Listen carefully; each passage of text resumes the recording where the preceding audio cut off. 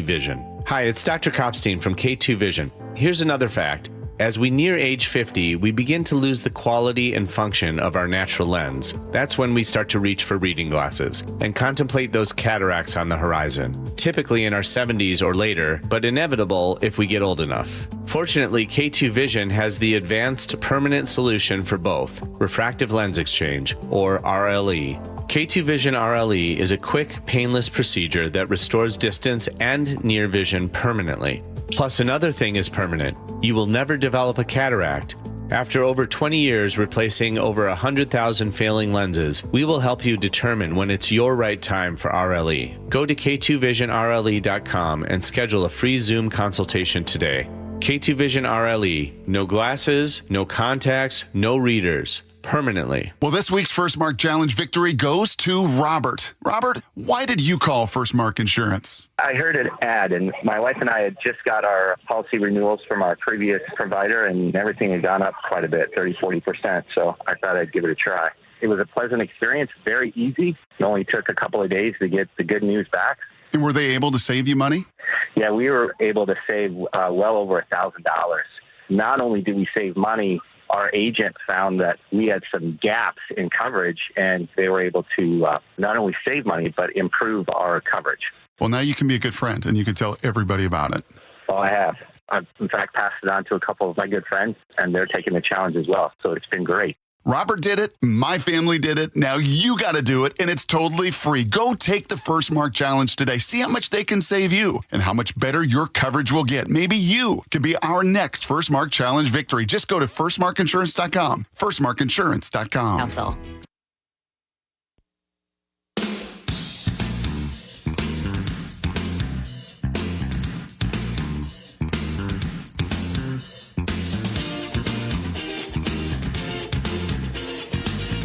Thanks for spending time with us. What began as a path to recovery for a guy in England has turned into a world record. Edward Molyneux, a 34-year-old personal trainer from Willenhall, has achieved a staggering feat, running 465 half marathons in just 12 months.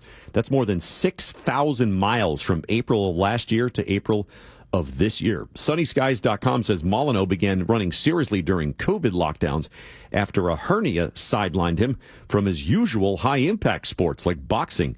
He even surpassed his own previous record of 282 half marathons in a year. June 1st, he was officially awarded a world record certificate from a group called Record Breakers. He structures his runs into 13 half marathons every week, often completing multiple ones in a single day, sometimes as many as 6. That's 13 miles per clip. He often runs on an empty stomach, occasionally fueled only by a banana, saving heavier meals like meat and fish for the evenings. Next up, by the way, a 24-hour ultra marathon this coming weekend where he hopes to complete 100 miles. For Nicole Murray and Mike Gavin, I'm Gordon Deal. Thanks for listening to This Morning, America's First News.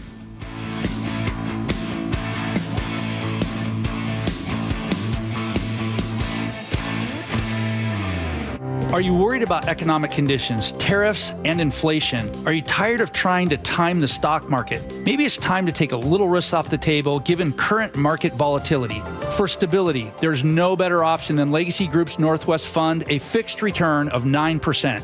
Hi, I'm Scott Rirucka, CEO of Legacy Group Capital in Bellevue. We've been running local real estate investment funds for over 18 years with zero investor losses, averaging double-digit returns since inception, and we also accept IRAs. Over 1,000 local investors have invested over $250 million in our Legacy family of funds. Feeling uneasy? Don't gamble your hard-earned money or risk your retirement. Legacy Group's Northwest Fund, returning 9%, has limited openings for new investors right now.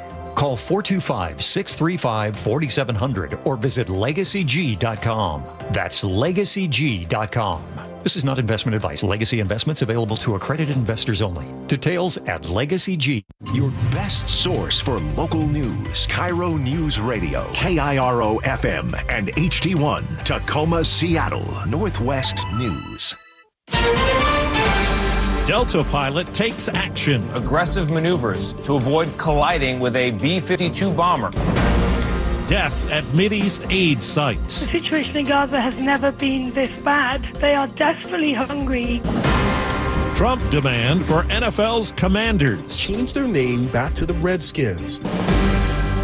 Good morning. I'm Steve Kathan with the CBS World News Roundup. A close call in the sky. A pilot told dozens of passengers on a Delta jet over North Dakota that he had to make an aggressive maneuver to avoid colliding with a B-52 bomber. Here's CBS's Chris Van Cleve. The FAA says it is still trying to gather more information about what happened here. We don't know how close these two aircraft came. It was a SkyWest regional jet with about 80 people on board flying for Delta. The captain said it was close enough that he worried that passengers may have seen the other plane, that B-52, coming at them after the plane landed safely. The pilot made this announcement. Sorry about the aggressive maneuver. It caught me by surprise. This is not normal at all. SkyWest says it's investigating, but stressed the flight landed safely in Minot after being cleared for approach by the tower, but performing a go-around when another aircraft became visible in their flight path. A new CBS News poll shows falling support for President Trump. His approval rating stands at 42%, a double-digit drop since February. CBS's Anthony Salvanto says he's lost support on key issues like the economy and immigration. The majority no longer thinks that the administration is just trying to prioritize dangerous criminals, that has expanded. And when they think those things,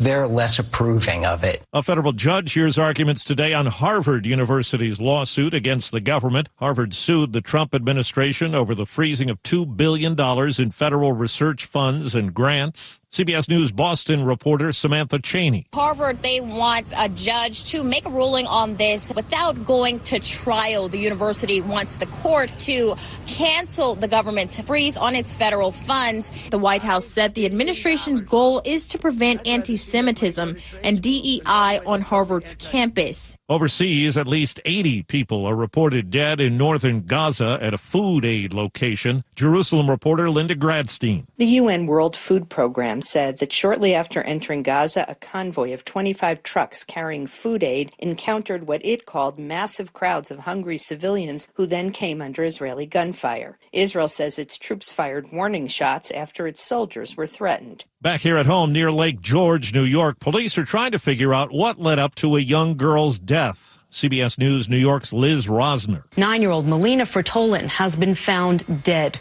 An Amber Alert was issued for her after her father said she was abducted. The Warren County Sheriff's Office initially led the investigation and identified inconsistencies in the father's account of events. A federal judge in Louisville holds a sentencing hearing today for former police officer Brett Hankison, who was convicted of violating Breonna Taylor's civil rights in the botched raid that left her dead 5 years ago. Legal analyst Lori Levinson. Harmeet Dillon, the new Assistant Attorney General for Civil Rights, has backed off this case and is now taking the position that the officer should only get 1 day in prison, which is essentially the time he served when he was charged, and then only have 3 years of supervised release. That is very different from what the sentencing guidelines would ordinarily be for this case. Officials in the Texas Hill Country hit by deadly flooding on July 4th say just 3 people remain missing, down from nearly 100. People who had been previously reported missing have now since been accounted for. And with flooding in mind, lawmakers in Texas meet today in a special session. Upgrading the state's disaster warning system, a top priority for Texas Governor Greg Abbott. Improving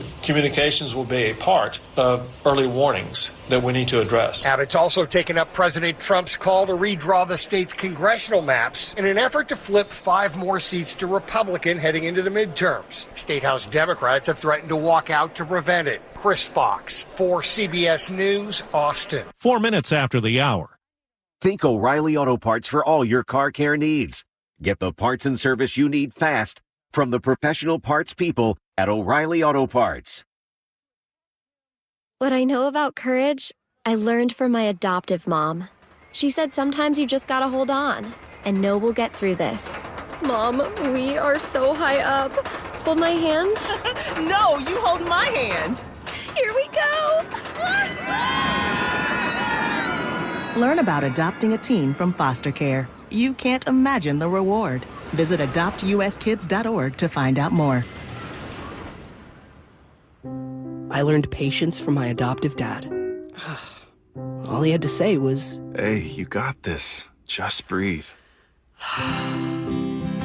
Hey, we're pretty good. Yeah. Might have to start a band. I got it.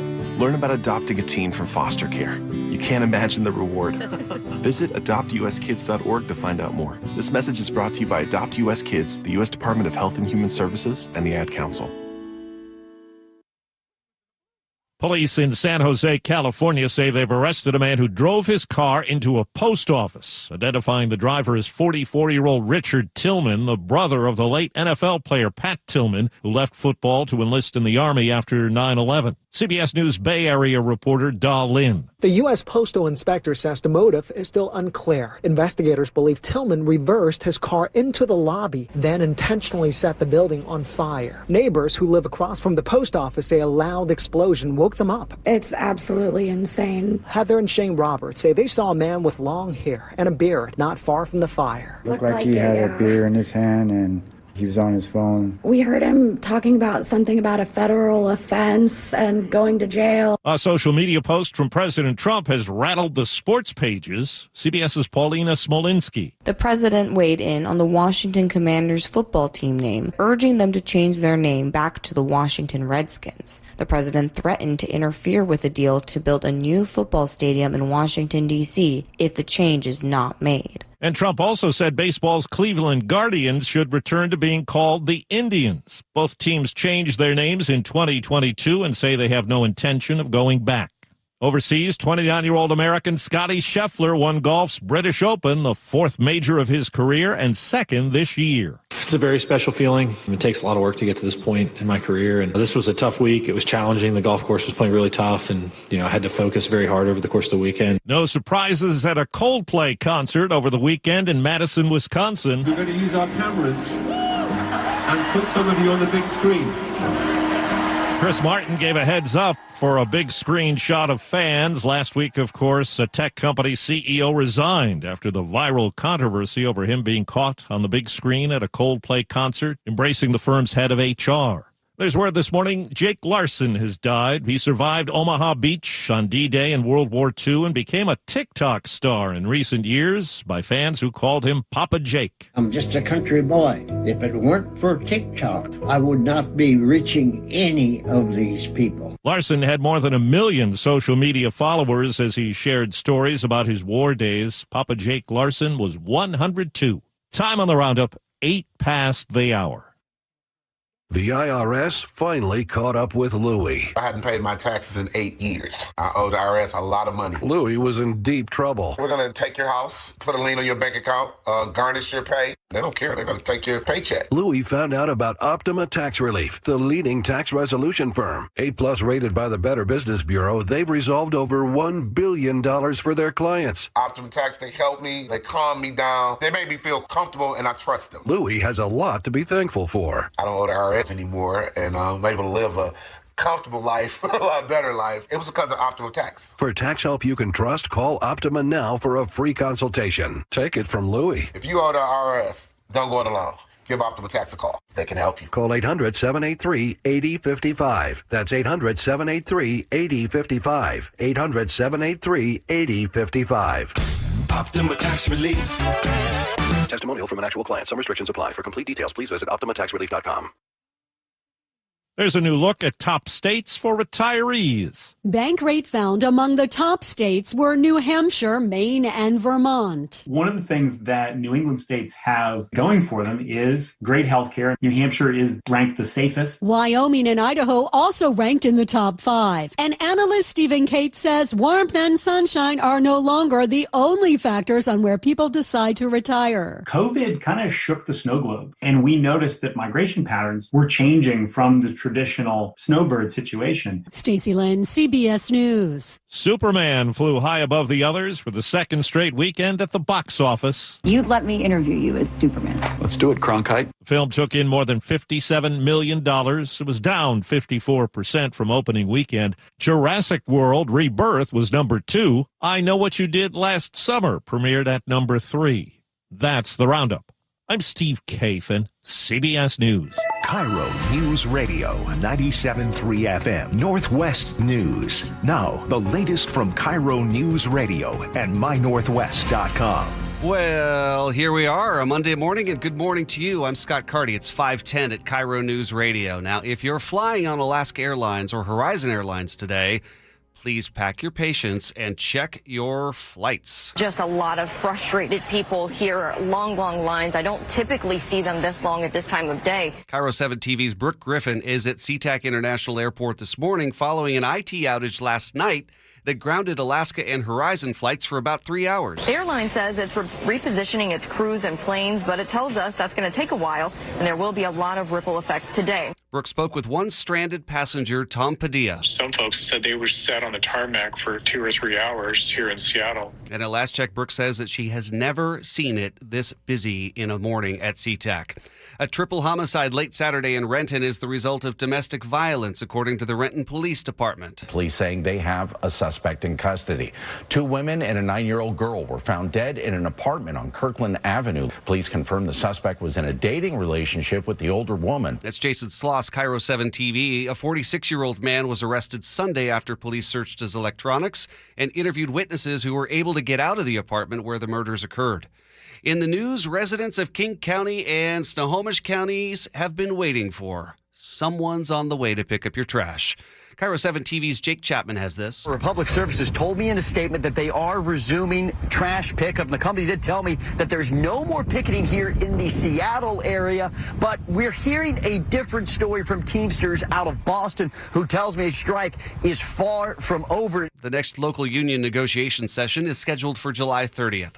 The do not drink order in Port Angeles has been lifted following Friday's 10,000-gallon tanker crash. An estimated 3,000 gallons of gas and diesel made it into Indian Creek. The city posting that water samples taken in the area have been tested by the State Department of Health in coordination with the State Department of Ecology and the United States EPA. It's been verified that the tap water is safe to drink and use. Governor Bob Ferguson visited Indian Creek. KIRO 7 TV spoke with him. It is heartbreaking, to see what's happened. There's no two ways around that. More than 80 pallets of water were distributed over the weekend to Port Angeles residents. The Washington State Patrol has unveiled a monument in memory of one of their own, Trooper Christopher Gadd. Here's KIRO 7 TV's Lindsay Sheldon. They have placed the stone memorial in front of the Marysville office to remember him. A speeding drunk driver hit and killed Trooper Gadd last year. Earlier this month, a judge sentenced that driver to over 10 years in prison. The Washington State Patrol encourages you to visit the public memorial if you're in the Marysville area. For your KIRO News Radio real-time traffic, where we check I-5 first. Northbound I-5 has partially reopened after this past weekend's full closure. Now until August 15th, 2 lanes will remain closed for construction, and the express lanes are open northbound 24/7. Other than that, open roads and standard drive times right now. Chris Sullivan will keep you updated throughout the morning. Your KIRO News Radio forecasts. Well, we're going to find our way back to the low to mid-80s on Tuesday, Wednesday, and Thursday. But first, we got to get through today. A mix of some clouds early in the morning. That'll burn off with a high of 78. It's 59 in Seattle right now. And coming up, Crime and Punishment, our weekly check-in with Casey McNerthney of the King County Prosecutor's Office. Seattle's Morning News, I'm Scott Carty, KIRO News Radio. Your best source for local news, serving Western Washington and the world with the KIRO Newsradio app. Always streaming live on your smart speakers. You're listening to KIRO Newsradio, Northwest News. This hour of Seattle's Morning News is brought to you by Closets by Design Seattle. You listen to Seattle's Morning News every morning. What do Charlie and Manda listen to every afternoon? I absolutely love listening to John Curley because he makes you think, which I love. John has a real special talent in being able to talk about the topics we care about, but he's always trying to make it fun. And you're going, oh, this guy actually gets it. The John Curley Show, weekdays 3 to 7. Watch The John Curley Show live on YouTube or the KIRO Newsradio app. It's summer, and there's no better time to protect your home with the help of the pros at Integrity Roofing and Construction. With years of experience in roofing and restoration, their skilled team delivers exceptional craftsmanship, whether it's a simple roof repair or a full renovation.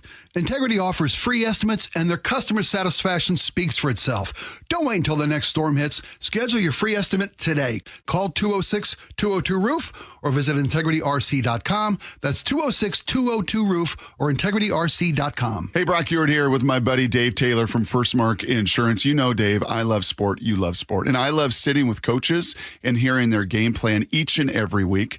What are the keys to a First Mark Insurance game plan? It's a great question, Brock. I think there's really 3 keys to a great game plan with us. Number 1 is we want to make sure that our clients have the correct coverage for their unique specific needs. So that's number 1. Do you have the right coverage? Number 2, once we have the right coverage, are we getting that coverage at the most competitive price possible? And then last and not least would be, once we have the right coverage at the most competitive price, are we providing world-class service to those customers so that when they need it, they have someone there that's got their back? Those are the 3 keys to a First Mark Challenge victory. And man, am I so glad Molly and I took the challenge. We are one of so many through a decade plus of being a First Mark Challenge victory. You can too. Just simply go to firstmarkinsurance.com, firstmarkinsurance.com. Hey guys, it's Keith Dashafee from Pella Windows and Doors of Western Washington, and we are not done celebrating 100 years of industry leadership. For a limited time, get $100 off every window, $100 off every door, or choose 60 months of 0% financing with no interest and equal payments. That's right, 100 years strong, and we're giving you more ways to save on the Pella difference. Schedule your free consultation today at PellaPNW.com. Thank you again for letting us serve you in the Northwest. This could be the oddest gift anyone's ever given me. But I'll bet you use it. When the time is right, I suppose. That's the idea. A plunger. An Apollo plumbing plunger. Free for me? Actually, free to everyone we visit. Because? We believe some things you can do on your own. And if this plunger can't fix it? Apollo Plumbing will. Just like that. You call, we come. It's fixed. Wouldn't you rather I just call? You're welcome to. Okay. But for a simple backup? Something I can solve myself? Try your free plunger. I'll admit it's kind of spiffy. Apply a little pressure. And if it still won't clear? Call Apollo Plumbing. The Ready Right Now plumbers. Our big blue trucks come stocked full of fixes. And a plunger-wielding plumber. A clean screen, trained and trustworthy Apollo plumber. They come in a jiffy. Arriving when promised to put plumbing problems in your past. And give me a free plunger. That too. You know, I kind of like this plunger. I'm sure it'll come in handy. Just like Apollo Plumbing. ApolloPlumbing.com. For more than 50 years, the voice Seattle trusts. This is Seattle's Morning News on KIRO Newsradio.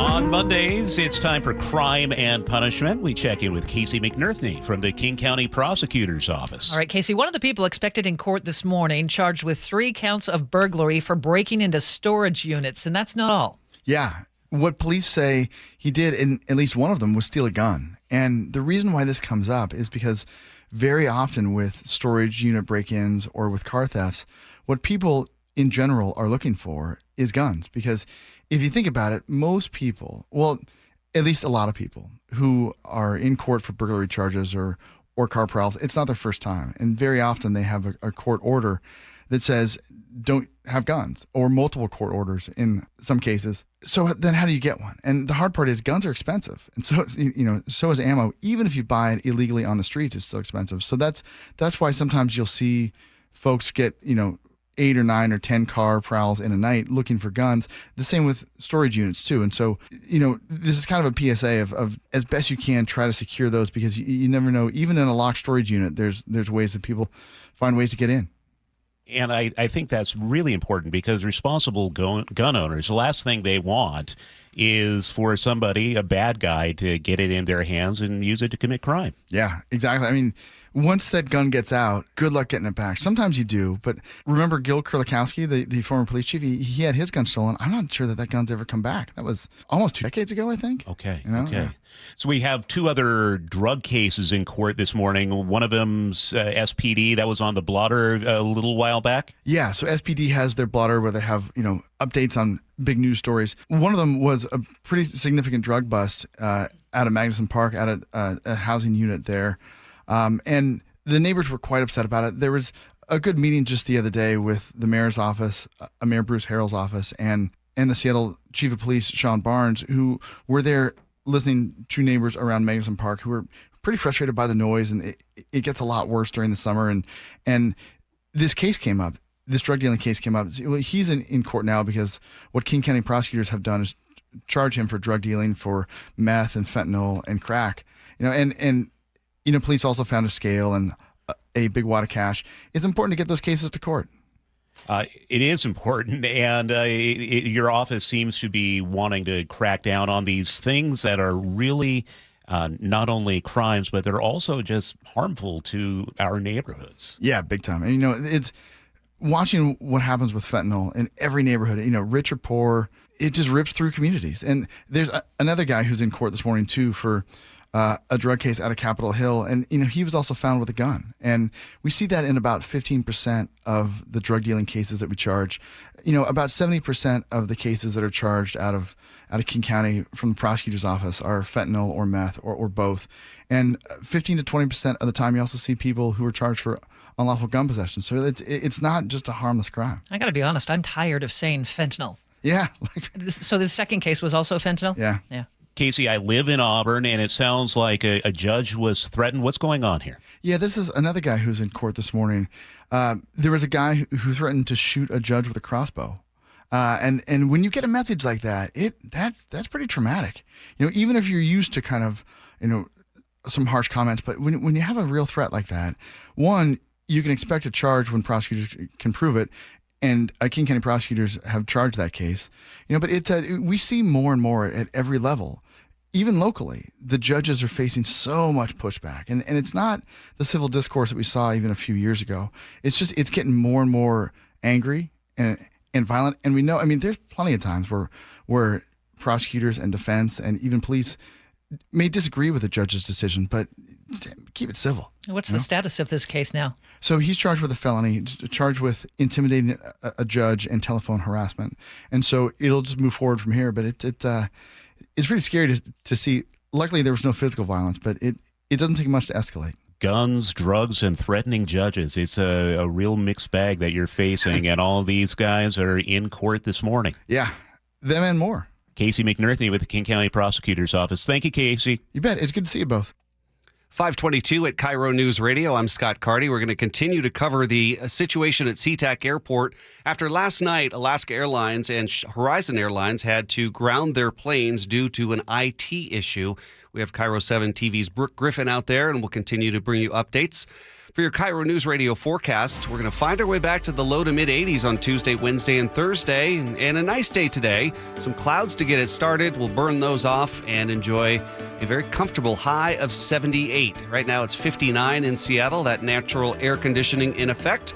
And coming up, CBS's Jonathan Vigliotti looks at wildfire restoration efforts in Oregon. I'm Scott Carty, and you're listening to KIRO News Radio. Ooh, ma. What was that? That is business phone bliss with the Ooma Cloud Phone System. It handles all our voice, video, and messaging needs. You sound very... Calm. I am. Ooma has everything I need to run my business more efficiently, like virtual receptionist, call routing, and video conferencing. And it starts at just $19.95 per month per user, plus taxes and fees. Ooma. Nice. Find your business comm at ooma.com/radio. This is the story of the one. As a lineman, he does whatever it takes to keep the power on in his community. And he wants a partner like Grainger who does the same. Grainger offers the professional-grade products he needs, from voltage detectors to harnesses to hard hats, plus fast, dependable delivery, so he can rise to every challenge. Call 1-800-GRAINGER, click Grainger.com, or just stop by. Grainger, for the ones who get it done. You just invested in new gutter guards to keep the junk out. So why are they clogged with moss and gunk? Well, here's the missing link between just any gutter guards and ones that actually work. You see, most gutter guards, sure, they stop leaves, but they don't stop what grows on them. Moss, algae, grime, they take over, turning your new gutter guards into a plugged, soggy mess. And that's where Moss Eater's gutter guards come in. They're changing the game. It's the only gutter guard with copper-infused tech. That means moss, algae, and gunk won't grow on it. It's like having a built-in Moss Eater on your home. And look, at Moss Eaters, we're not just going to install your guards and then let you fend for yourself. No, we're going to maintain your roof, too.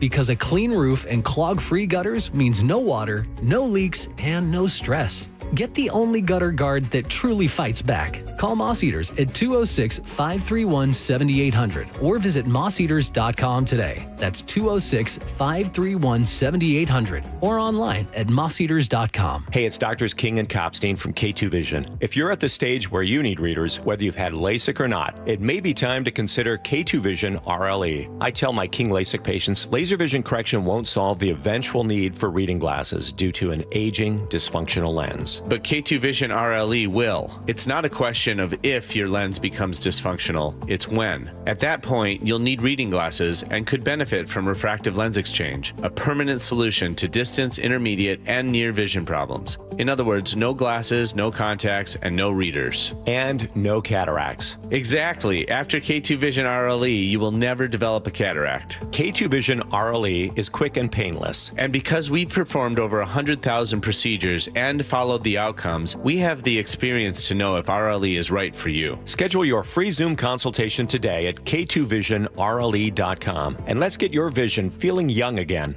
permanently. Go to k2visionrle.com. In the market for a new car? Ursula Roytien here. Carter Subaru has the vehicle you've been searching for with over 300 new vehicles in stock, including the 2025 Forester, now with 3.9% financing for 48 months, or take advantage of the federal tax credit before it goes away. Lease a 2025 Subaru Solterra and receive a credit of up to $7,500. On approved credit, subject to vehicle insurance and availability. Not all buyers will qualify for federal tax credit. A documentary service fee may be added to the sale price or capitalized cost. See dealer for details. Valid through 7/31/25. Adopt US Kids presents What to Expect When You're Expecting a Teenager.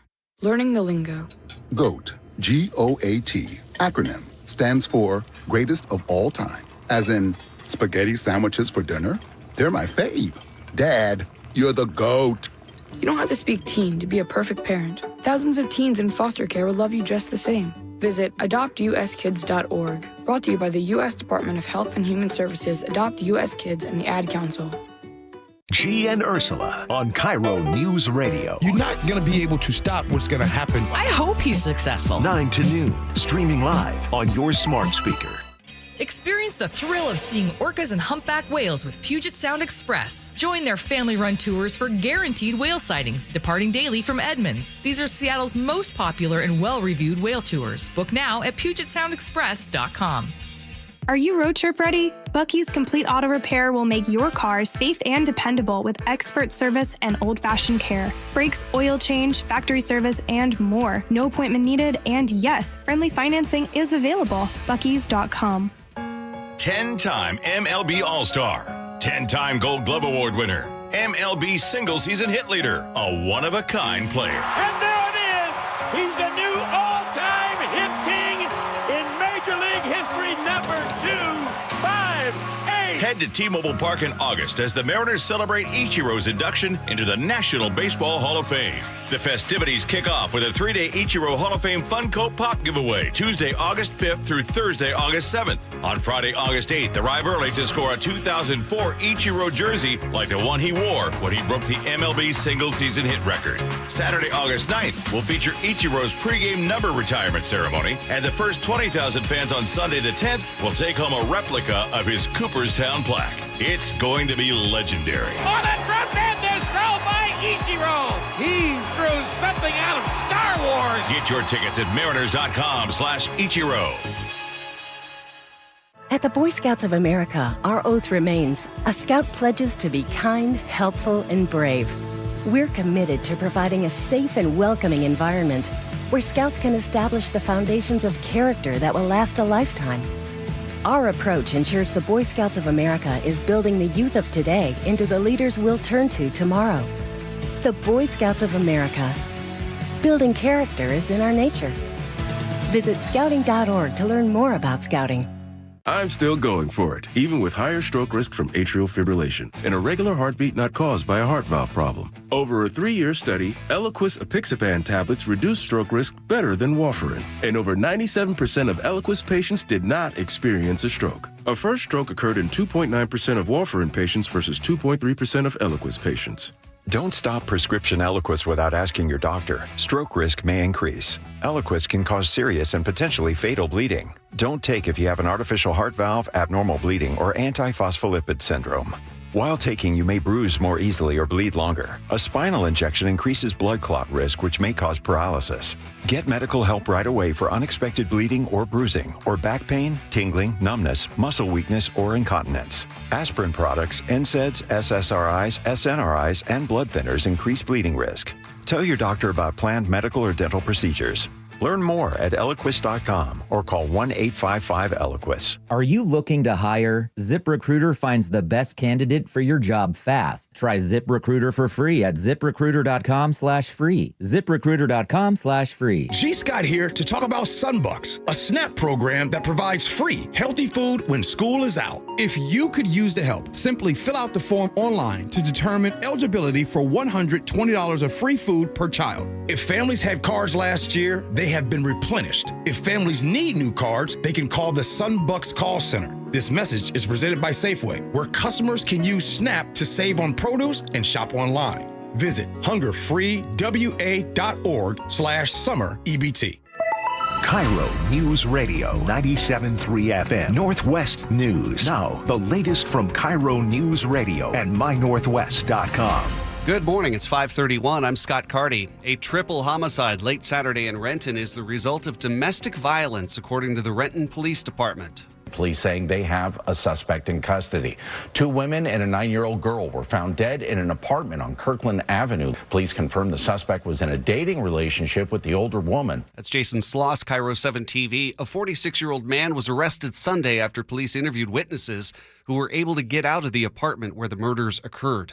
If you're flying on Alaska Airlines or Horizon today, you need to pack your patience and double-check your flights. There are large crowds at SeaTac Airport.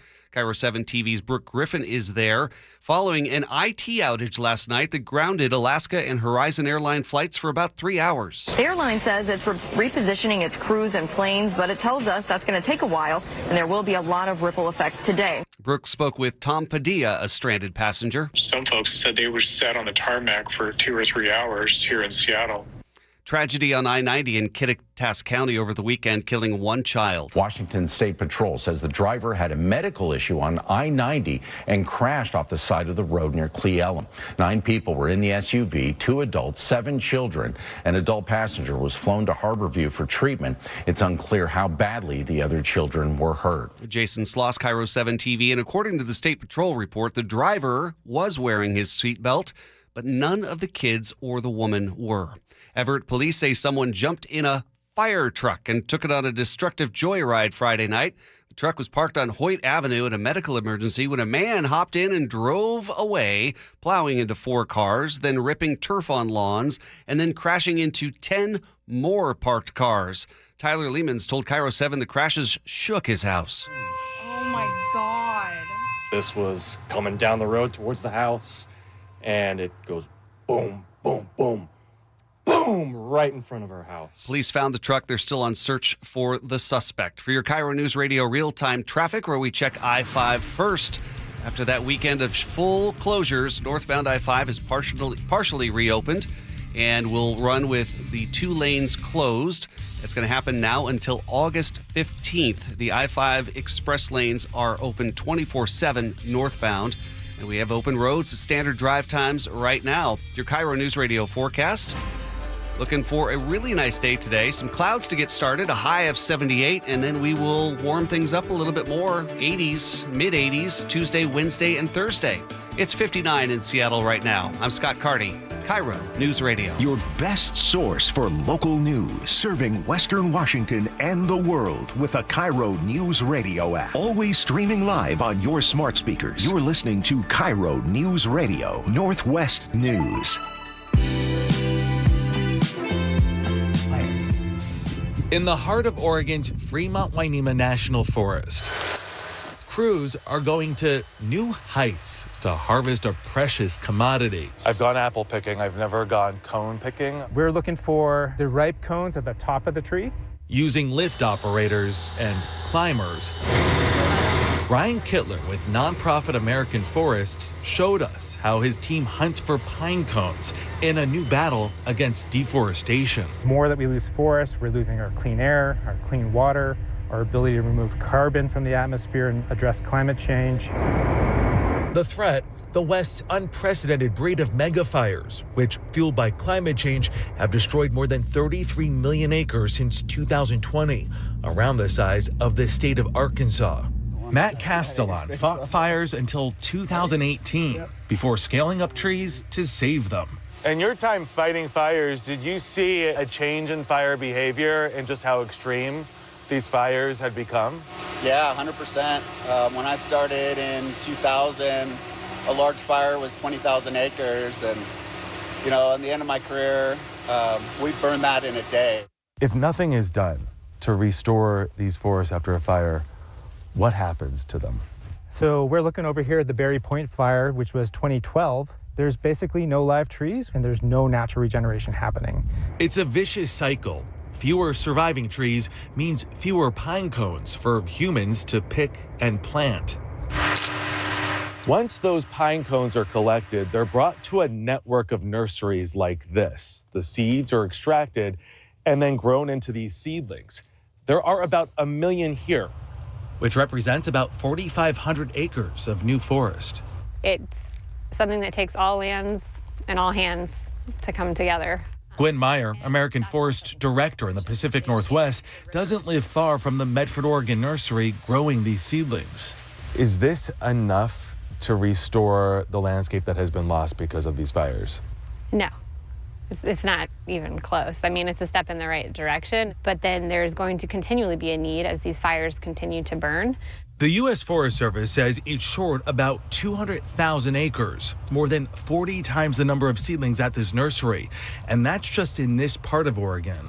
The warming environment also means fewer seedlings will likely grow to maturity, which takes about 20 years. It's become much more arid, hotter and drier. One of the consequences of that, it can push trees towards the edge of what they can physiologically tolerate. These seedlings here... Brian Riatini is a geneticist with the U.S. Forest Service. The changing climate poses a problem, but with it comes an opportunity. We are sourcing more drought-tolerant populations of that species to be planted in these areas that are currently experiencing more drought-prone conditions. The demand in stock now requires all hands on deck. You know, unfortunately, we've had to get pretty good at reforestation. Logging companies like Galen Smith's are helping the Forest Service source cones and clear scorched land for replanting. Why is that so important to have that partnership and that relationship here? Fire and ecology and insects and disease, it doesn't care about a property line. If we're able to replant our little block of land, but we're surrounded by untreated, burned forest land, eventually that's just going to become a brush field and it will burn again and it will threaten our land again.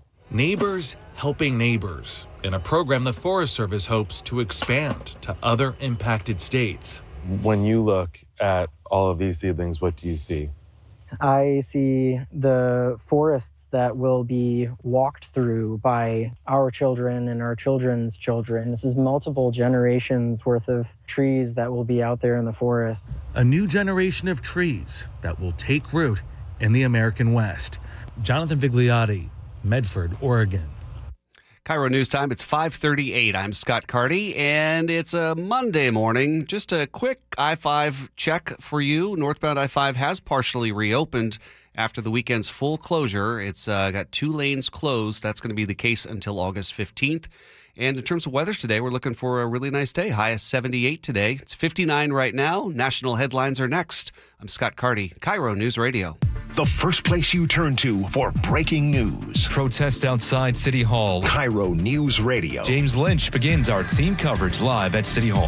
Now, we are told by SPD that 4 people have been arrested for assault. For more on the counter-protesters, we go to Scott Carty. See a group of another 10 officers come down the steps. Closures now extended from Washington closer to the stadiums. KIRO News Radio on 97.3 FM and download the KIRO News Radio app to listen anytime. Hey, it's John Curley for Closets by Design. Our closets were a mess, so I called Closets by Design. They came in and did an exceptional work. Now, they're locally owned, and they've been operating for more than 2 decades. I love these guys, a family-run business with national backing, and they source almost all their products right here in Washington. Have Closets by Design come out and customize your closet. Right now, 40% off plus an additional 15% off with 18 months financing and free installation. 1-800-BY-DESIGN or closetsbydesign.com. If you want that summer body you've always dreamed of, then this message is for you, ladies, and you men too. Get rid of extra stubborn fat and address areas of loose skin around the waistline, chin, and under the upper arms with ProSculpt, the new one-day instant permanent fat removal and skin tightening treatment. Maybe you've tried the lasers, fat freezing methods, even those new pills, but without the desired results. ProSculpt is different. It's minimally invasive, performed while fully awake, gentle yet powerful. Designed to target the waistline, chin, neck, arms, and thighs, ProSculpt uses FDA-cleared plasma technology to deliver immediate, permanent fat-reducing and skin-tightening results, all in just one visit. If you want that summer body this summer, then you must act now. Go to ProSculpt.com today to schedule your free consultation. Get $250 off. For instant, permanent fat reduction and skin tightening, visit ProSculpt.com. Not completing high school is more of a social thing than it was an academic thing. I came out in the 11th grade. Nobody was embracing you. The kids were cruel. It was very difficult to be gay.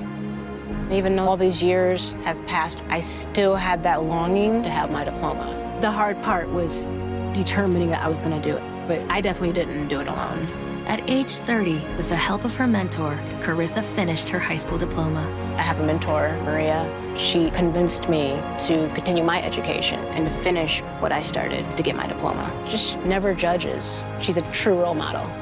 If you're even considering getting your high school diploma, go get it. You can do it. No one gets a diploma alone. If you're thinking of finishing your high school diploma, you have help.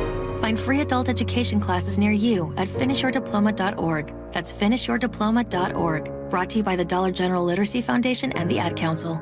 Free consultations, no fee guarantees, 5-star reviews. JP Pendergast with Pendergast Law explains the importance of going beyond these familiar offerings. Accident victims want an attorney, Tom, that satisfies their needs. Someone who handles those needs with the highest degree of care. Pendergast Law offers the no-fee guarantees and free consultations, but these only scratch the surface. Okay, explain more. We make sure that every member of our team is genuinely passionate about helping others. Customer service and communication are our top priority. It's how we take care of our clients so they always feel one step ahead of the insurance companies. Our strong reputation for high standards provides comfort and confidence when it's needed most. Pendergast Law offers the free consultations, the no-fee guarantees, and of course, they are 5-star rated. But what really makes them different is their genuine passion for helping others. I can't recommend them enough. If you or a loved one has been injured in a car accident, call Pendergast Law. We can help. That's PendergastLaw.com. KIRO Newsradio is teaming up with Global Credit Union to support our veterans with the Invest in Our Veterans program. For more than 75 years, Global Credit Union has been committed to our military communities and to organizations that back our military and their families. Do you know a nonprofit serving our heroes that could use additional funding? Head to mynorthwest.com/veterans to nominate an organization to receive $1,000 to support their mission. Let's invest in our veterans. Go to mynorthwest.com/veterans. CBS News Brief. It'll be an extra hot one today in many parts of the country. CBS meteorologist Andrew Kozak. Millions and millions of folks across the midsection of the country and the south underneath excessive heat watches, warnings, and advisories. Severe storms slammed the East Coast and the Midwest over the weekend. 6 months into his second term, a CBS News poll finds President Trump's approval rating has sunk to 42%. His tariffs seem to play a big part. CBS's Bradley Blackburn. The CBS poll finds 60% of Americans oppose the tariff plans. Palestinian health officials say at least 85 people were killed yesterday trying to reach food aid trucks across Gaza. Rachel Cummings is Save the Children's humanitarian director in Gaza. There's 2 million people in Gaza on the brink of famine. We need safe and dignified distributions, and we need the humanitarian community to be allowed to do our job. CBS News Brief. I'm Deborah Rodriguez. It's 5:44 at KIRO News Radio with a quick look at your KIRO News Radio forecast. It's going to be a really nice day. Some clouds to get started, burn them off, get to a high of 78. And then brace to get back into the 80s Tuesday, Wednesday, and Thursday. It's 59 in Seattle right now, and coming up, Consumer man Herb Weisbaum with a look at how to avoid staying in a Bates Motel this summer. You don't want that to happen. I'm Scott Carty. This is KIRO News Radio. You know that thing called AI? Supposed to make the workplace super efficient? Well, there's something better. DI, Delicious Intelligence. It's tech that helps make work efficient and yummy. Leading the DI revolution, EasyCater, a workplace food platform that connects you to tons of favorite restaurants with tools to save time and stay on budget. Need tacos for 20? Falafel for 40? A variety of vegan breakfast sandwiches? Now that's a tasty prompt. Join the DI revolution. Order now at easycater.com. An official message from Medicare. I turned 65 this year.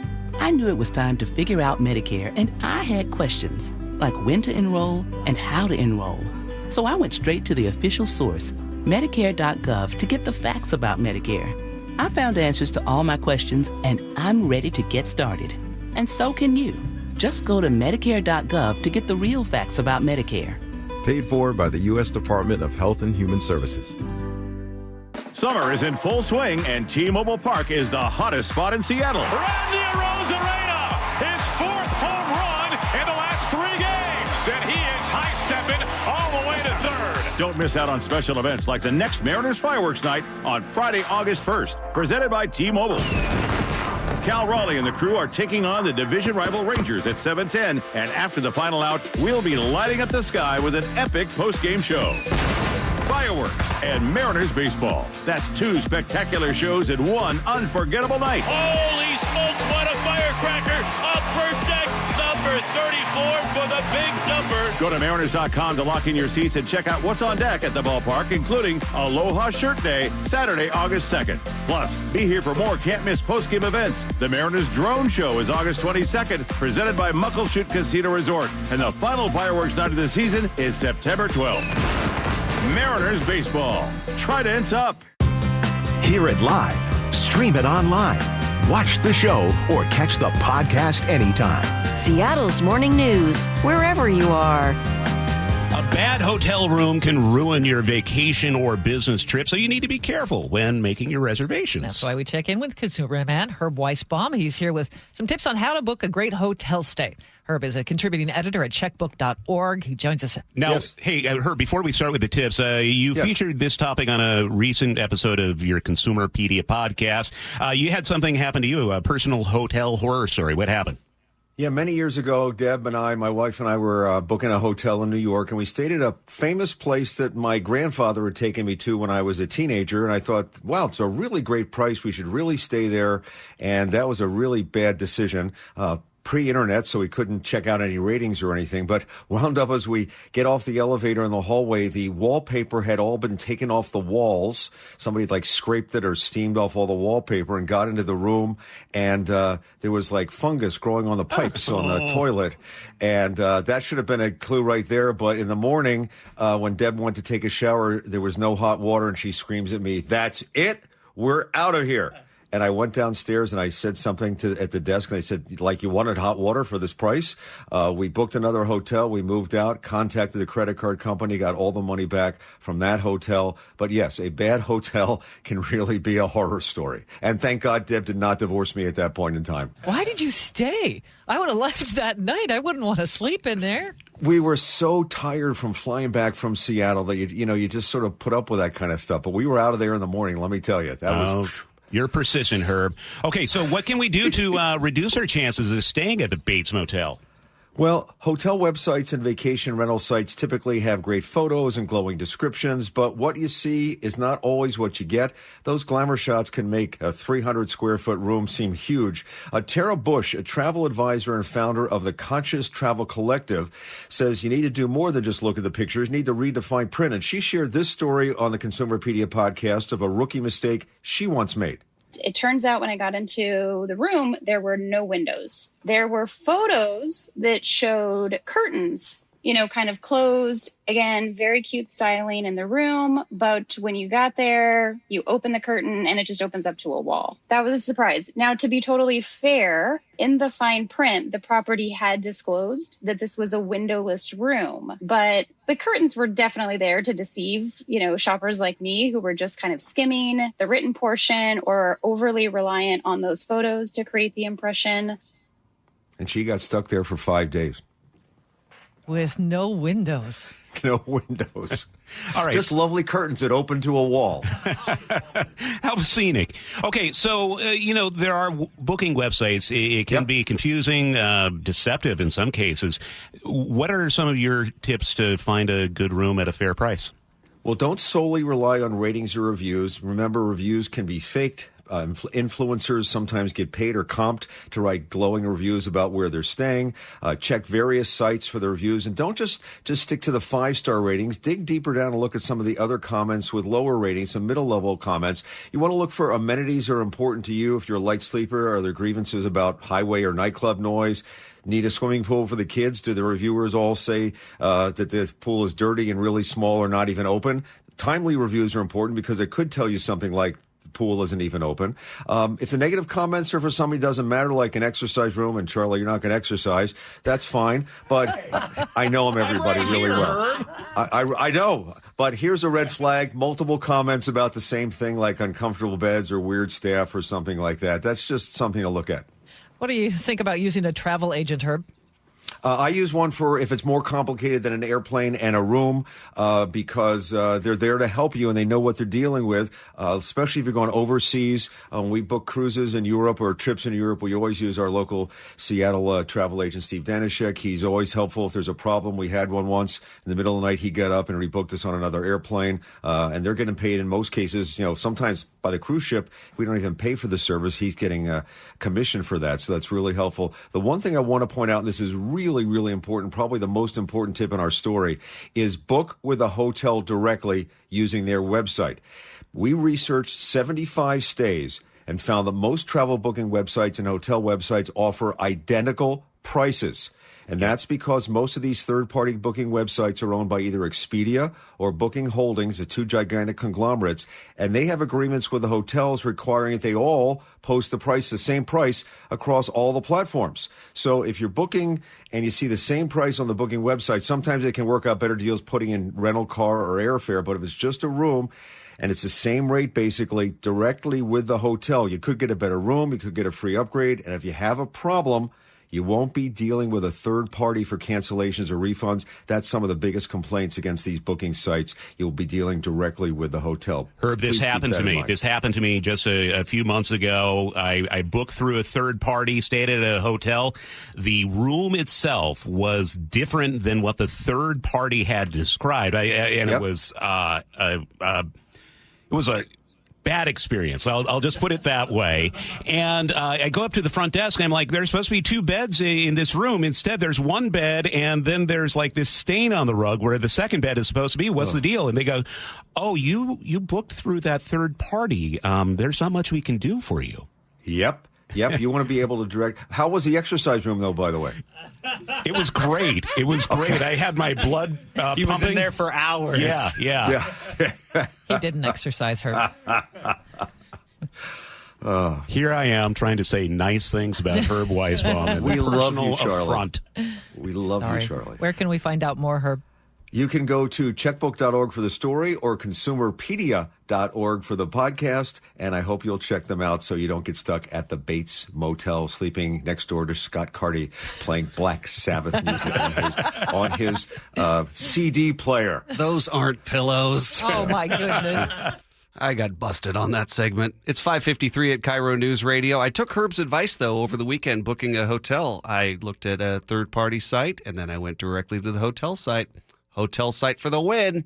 Your national headlines: Alaska Airlines delays are impacting travelers across the country. The airline had to ground its flights for about 3 hours late Sunday night following an IT issue. So double check before you head to SeaTac. It's a very, very busy scene. And this morning, at least 18 people killed in Dhaka after a Bangladesh Air Force training flight crash. The F-7 BGI aircraft hit Milestone School and College while students were present. At least 164 people were injured. The pilot also died. Your KIRO News Radio forecast: it's cloudy this morning, but we're looking for sunny and 78 later, into the 80s for Tuesday through Thursday. A nice week ahead. Right now it's 58 in downtown Seattle. Very, very comfortable. And coming up, Seattle's Morning News with Charlie Harger and Manda Factor. Luke Ducey's going to have the latest on a triple homicide in Renton and the arrest that's been made. And Sully is going to have the latest for your drive with plenty of updates on I-5 North, where 2 lanes remain closed for the next 4 weeks. I'm Scott Carty. You're listening to KIRO News Radio. The Jake and Spike Show. Weekdays, noon to 3. Seattle is the nation's most male-skewed major city. There's more men in Seattle. They say in the article here, they said the most masculine city, but I absolutely disagree with that. You've seen the men in this town. Exactly. Please. It's not like it's 80-20. No, that's when it's hard to meet a lady. That's true. When there's 4 guys for every girl. That's when it's here come the bride's time. The Jake and Spike Show. Weekdays, noon to 3. On KIRO News Radio 97.3 FM, KIRO FM, and HD1, Tacoma, Seattle. America's favorite car show is back. It's the Good Guys 37th Griot's Garage Pacific Northwest Nationals, presented by Wicked Fabrication. All this weekend at the Washington State Fair Event Center. Over 2,500 of the Northwest's finest hot rods, muscle cars, and trick trucks. Shop the Fender Big Wheel, a free family fun zone, great live music, Saturday night twilight cruising, and so much more. All this weekend at the Washington State Fair Event Center in Puyallup. Details at good-guys.com. Summer is in full swing, and T-Mobile Park is the hottest spot in Seattle. Don't miss out on special events like the next Mariners Fireworks Night on Friday, August 1st, presented by T-Mobile. Cal Raleigh and the crew are taking on the division rival Rangers at 7:10, and after the final out, we'll be lighting up the sky with an epic post-game show. Holy smokes, what a firecracker! Upper deck number 34 for the big number. Go to mariners.com/fireworks to lock in your seats today. This is Ricky Rubio, point guard for the Phoenix Suns. And I'm Holly Robinson Peete, actor and along with Ricky, ambassador for Delivering Jobs. We know that a job is empowering and instills confidence. Yet 81% of adults with developmental differences don't have a paid job, even though companies that employ people with differences report better morale and higher productivity. There are 6.5 million people in the U.S. with an intellectual or developmental difference such as autism. And now, thanks to Autism Speaks, Best Buddies, the Holly Rod Foundation, and Special Olympics, there has never been more opportunity to improve hiring practices and build a more inclusive workforce. Join me, Ricky Rubio, and these amazing organizations in supporting and creating pathways to 1 million employment and leadership opportunities for this talented community. Visit deliveringjobs.org to learn more.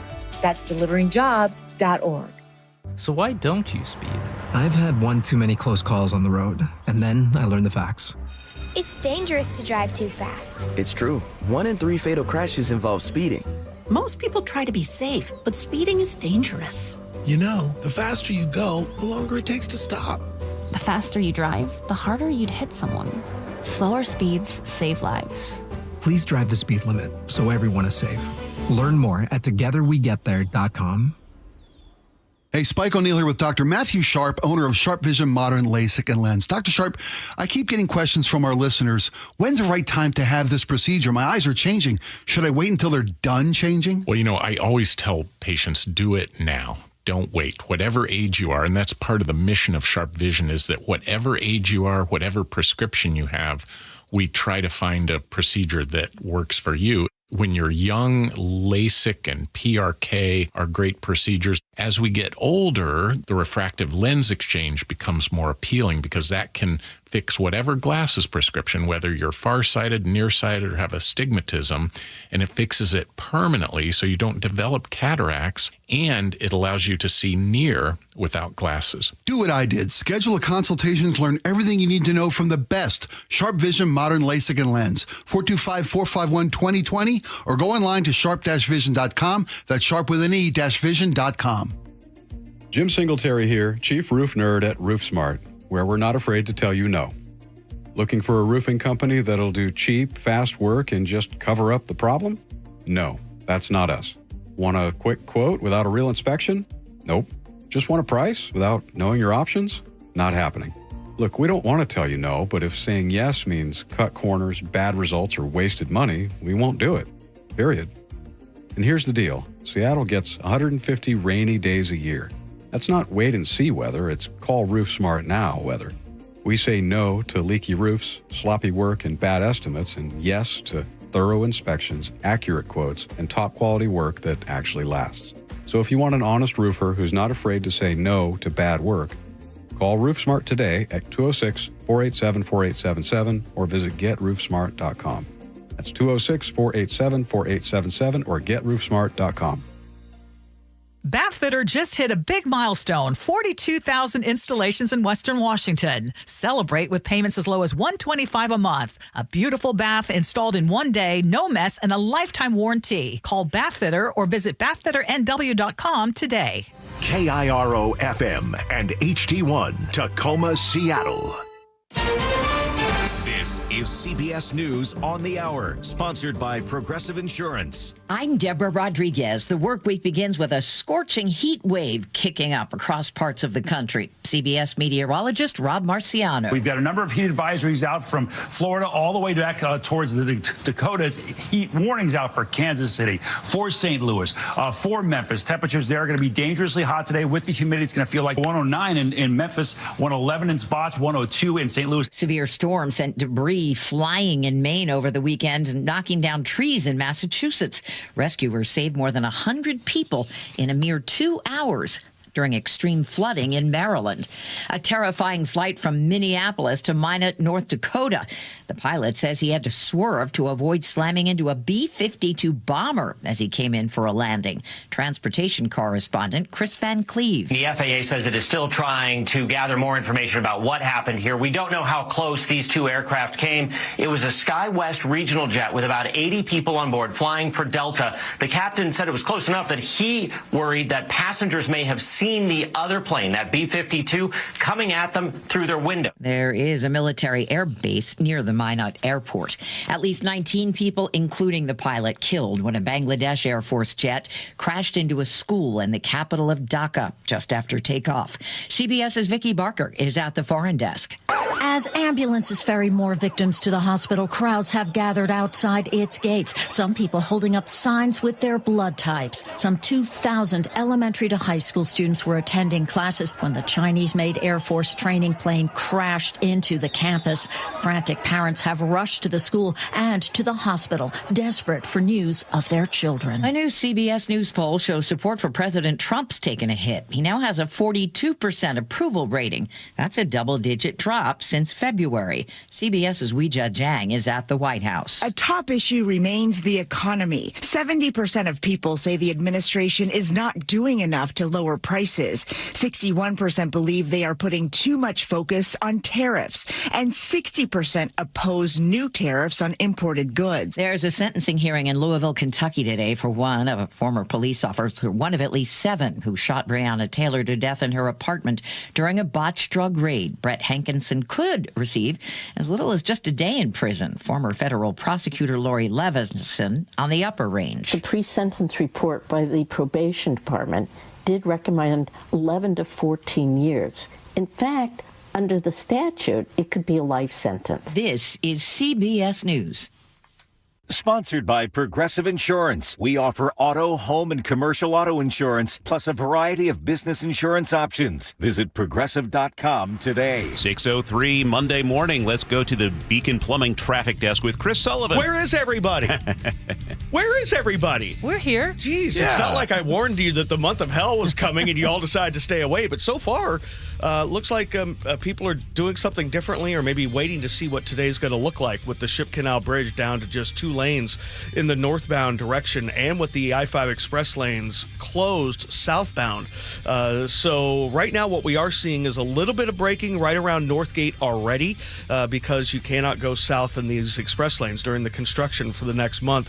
And so we only seen about 35 minutes from Everett to Seattle or Everett to Bellevue. So not too bad there. Looking at northbound I-5 going north out of downtown, not a lot of volume that way. We also do have, of course, the express lanes open in the northbound direction, so that means we're not seeing any bunching past I-90. Already only 40 minutes from Federal Way to Seattle. Valley Freeway, 40 minutes or less. Olympia to Tacoma's got some brake lights, but a 35-minute trip there. And not seeing big backups around I-90 and Highway 18. That was ugly ugly over the weekend because of that closure of SR 18. This report brought to you by Bucky's Complete Auto. Planning a road trip? Plan a visit to Bucky's Complete Auto Repair for oil changes, brakes, AC repair, and more. Bucky's.com.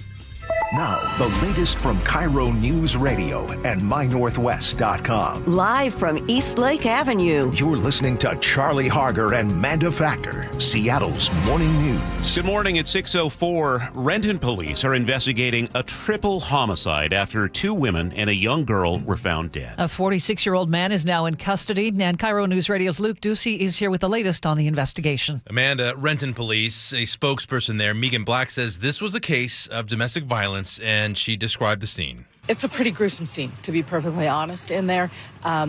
That's why we're calling in the Washington State Patrol Crime Lab, is because they have the expertise in these more complicated investigations. And police say they found the victim shot inside an apartment Saturday night, including a 46-year-old woman, a 28-year-old woman, and a 9-year-old girl. 2 other people escaped and called police. Police say the suspect and the 46-year-old were in a relationship, and there's a lot of evidence to go over. They will process the scene. They will photograph it. They will take DNA samples. They will gather all the evidence, and then we'll be able to put it all together, write up a report. Police found the suspect Sunday afternoon in South Seattle. He is behind bars right now, arrested on suspicion of murder. Thank you, Luke. Few hours of chaos for Alaska Airlines passengers last night. A nationwide ground stop hit Alaska and Horizon Air flights around 8 in the evening. The airline says it was caused by an IT outage. That ground stop lasted about 3 hours. By 11, Alaska said flights were moving again, but they do warn of delays and cancellations. The Federal Aviation Administration confirmed the stop, but didn't say much else. Alaska hasn't shared what exactly went wrong. If you are flying today, make sure you double-check your flight status before you head out. 3 people are safe after a small plane crashed into the water near Mukilteo. It happened around 5:30 yesterday evening near the boat dock at Lighthouse Park. KIRO 7 reports the pilot told Painfield the plane lost power midair. Fire crews got there fast. No one was hurt. The plane sank after everyone got out. Keeping you informed since 1974. This is the city's longest-running radio news show. Seattle's Morning News on KIRO News Radio. Well, here we are. It's Monday, July 24th. I'm Charlie. That's Manda. And we were just looking at that video from KIRO 7 at SeaTac Airport. Oh, boy. Yeah. Still Big delays. lines. Yeah, as people are recovering from that Alaska Airlines outage. So we'll stay on top of that today. Sully is here. How was Cheney Stadium? Yeah, it was awesome, especially with our boy Nick running the tunes. How cool is that? It was awesome to have your own personal DJ. You know, we were pointing at each other back and forth and then would just rock it out. It was awesome. I knew you were in the house, so I brought out the big hair metal band. Yeah, there was a lot of Kiss. There was a lot. It was awesome. Yeah, it's great to have your own personal DJ at a AAA baseball. Great, oh, it's beautiful. Yeah, having never been there, it was great. I mean, it's a fun place to watch a ball game. The Rainiers won. Yeah, that's always good. Yeah, it was great. But yeah, Nick. Yeah, if you've never been to a Rainiers game, it's Nick playing the music. So yeah, it was awesome. Very cool to catch. All right, we have producer David Burbank in the studio. Scott Carty is in for Katrina this week, and Nick is running the board. It is Seattle's Morning News, sponsored by American Crawl Space and Pest Control. Coming up this hour on the show, CBS business analyst Jill Schlesinger will join us and talk about how the feud between President Trump and the Federal Reserve Chair could impact us. Plus, crime and punishment. It's our weekly check-in with Casey McNerney at the King County Prosecutor's Office. It's 6:08. Everett police say someone jumped in a fire truck and took it on a destructive joyride Friday night. Just after 11, it was parked outside an apartment on Hoyt Avenue as crews were responding to a medical emergency. Well, someone jumped in the cab and took off. The fire truck plowed into 2 cars on one street, then 2 more on another. The driver then ripped up turf on lawns and crashed into 10 more parked cars. Tyler Lehmans told KIRO 7 the crashes shook his house. Oh my God. This was coming down the road towards the house, and it goes boom, boom, boom. Boom! Right in front of our house. After all that damage, the suspect took off. Police still don't know who the person is or where to find them. Trash pickup is back today for Republic Services customers in King and Snohomish counties. The company says all residential routes will run on their normal schedule starting this morning. That's from a Republic Services press release. The return comes after more than 10 days of missed pickups during a labor dispute. Drivers are back on the job, but the strike itself has not officially ended. So if today is your pickup day, make sure you put everything out. A Seattle driver says someone hurled a cement block at his car on I-90. Happened around 4:30 in the morning Friday near Rainier Avenue South. KOMO News reports the driver saw a man on the side of the freeway, then saw the block fly. It smashed into his windshield. Wasn't hurt, but says it could have killed someone.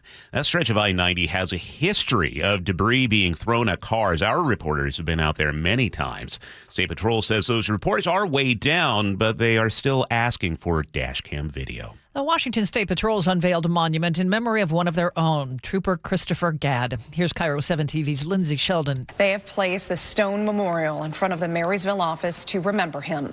A speeding drunk driver hit and killed Trooper Gadd last year. Earlier this month, a judge sentenced that driver to over 10 years in prison. State Patrol encourages you to visit that public memorial if you're in the Marysville area. A road rage crash in White Center turned deadly early yesterday morning. The King County Sheriff's Office says it happened just after midnight near Southwest 98th and 16th Avenue Southwest. Deputies say a suspected drunk driver hit a parked car and things escalated fast. The car's owner confronted the driver. Then a passenger with the driver allegedly pulled a gun and opened fire. 2 men were shot. One died at the hospital. The other is expected to survive. Deputies arrested the suspected shooter and booked him for murder. A registered sex offender from Richland is facing federal charges after allegedly assaulting ICE agents. According to the U.S. Attorney's Office, Victor Martin Lara Lopez tried to flee during an arrest attempt last month. Agents say he refused to roll down his window, then drove off, nearly hitting them. One agent was bruised, another injured his shoulder. Lara Lopez was wanted for violating parole tied to a child molestation conviction. He was arrested last week after a month on the run. The Mariners weren't able to break out the brooms yesterday, but the team still got a huge series win over the Astros to begin the second half of the season. Mariners won in a dominant fashion Friday, taking down Houston 6-1. Saturday, it was back and forth. Went into extra innings before Mariners rookie Cole Young came up big in the bottom of the 11th. Here's the pitch. Swung on, ripped, right field line. That is the ball game. It is over in the 11th. Cole Young, the hero, walk it off. So we gained a little ground on the Astros. We sit behind Houston for the lead in the division by 4 games. Next tester of the Mariners begin today. They host the Brewers, who are currently on a 10-game win streak. You can hear the game at 6:40 on 710 Seattle Sports. Boy, that game yesterday was, I feel bad for Brian Wu because he had another great game going and you just, goodbye. I'll take the 2 of 3. Right. Yeah. Still good. I keep seeing headlines being like, Mariners stomped on Sunday by Houston. I'm like, were you guys watching Friday and Saturday? Can I also send out a shout out to the Bonnie Lake Sumner team, the Little League? They just won the state championship for Little League. All right. 2 of the players on that team are on Sam's select team. So big shout out to Cole and Sawyer, who are going to be headed down to California for the regionals and a chance to go to the Little League World Series. How exciting is that? Yeah, those kids are something special. By the way, the Mill Creek girls softball already down at San Bernardino after having won the state. Yeah. Just let you know about that. Yeah, a lot of youth baseball. This is an exciting time. Stuff. And San Bernardino's nice and warm this cold time of year. This time of year. All right, it's 6:12, and let's check weather. It's brought to us by State Roofing and Exteriors, and KIRO 7 meteorologist Nick Allard is not here, so let's take a look at the forecast. It looks like we will have 78 with sunshine today, so really nice. We start to warm up, though. Tomorrow, 80, 84 by Wednesday, 80s on Thursday, and maybe even Friday. Right now in the city, it is 54 and clear at 6:13. And that's time to head back to the Beacon Plumbing traffic desk to check in with Chris Sullivan. And we are still enjoying a really good drive so far today, and considering the limitations of our freeways, that's a pretty good thing. I think a lot of people are trying something different on this first commuting day of the big closure of northbound I-5 at the Ship Canal Bridge. Remember, only 2 left lanes are blocked. Only the 2 right lanes are open across the Ship Canal. The biggest impact really is that the express lanes are not open in the southbound direction and will not be for the next month as they do that construction. And we are already seeing a little bit of slowing past 145th, trying to work your way down to the express lanes, which most people would expect to be open southbound, which they are not. So we've got about a 40-minute trip from Everett into Seattle, about 35 from Everett to Bellevue. So you're seeing not too big of a drive. Also, there's not much going on northbound I-5 as you work your way past I-90, because if you want to, you can go into the express lanes this early on northbound I-5. So Federal Way to Seattle's only 40 minutes. Valley Freeway, 40 minutes from end to end, about 20 out of Renton to get you up into the Bellevue area. The Lake Bridges are also doing okay. Olympia to Tacoma, we are running at about 40 minutes at this point, a little slowing down South Hill, and I'm also keeping a really close eye on what's happening on SR 18 right there at I-90. Not seeing big backups there yet, but I am watching for them to materialize a little bit later. This report brought to you by Lake Washington Windows and Doors. You can upgrade your view with Lake Washington Windows. Buy one window or door, get the second at 50% off through July. Visit lakewashingtonwindows.com for details. Seattle's morning news on KIRO News Radio. On Mondays, we check in with CBS News money analyst Jill Schlesinger, who is here to talk about something happening with the Fed. Oh, yes. President Trump versus Federal Reserve Chair Jerome Powell. Sort it all out for us, Jill. First of all, the funniest thing about a one-way beef where like one side is like really angry and the other side just sort of sits silently. You might be married to somebody like that also. That it's very frustrating for the person who is trying to engage not to get anything back. And then we're sort of seeing that, like a rolling anger from President Trump towards Jerome Powell. The president appointed Jerome Powell in 2017. So this is in the first administration. He's like, Janet Yellen, you don't look like a Fed chair. You're out. I'm going to get this very elegant looking lawyer who's been around D.C. forever and a good manager, Jerome Powell, you get the job. And almost immediately he was mad at Powell for keeping interest rates too high. Powell actually lowered interest rates, or his Fed did. And now all these years later, here we are back again. And the president is mad because he thinks that the Federal Reserve should lower interest rates. The Fed isn't really saying anything directly back to the president. They just keep saying the president's tariffs could create conditions where we need higher interest rates, meaning those tariffs that were enacted, and not all of them are in place, but they can cause inflation rates to pick up. And that is the fear of the Fed. They are worried that inflation will pick back up. That's why they're leaving short-term interest rates right now where they are, even though they were dropping them last year. They're kind of holding steady right now. And that's the president's real anger. It's like, wow, they're not doing what I want them to do. And so, you know, Trump has said, I'm going to fire you. And there's some question about really, can he fire a Fed chair? Probably not unless there's cause. Maybe there's cause. The Fed is redoing their building and they've gone over budget. Is that cause? So there's all this back and forth. I'm not sure, but my heart of hearts, I'm not sure that the president is really going to fire Powell, but he certainly is setting him up to be the fall guy if the economy starts to roll over. That the president looks to me like he's saying, anything goes wrong now, it's on the Fed. It's not on me. Couldn't the president, though, if he were to fire Powell, say, put a different person in charge and we reduce interest rates to 2% and everybody can afford a home now? Well, it's a very complicated process. He can. Okay, let's do it the different way. Let's say he doesn't fire Powell. Let's just say Powell's like, ugh, I've had enough. I'm out of here. His term is up next May, but I'm out of here. Now the president can appoint a new Fed chair. And then in January, there will be a new opening on the Federal Reserve. So he'll have two positions, okay, that he will be. But there are still other people who vote. And it's a weird thing with the Fed. One person's vote is not more important than another's.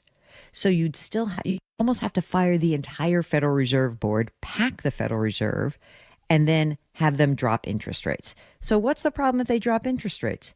Well, what if they start fomenting? So short term, you're like, psych, you're right. Mortgage rates come down, housing market picks up. You know what else happens? The inflation rate starts to pick up because cheap money usually fuels a lot of spending, and a lot of spending fuels price increases. So maybe in the short term, you snag yourself, instead of a 6.5% or 7% mortgage, you're like, I got a 5% mortgage, yippee! And then a few months later, you're like, uh-oh, the inflation rate has now gone from around 3% to 5%, and things don't look so good in the economy. That's the issue. As long as we're talking about inflation, Wallet Hub said last week the Seattle metro area has the highest inflation in any metro area in the country. Ugh. Went out for pizza over the weekend with my husband. Just two of us. It was $97 for Stop pizza. it. Yeah. So how are people dealing with these high prices? Oh, gosh. Okay. So what is happening is it's not really, we talk about food a lot, but it's not actually food that is the big problem. I'm going to tell you the bigger problem is that there's healthcare, housing, and cars and trucks. These are huge ticket items. Those are the things putting massive pressure on households. The food is important, but don't get me wrong. So what is happening is we are seeing that consumers are shifting their spending a little bit, but they continue to spend. They're being much more strategic. So they're, someone described it as, it's not like a 5-alarm fire. It's not like it's June of 2022 and we're like, oh my God, prices. But people are smart. You look at Amazon Prime and those all those retailers that took part in like similar kind of programs last week. And you know what? There was a lot of spending, but people were very cautious. They were really focused on where's the deal. And they were quite prone to like not just a sale, but like understanding sale at Amazon versus Walmart. Where am I getting a better deal? That was interesting. They're also trading down in terms of types of brands, and they are definitely delaying some of the larger purchases. CBS News money analyst Jill Schlesinger. Jill, thanks. Have a good week. You too. Thank you. Hackers just pulled off a major cyber attack, and Microsoft software was the target. State officials say the flaw is in SharePoint, used by businesses and government agencies. According to the Seattle Times, Microsoft has now released a security patch. The U.S. government is investigating along with Canada and Australia. Victims include federal and state agencies, universities, even an energy company. Researchers say an Asian telecom was also hit. Right now, it's a scramble, they say, to contain the damage. A free foot ferry between Anacortes and the San Juan Islands just wrapped up its trial run. The Salish Current reports the 10-week experiment drew praise, but also raised questions. Nearly 2,400 people used the ferry, which ran twice daily between the islands and downtown Anacortes. It was funded by a $1.5 million state grant. Officials say the service was reliable but expensive. Sully, it cost $250 per rider. Did the people pay that, or is that what the state paid for the trial? State paid it, of course. Wow. Why so expensive? That's a great question. It looks like that's what it costs, and $250 for 2,400 people only. Well, I know they need help up there. I mean, let's face it, the state ferry system isn't exactly doing a great job up there from time to time just because of the situation. But who wow, can that's afford expensive. that if you're going with a family of 4 on vacation to the beautiful islands? Yeah, but I mean, I guess they better not charge people $250 for that foot ferry. Maybe if you're willing to pay it, I don't know. The local leaders say they'd like to keep it going, but that money doesn't necessarily make sense. Yikes! No, not at all. Wow. All right, well, let's check in with you, Sully, at the Beacon Plumbing Traffic Desk. And I am looking for something on northbound 405 right at Southeast 8 that looks like they might be moving a construction or something like that. But either way, there's an IRT truck out there on the right-hand side. And that's why we're seeing some unusually slow traffic on the northbound direction there early. We're already up to about 30 minutes to go from Renton to Bellevue. And the heaviest part of that drive is getting into the south end of Bellevue. So that's going to be cause for concern. But I've got an eye on the camera trying to figure out exactly what they're doing there. Looking at northbound 167 behind that, not too bad. 45 minutes to go from end to end. Federal Way to Seattle, about 45 minutes. The heaviest brake lights there getting up through South Center. Coming down from the north end, a lot of heavy braking through Shoreline already down towards where we would normally get into the southbound express lanes, but the express lanes will not be open southbound for the next month as part of the construction on the northbound direction of the Ship Canal Bridge. And so we're already up to 45 minutes from Everett to Seattle, about 40 from from Everett into Bellevue. It's not as bad through Canyon Park as it could be. The lake bridges are still hanging in there, and not seeing anything backing up big time yet around 18 and I-90. Certainly nothing like what we saw over the weekend. We got a couple more days of construction there before we get that new diverging diamond on Friday. This traffic report brought to you by 811, Washington 811, that is, if you're digging in your yard. The law requires you to call 811 to avoid dangerous and costly damage. Call 811 or submit online, digsafewa.com. We have a gorgeous summer week on tap. Sunshine for today up to about 78, pushing 80 tomorrow. A little warmer on Wednesday. That'll be, looks like the warmest day of the week, around 84, but back to about 80 on Thursday as sunshine continues.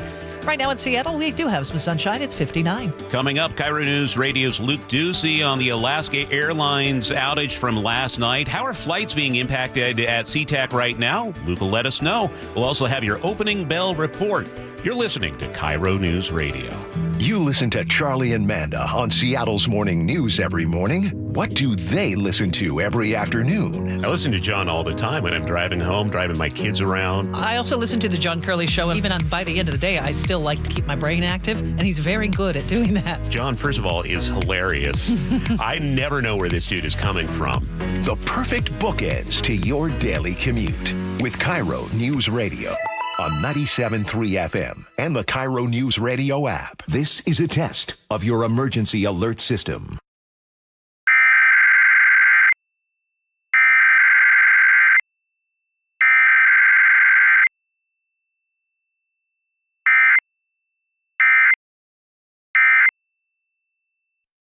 You know your roof needs work, and maybe you've seen your neighbors already getting theirs done. What's stopping you?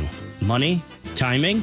Hi, Justin Shirley, CEO of State Roofing and Exteriors here. We understand. That's why we're offering 0 down, 0 payments, and 0 interest for up to 12 months, or up to $3,000 off your roof replacement. Call 866-ROOF-ROOF or visit stateroofing.com. Held to a higher standard since 1968.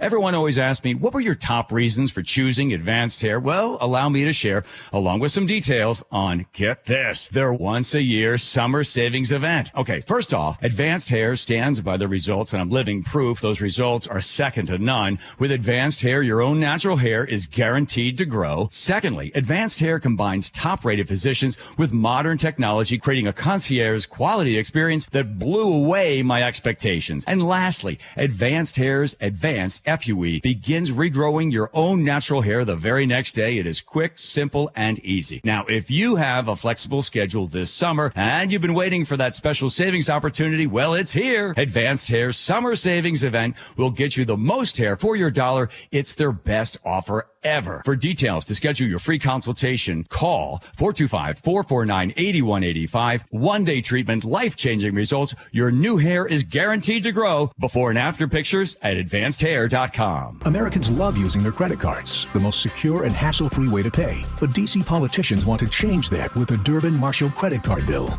This bill lets corporate megastores pick how your credit card is processed, allowing them to use untested payment networks that jeopardize your data security and rewards. Corporate megastores will make more money, and you pay the price. Tell Congress to guard your card, because Americans lose when politicians choose. Learn more at guardyourcard.com. Paid for by the Electronic Payments Coalition. Comcast Business helps turn today's small businesses into engines of modern business. It's how restaurants become reliably up and running neighborhood favorites. How retailers become seamlessly restocking, cyber-securing must-visit shops. And how healthcare offices become the data managing caregivers that we all depend on. With reliable connectivity, enhanced cybersecurity, advanced fiber solutions, and Wi-Fi backup, Comcast Business is powering the engine of modern business. Powering possibilities. Now through July 21st, new Comcast Business customers can find out how to get started with 150 megabit internet and Security Edge for $59.99 a month for 12 months with a 2-year agreement. Plus, ask how you get a $500 prepaid card for your business. Call and switch to Comcast Business today. Restrictions apply. Requires paperless billing and automatic payments with bank account. Equipment, taxes, and fees extra. Early termination fee applies. Hi, it's John Curley. Longevity Medical Clinic has been helping people live longer, healthier lives for more than 25 years. I've recently talked with Dr. Mixon about his approach to proactively focusing on prevention. Dr. Mixon, I first met you in 2009, and I went in there and I told you I wasn't feeling well, couldn't gain any muscle mass, couldn't sleep well, I was stressed out, and you looked at me and you said, yeah, I know what your problem is. And all we did was we measured your values and we moved your values back to those of a nice, healthy 25-year-old man. I have taken your blood work to my doctor, and he was shocked. He couldn't believe the depth in which you study my blood. We need to draw a distinction between living a long time and getting old. And that's what longevity is all about, is we are here to do the measurements and help you fix those problems. So get your free health analysis. Go to longevitymedicalclinic.com. That's longevitymedicalclinic.com. Take your business to the next level in 2025 with help from WaFd Bank. WaFd Bank's business accounts and cash flow tools get you paid in hours, not weeks, so you can grow your business and meet your goals. You need a best bank. Visit wafdbank.com to learn more. Member FDIC. Seattle Children's is leading the fight against pediatric cancer with groundbreaking research in immunotherapy. It reprograms a child's own T cells to hunt down and destroy cancer. It's hope, powered by science. But here's the truth. Pediatric cancer research is drastically underfunded. That's why Safeway is stepping up, and you can too. G. Scott here asking you to say yes to donating to Immunoheroes next time you're at Safeway checkout. Together, we can help fight cancer for all kidkind. Hey, it's Lori from Guardian Roofing, Gutters, and Insulation with exciting news. We now offer the exclusive K-Guard gutter system. Say goodbye to clogged gutters and hello to less maintenance. Call today or visit us online at guardianroofing.com. Now, the latest from KIRO Newsradio and MyNorthwest.com. Live from East Lake Avenue. You're listening to Charlie Harger and Manda Factor, Seattle's morning news. Good morning. It is 6:30, and it is a mess for Alaska Airlines passengers this morning. A system-wide ground stop causing flight delays across the country for both Alaska and Horizon Air. Hundreds of people are stranded at SeaTac Airport with nowhere to go for days. KIRO News Radio's Luke Ducey is here with the latest. Yeah, you think you're having a bad Monday morning, right? I mean, just a minute ago, I counted about 40 canceled Alaska flights, but about 100 flights are on time. But that's 100 out of more than 360 flights. So 260-ish Alaska flights now have new departure times. As of right now on the board at SeaTac, people like Charles and his family told KIRO 7 TV they're trying to get back to Florida after their cruise here in Seattle, and they've been at SeaTac since 6 p.m. last night. They're now telling us we're leaving Tuesday night at 11:59 at night. They're not giving us anything. There's no hotels. There's no nothing. They want us to stay here for 2 more days. I mean, that's crazy, right? I mean, that's crazy. Yes. Alaska is not releasing many details about what the cause of the outage is. Only that it was an IT issue, but that could be anything from malware to a software update gone wrong. Whatever it is, doesn't matter. Planes were grounded for 3 hours, and that has created this huge ripple effect. We cannot leave the airport. We have no idea where our bags are. Nobody here will tell us where they are. We've asked. I went downstairs to check for them. Nobody will give us anything. If things happen, I get it. The problem is they have no contingency plan at all. Someone help Charles, please. In a statement, Alaska Airlines said it's going to take some time to get our overall operations back to normal, and that's what we're seeing this morning. Check your flight status, folks, before you leave home. I looked around Alaska's website. I don't see anything on their landing page. There's no alert anywhere. Alaska lines at SeaTac right now around the corner. I mean, what would you do if airline comes to you and says, yeah, we can get you out in 2 days? 2 days. I'd enjoy my time in Seattle, I guess. Okay. Uh-huh. Okay. What else are you going to do? Rent a car my and wife drive. My wife would say rent a car, and I'd tell her it's Florida. We can't get to Florida in 2 days. But there was another passenger who was trying to get to Boise, and he did that. Rented a car, and he said he was out. 6 hours. Yep. You know what you shouldn't do? Hijack a fire truck. Everett police are working to track down a reckless and destructive driver who stole a fire engine and smashed up more than a dozen cars. It was a mess. Late Friday night, after medics were called out to a medical response on Hoyt Avenue, someone jumped in the driver's seat and sped off. Before the suspect was done, that stolen fire engine had crashed into more than a dozen parked vehicles, including a Chevy Camaro owned by John Waltenheimer, who spoke to KIRO 7 News. That was the only car we had, I've got surgery coming up Monday and nowhere to get there. So we're kind of stuck right now in a bad situation. After all that damage, the suspect ran off. So far, police have not been able to find him. Did you see pictures of the damage there? It was a disaster. Like 12 cars. Yeah, wow. That Camaro we were talking about, it was just smashed. Bashed. Okay. It's 6:33. Let's head over to the Beacon Plumbing traffic desk where Sully's watching the roads. And we're already seeing elevated travel times in a couple of different places. One of them, rented to Bellevue, already over 30 minutes as we see not only the normal stuff through the S-curves, which isn't as bad, but we have a disabled semi that's blocking the right lane around Southeast 8th as you get up into Bellevue. The right lane is blocked there. So we're seeing unusually slow there. Our good friend Rick telling us that we've got some state troopers busy with some people on northbound northbound 167, that is, coming out of Auburn. And boy, it is just packed in there. We're looking at 30 minutes already out of Auburn, and that's 10 minutes behind schedule. Give yourself 50 all the way. Federal Way to Seattle's running right around 45 minutes. Really not too bad. There isn't a lot of braking around the West Seattle Bridge yet, probably because the express lanes are open in the northbound direction, which doesn't normally happen, but that's because we only have 2 lanes open on the Ship Canal Bridge going northbound. What this has done is created a big backup on southbound I-5, just as we were expecting. With the express lanes not open southbound, we're backing up from 145th already. We're looking at about 50 minutes from Everett to Seattle, 40 from Everett to Bellevue, so there's a 10-minute discrepancy there, and that's the reason. Lake bridges are still okay, and we are seeing just a little bit of braking right at 18 and I-90, especially in the eastbound direction, because that construction project continues through early Friday morning. This traffic report is brought to you by Seattle Sports. You can always listen to your favorite local sports content on the FM dial, 97.3 HD2. And our forecast, it's going to be a nice week. Sunny and 78 for today. Mostly sunny tomorrow and Wednesday. Wednesday, we're going to warm up to about 84, but then back to around 80 on Thursday. Right now, sunshine and 59 in Seattle.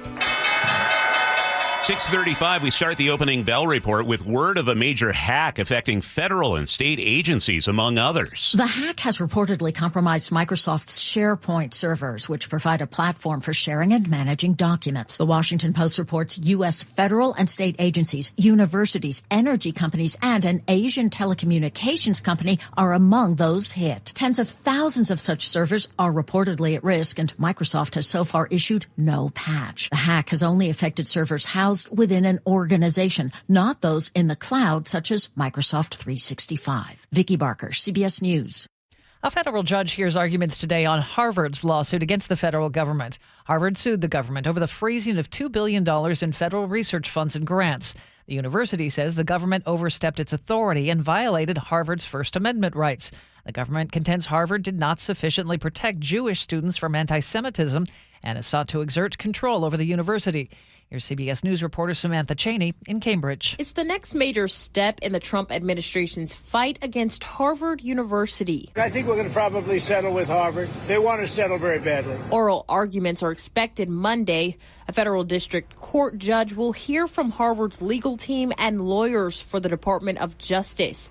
The beginning of a critical battle to restore more than $2 billion in federal funding after the White House froze the funds last spring. The Trump administration has targeted funding for other elite universities, too, including Brown, Columbia, Princeton, Cornell, and Northwestern. More Californians are packing up and heading north to Washington.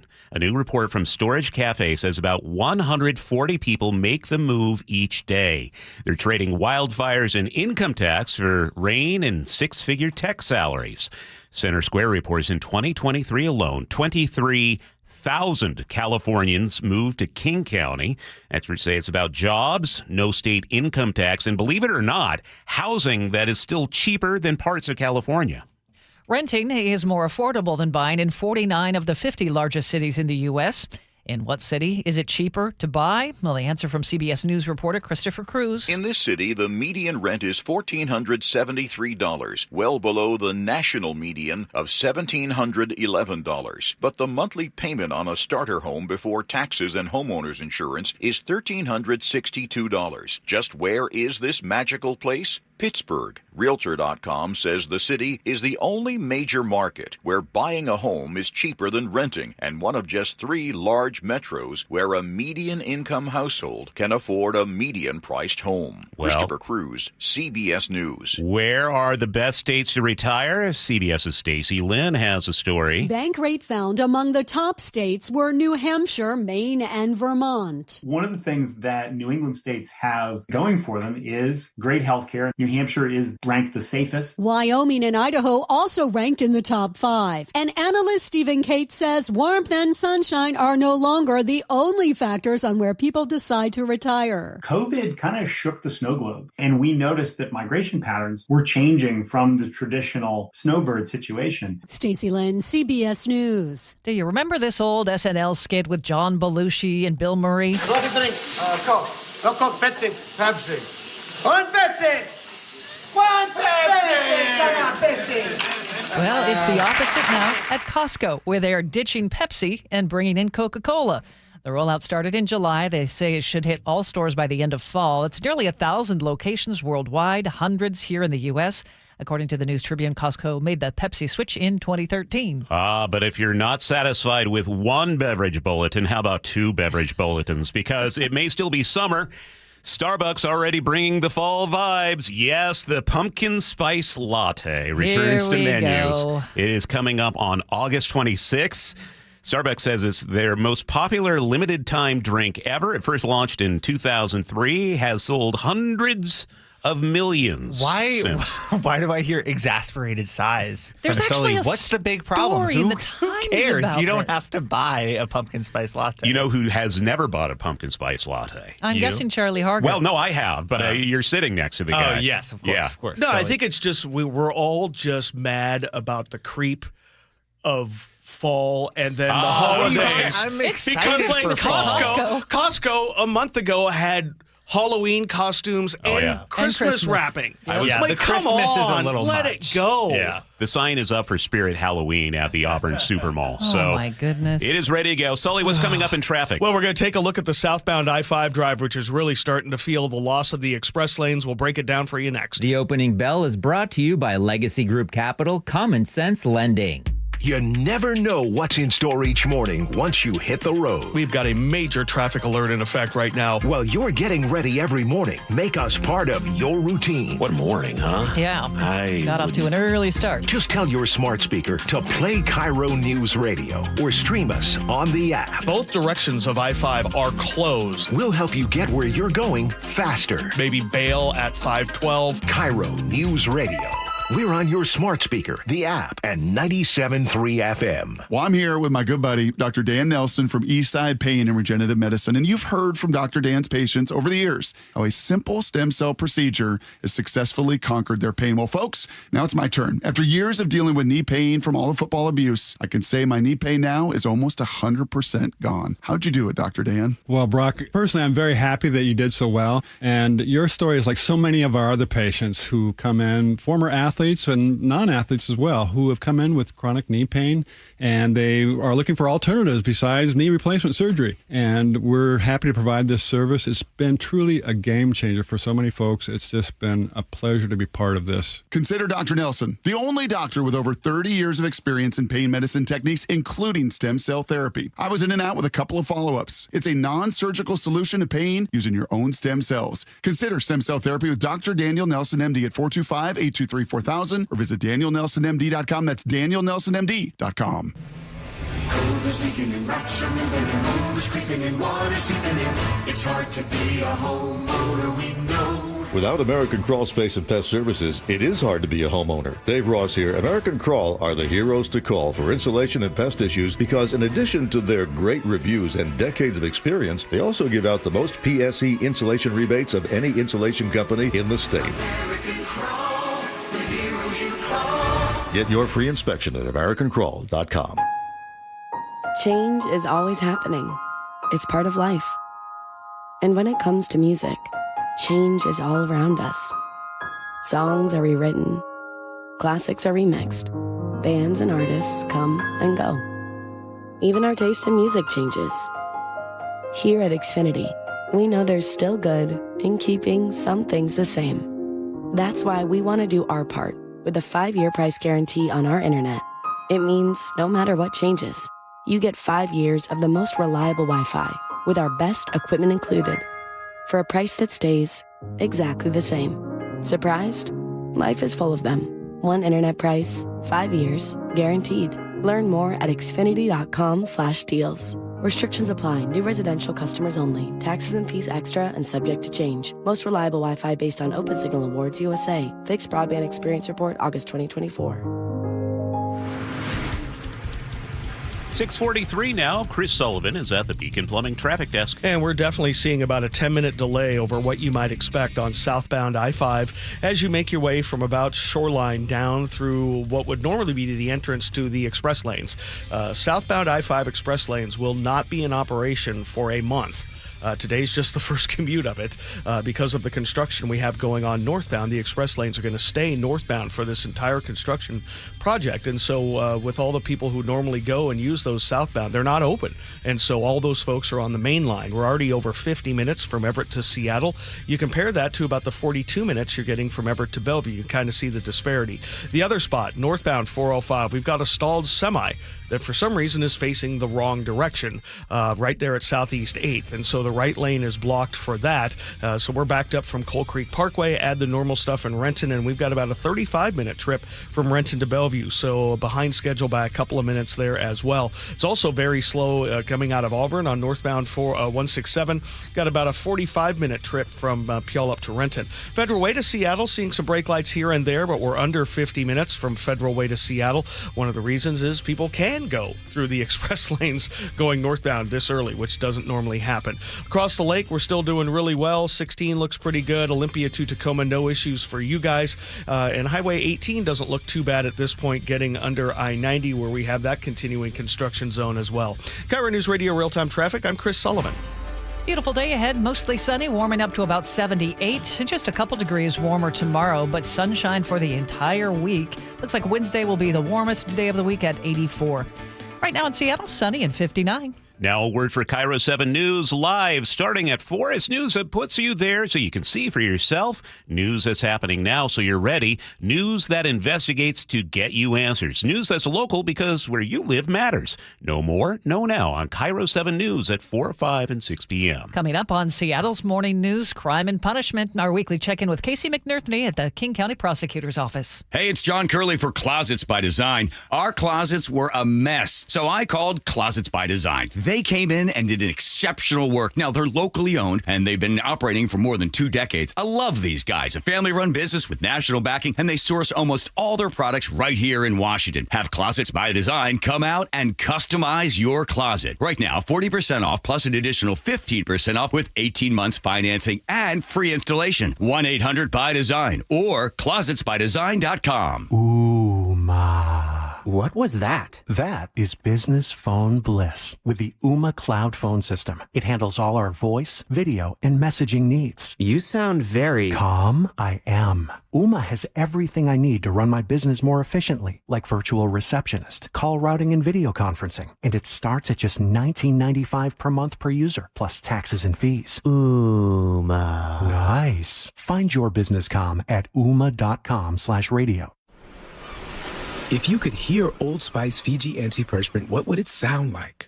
First, you'd start with Fiji Antiperspirant's amazing scent of palm trees. Add pure notes of fresh coconut and layer on 24/7 odor and sweat protection. You won't hear any dyes or parabens because with Fiji, you won't have any. So while your regular antiperspirant sounds like this, Old Spice Fiji sounds like this. Sounds like it smells amazing.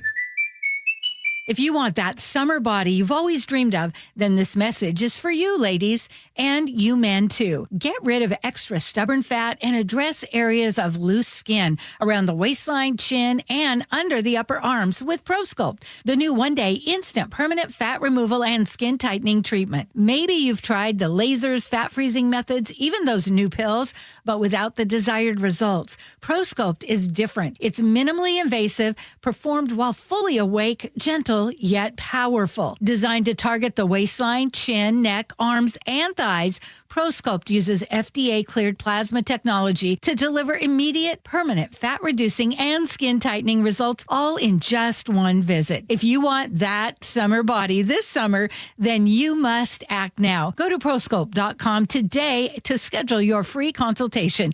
Get $250 off. For instant, permanent fat reduction and skin tightening, visit ProSculpt.com. Hey there, Lori from Guardian Roofing, Gutters, and Insulation. Want to keep your home happy and prevent roof water damage? The answer is gutters. So if you're looking for gutter installation, cleaning, gutter guards, or repair, Guardian is here to the rescue. With Guardian's exclusive gutter and gutter protection systems, we are able to provide our own 30-year no-clog guarantee on all gutter systems we install.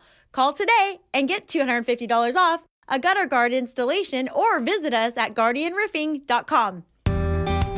Seattle's tradition for news and conversation. This is Seattle's Morning News with Charlie Harger and Manda Factor.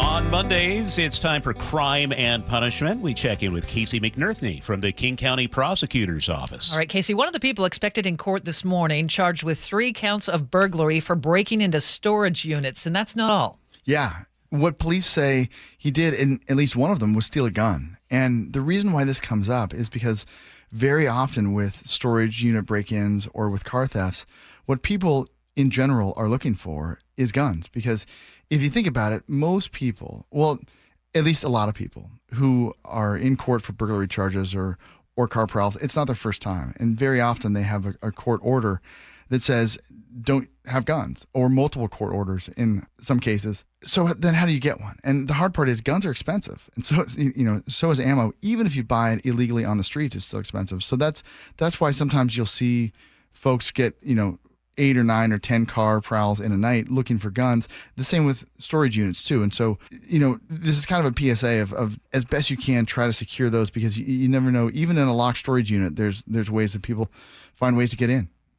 And I think that's really important, because responsible gun owners, the last thing they want is for somebody, a bad guy, to get it in their hands and use it to commit crime. Yeah, exactly. I mean, once that gun gets out, good luck getting it back. Sometimes you do, but remember Gil Kurlikowski, the former police chief, he had his gun stolen. I'm not sure that gun's ever come back. That was almost 2 decades ago, I think. Okay, okay. Yeah. So we have 2 other drug cases in court this morning. One of them's SPD, that was on the blotter a little while back. Yeah, so SPD has their blotter where they have, updates on big news stories. One of them was a pretty significant drug bust out of Magnuson Park, at a housing unit there.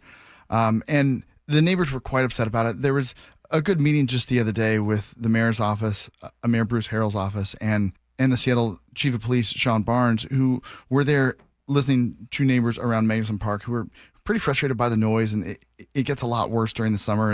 And this case came up. This drug dealing case came up. He's in court now because what King County prosecutors have done is charge him for drug dealing for meth and fentanyl and crack. Police also found a scale and a big wad of cash. It's important to get those cases to court.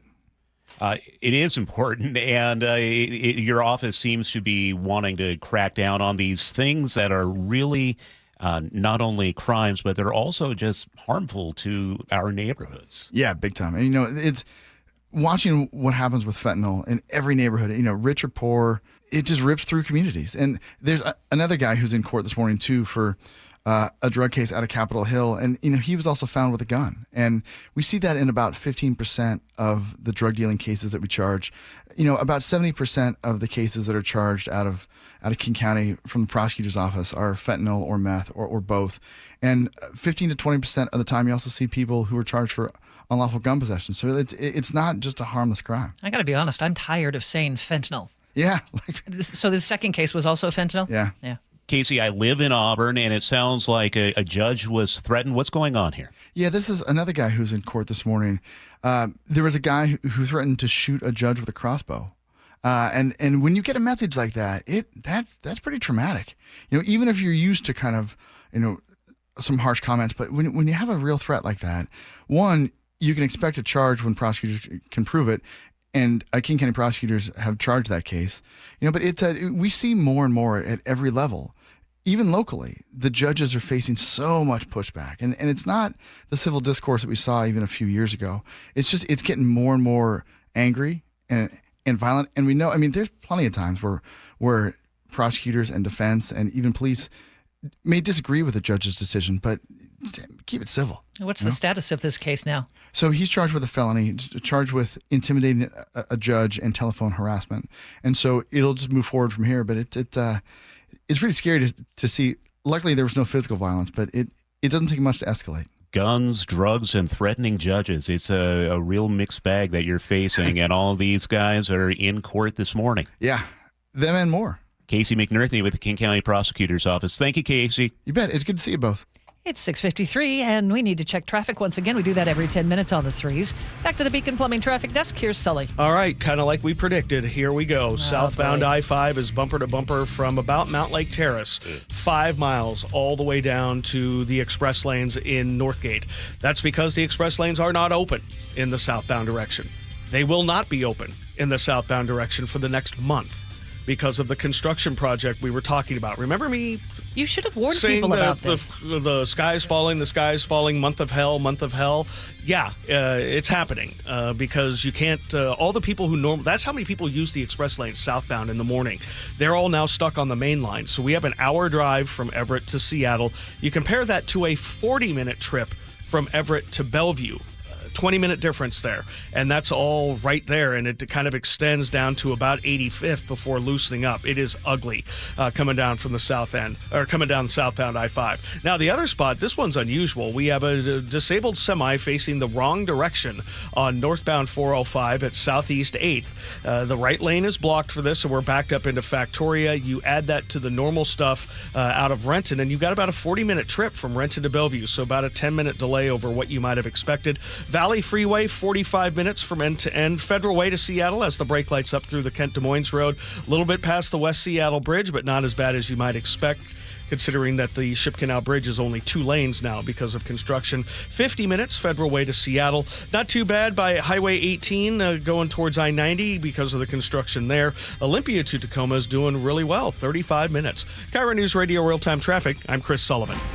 Looking for sunshine today and highs in the upper 70s for Seattle. 80 are forecast high tomorrow, 84 on Wednesday. Cool down to 81 Thursday, 75 Friday. Right now in Seattle, it is clear and 55. Coming up, an update from CBS News and also a look at the college football season ahead. Our conversation with ESPN analyst Kirk Herbstreit coming up at 7:15. And in today's commentary, what lessons we might be able to learn from youth baseball when it comes to how we treat one another. That's on the way here on Seattle's Morning News on KIRO News Radio. You never know what's in store each morning once you hit the road. We've got a major traffic alert in effect right now. While you're getting ready every morning, make us part of your routine. What morning, huh? Yeah, got off to an early start. Just tell your smart speaker to play KIRO News Radio or stream us on the app. Both directions of I-5 are closed. We'll help you get where you're going faster. Maybe bail at 512. KIRO News Radio. We're on your smart speaker, the app, and 97.3 FM. Progressive's Auto Quote Explorer lets you easily compare direct rates from different insurance companies, so you can be confident you're getting the right one, even if it's not with Progressive. Way more confident than you were when you bought that TV in the parking lot. It just happened to not come in a box, or include a remote. And when you finally managed to turn it on, all it displayed was the menu of Grumpy's Tacos. So use Progressive's Auto Quote Explorer and be confident you're getting insurance that's right for you. Progressive Casualty Insurance Company and affiliates. Not available in all states or situations. Prices vary based on how you buy. Why'd I go to the doctor? One day at the firehouse, I was so lightheaded I could barely stand. Even my crew noticed. Getting checked out was the right call.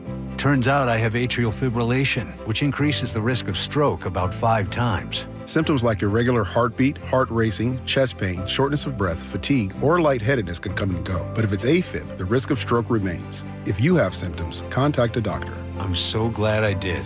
Visit NoTimeToWait.com, sponsored by Bristol-Myers Squibb and Pfizer. Endless hours of research, seeking referrals, dozens of calls. Hiring the right attorney can be a challenging process during an already difficult time. JP Pendergast with Pendergast Law explains. In Washington State, Tom, there are thousands of attorneys to choose from. Referrals and online research can be helpful, but discovering the right attorney requires a conversation. It can be hard to identify integrity and authenticity without that interaction. So, what do you recommend? We encourage anyone looking for personal injury representation to call for a free consultation with our team before making a decision simply based on referrals or online research. Accident victims need an attorney that listens, demonstrates honesty, and is genuinely understanding of their unique circumstances. The care, attention, and preparation that our firm provides throughout the case mirrors the effort involved when taking on the insurance companies. Save time and avoid mistakes after an injury. Contact the caring and compassionate team at Pendergast Law. If you or a loved one has been injured in a car accident, call Pendergast Law. We can help. This is Tyler. It was a dull, aching, nauseating pain. The pain in his shoulder had made it impossible for him to pursue his favorite sport. It hurt even when I was just sitting at my desk. His favorite sport is ultramarathon rowing. Just like all those other crazy people that do running or cycling, except we do it rowing on the water. Tyler needed a life ring, and so he went to Dr. Mark Wagner, MD, for stem cell therapy. He didn't feel the results immediately, but after a few weeks... all of a sudden I got up and I go, wait a minute, I'm not complaining about pain compared to other people I've seen going through surgeries. I'm up and walking around and they're still recovering. You're using your own body to regenerate what has been damaged. That's the biggest thing that I think people are missing. Are you back to ultramarathoning? There's a lot of good races out there, and I'm definitely back out on the water. So whether it's a shoulder, hip, or knee, before you choose surgery, consider stem cell therapy with Dr. Mark Wagner, MD, at Seattle Sports and Regenerative Medicine. Schedule your consultation at drmarkwagnermd.com. Summer's fast approaching, which makes this the perfect time to get ready for the busy season with help from WaFd Bank. Get ahead of the game with services like payment processing so customers can buy through kiosk, mobile, online, contactless, whatever way they want to pay. Plus, get industry-leading security and personalized help from dedicated IT support so you can get back to the important stuff. WaFd Bank has the knowledge and experience to make your business goals a reality. WaFd Bank, built for business. Visit wafdbank.com to learn more. Member FDIC. Need a new roof now? With State Roofing and Exteriors, you can get started with zero down, zero payments, and zero interest for up to 24 months. That's right. Protect your home now and pay later. Call 866-ROOF-ROOF or visit stateroofing.com today. Your best source for local news. KIRO Newsradio, KIRO FM and HD1, Tacoma, Seattle, Northwest News. This is CBS News on the Hour, sponsored by O'Reilly Auto Parts. I'm Deborah Rodriguez. A close call for about 80 people on a connection flight in the Midwest. The pilot of a Delta flight from Minneapolis-St. Paul to Minot, North Dakota, got on the plane's intercom to tell passengers he had to avoid a B-52 bomber on the approach to the North Dakota airport. Sorry about the aggressive maneuver. It caught me by surprise. This is not normal at all. The pilot went on to say, quote, "Thank you for understanding. It was not a fun day at work." Passengers applauded the pilot. Jim Crisula, CBS News. A deadly plane crash in Bangladesh. Military officials there say a Chinese-made Air Force training aircraft slammed into a school in the capital of Dhaka, killing 19 people and injuring more than 100. Local reports say most of the victims were students. The cause of the crash is under investigation. Extreme heat warnings are up from Florida to the Dakotas today. CBS News meteorologist Andrew Kozak. Millions and millions of folks across the midsection of the country and the south underneath excessive heat watches, warnings, and advisories. A factor in the humidity, and it could feel like 109 in Memphis today and 102 in St. Louis. A federal judge in Louisville holds a sentencing hearing today for Brett Hankinson. He's a former police officer convicted of violating Breonna Taylor's civil rights in the botched drug raid that left her dead 5 years ago. The minimum penalty, just a day in prison. The maximum, life. CBS's Nicole Valdez. We're really looking to see what the judge does here, if she will consider the Department of Justice's request or if she will go much steeper and look towards more of the maximum sentence in this case. President Trump's administration may defy the courts. CBS's Vicki Barker. Out of 160 court cases where a judge has issued a substantive ruling against the administration, President Trump and his appointees have defied a third of them. The Washington Post reports Justice Department lawyers and the agencies they represent are, quote, snubbing rulings, providing false information, failing to turn over evidence, quietly working around court orders, and inventing pretexts to carry out actions that have been blocked. A family from the U.S. handed the Pope a T-shirt today reading, "Duh, Pope." And they got a special honor in return. Oh my gosh, you just got blessed by the Pope! He blessed the Munoz family of Chicago as they were visiting Vatican City. The Dow's up 66 points in early trading. NASDAQ ahead 54. This is CBS News. Think O'Reilly Auto Parts for all your car care needs.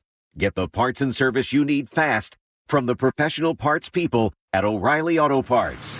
7:03 now, and Sully is at the Beacon Plumbing traffic desk. And we are backed up to Linwood now on southbound I-5. 7 miles of bumper-to-bumper down to Northgate, all because the express lanes are not open in the southbound direction. Friday you expected backups to to Linwood. Yeah, and It's that's what we happening. get. It happened because the express lanes aren't open southbound and will not be for a month. This is day one. Let's learn a lesson here and let's try to get better and figure it out. I wasn't kidding. This is how many people use the express lane southbound. Now, if you weren't listening at 6:03, Sully was going, "Where is everybody?" Right. Well, I found him. Yeah, I found him. Yeah, I think a few people who left early were really smart. But right now, yeah, it's over an hour from Everett to Seattle. You compare that to the 42 minutes from Everett to Bellevue, and you've got at least a 20-minute delay there. Going northbound on 405, we're also in the red a lot more than you might expect from Factoria on up into Southeast 8th. We've got a semi facing the wrong direction, blocking the right lane there. We've got about a 40-minute trip from Renton to Bellevue. That's plus 15. Behind that, the Valley Freeway's about 45. Federal Way to Seattle's running right around 50 minutes. Is not bad past the West Seattle Bridge, as you might expect. And a reminder, the express lanes are open northbound. So that's probably making things a little easier getting into Seattle. This report brought to you by Home Comfort Alliance. Save up to 25% on the remaining 2024 heat pumps and ACs during the Home Comfort Alliance warehouse clearance. While supplies last, homecomfortalliance.com. Now, the latest from KIRO Newsradio and MyNorthwest.com. Live from East Lake Avenue. You're listening to Charlie Harger and Manda Factor, Seattle's morning news. Good morning. Renton police are investigating a triple homicide after 2 women and a young girl were found dead. A 46-year-old man is now in custody, and we get the latest live from KIRO News Radio's Luke Ducey. This was a case of domestic violence. The suspect pulled out a gun. Renton Police spokesperson Megan Black describes the scene. It's a pretty gruesome scene, to be perfectly honest, in there. That's why we're calling in the Washington State Patrol Crime Lab, is because they have the expertise in these more complicated investigations. Police say they found the victim shot inside an apartment Saturday night, including a 46-year-old woman, a 28-year-old woman, and a 9-year-old girl. 2 other people were able to escape and called police. Police say the suspect and the 46-year-old were in a relationship. There is a lot of evidence to go over. They will process the scene. They will photograph it. They will take DNA samples. They will gather all the evidence, and then we'll be able to put it all together, write up a report. It took some detective work pinging the suspect's phone to find him. Police arrested him Sunday afternoon, they say, in South Seattle. He's behind bars this morning, held on suspicion of murder. Thank you, Luke. 3 people are safe after a small plane crashed into the water near Mukilteo. This happened about 5:30 yesterday evening near the boat dock at Lighthouse Park. KIRO 7 TV reports the pilot told Painfield the plane lost power midair. Fire crews did arrive fast. No one was hurt. The plane sank and everyone made it out. If you're flying on Alaska or Horizon Airlines today, check ahead. Just a lot of frustrated people here, long lines. I don't typically see them this long at this time of day. KIRO 7 TV's Brooke Griffin is at SeaTac Airport this morning. Following an IT outage last night, it grounded Alaska and Horizon flights for about 3 hours. The airline says it's repositioning its crews and planes, but it tells us that's going to take a while, and there will be a lot of ripple effects today. Brooke spoke to one stranded passenger named Tom Padilla. Some folks said they were sat on the tarmac for 2 or 3 hours here in Seattle.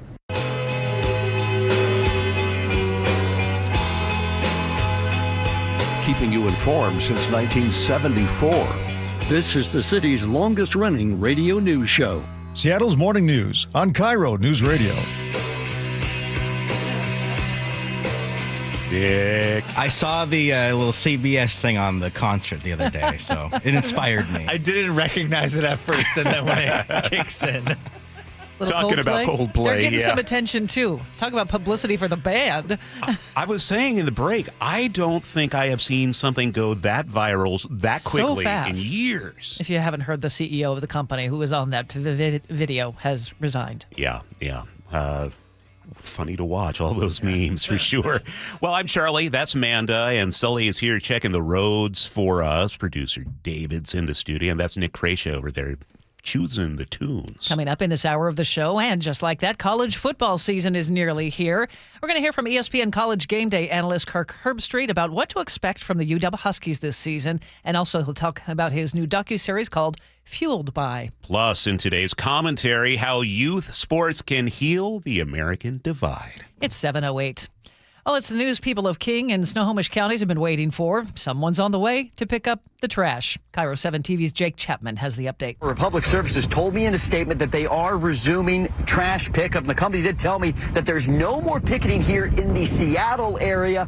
But we're hearing a different story from Teamsters out of Boston, who tells me a strike is far from over. The next local union negotiation session is set for July 30th. Someone threw a cement block at a moving car on I-90 again.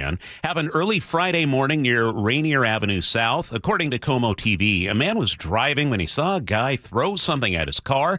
That block shattered his windshield. Driver says he's angry and lucky to be alive. Now, our reporters have been to that same area a lot of times for similar incidents in the past. State Patrol says it is happening less often now, but they are still looking for whoever did this. The King County Sheriff's Office says a man is dead after a road rage shooting in White Center.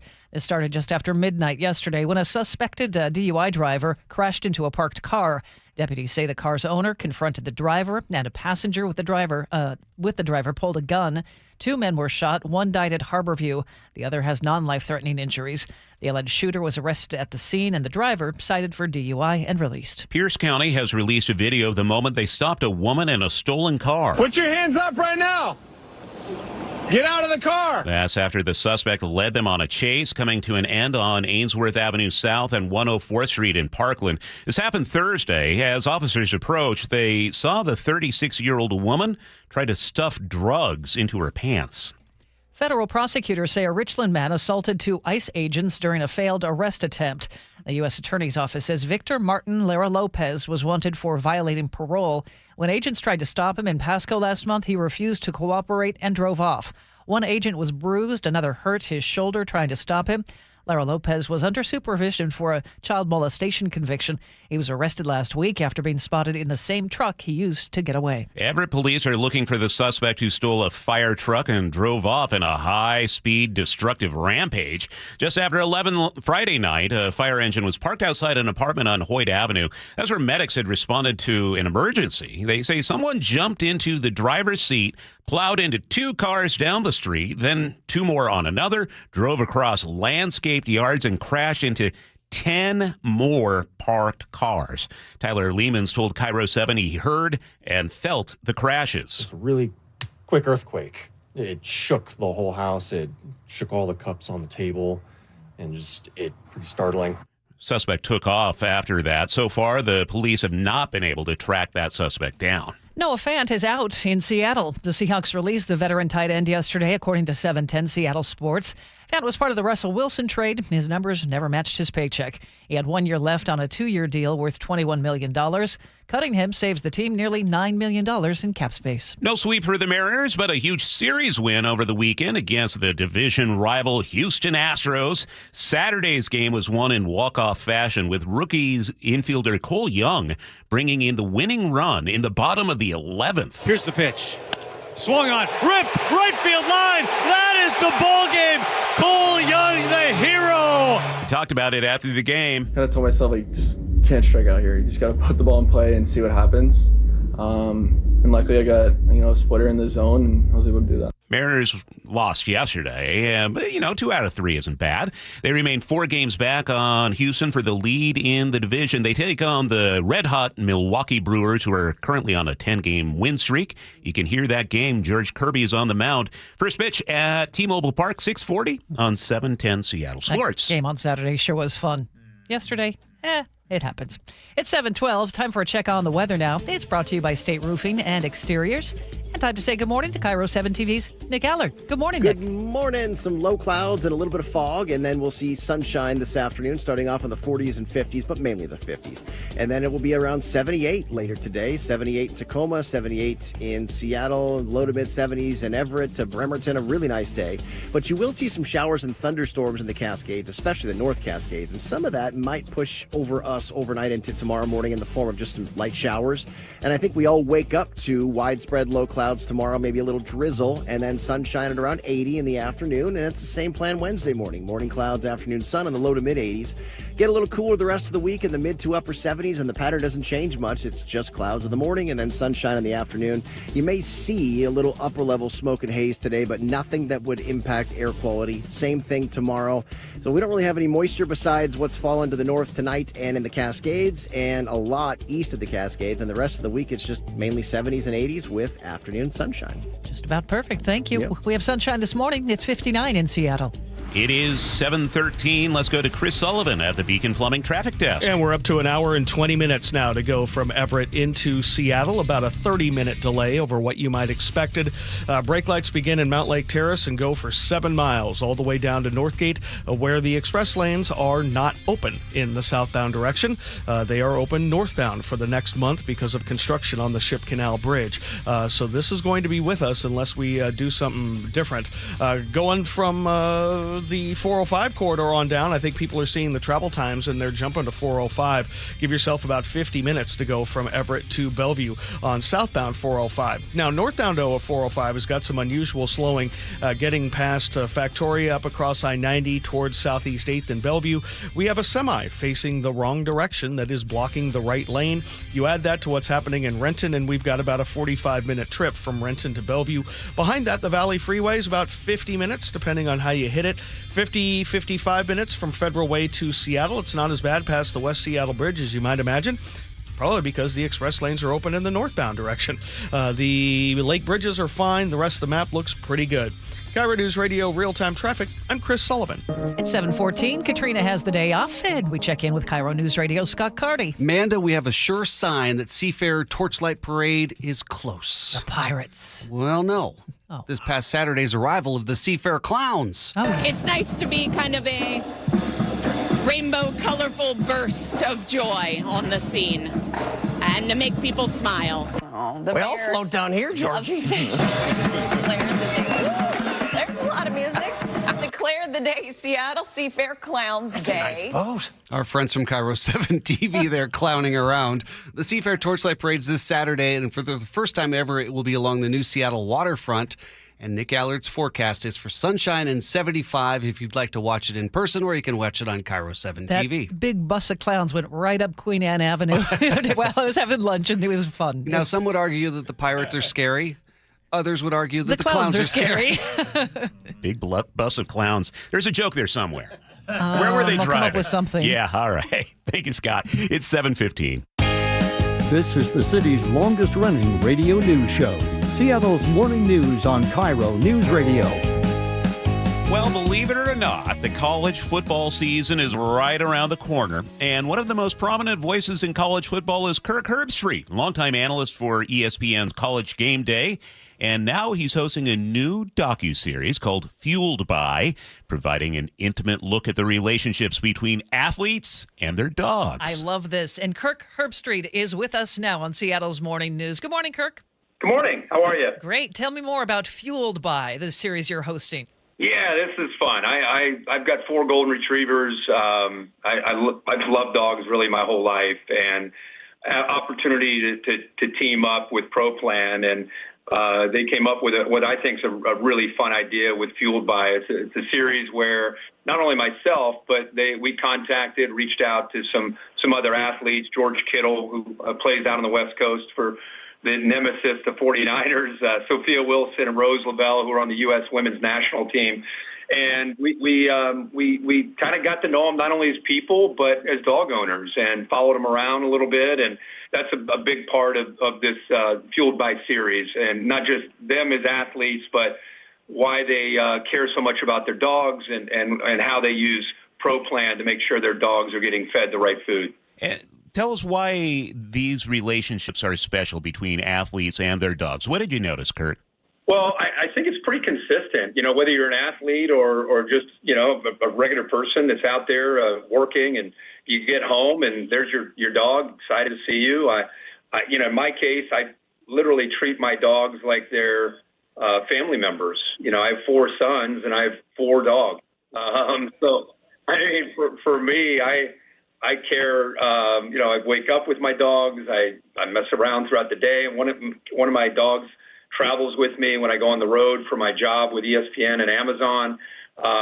And so what I found in talking to other folks is that, they might play football, they might play soccer, but man, when they get home, nothing makes them more excited, even when you have kids, than to see your dogs. And there's just something I think we all can relate to, that personality. They're excited to see you when you get home, no matter what kind of day you've had. No matter, in this case, with this series, no matter what kind of game maybe you had, you won, you lost, there's your buddy, excited to see you, wants to take a walk. And I don't know, I think for a lot of the athletes, it's an escape from the social media, from the pressure, from kind of the fanfare of it. It's just their way of reconnecting back home with their families, and their dogs play a big part of that. And I really could relate to that. Talking with Kirk Herbstreit, the voice of ESPN's College Game Day. Nice to have you with us this morning. Well, we're talking about dogs. We have our own dogs we're very fond of here in Seattle, What do you see from the University of Washington football team headed into this new season? Well, I think it's going to be an exciting year in Seattle, not just with the dogs, but also with the Seahawks. I think you're starting in both cases. You're getting more continuity with the coaching staffs now. Having a couple years under their belt, understanding the type of players that maybe fit in their systems, the players understanding the schemes a little bit more.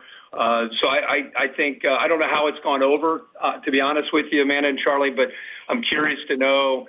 If Seattle has embraced the Big Ten, I'm so used to the Pac-12 and West Coast football for college football, and now Washington is playing Purdue and Illinois and Ohio State, and those are regular season games. I as a guy who lives this, I'm still trying to digest and understand that, but hopefully Washington fans are making that adjustment and enjoying being part of the Big Ten. But this could be a really fun year for both, like I said, Washington and the Seahawks, and hopefully the whole Seattle area. Yeah, it's been kind of a roller coaster. I mean, we had the dogs in the national title game just a couple of years ago, Michael Penix bringing us there. And now there are kind of struggles in the Big Ten for the Huskies, at least so far. Is there hope on the horizon? Does this sort of thing kind of stabilize? Yeah, just real quick, you got to think about what you lost. You got to the national championship, and not only did you lose Michael Penix, but you lost the head coach. You lost all your coordinators. I can't even remember. I called that national championship game. So many different starters left that team, and so you're almost starting over. So not just leaving and going to the Big Ten, but new coaching staff, a lot of new players.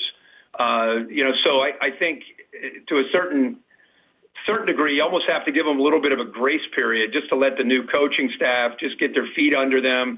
And as I said, now in their second year, I think you're going to start to see that continuity start to pay off. They're going to start to understand the Big Ten more. But more importantly, I think in their own house, they're going to get more experience at some key positions. But that team 2 years ago was electric and experienced, and to lose all that, you're basically back to square one. So I think they're heading in a really good direction. All right, before we let you go, where can people watch Fueled by? Well, if you go to YouTube, pretty simple, just search ProPlan, and you'll be able to come up and see all the different videos. Starting on the 21st, you'll see just different videos, myself, with my dogs, as I mentioned, George, Rose, Sophia, everybody has a different story, and get a chance to meet them a little, get to know them better, and also get to know their dogs. All right, Kirk. Thanks for your time this morning. Kirk Herbstreit, longtime analyst for ESPN's College Game Day. He pretty definitively was saying "Go Dogs," so I mean, we heard it right here.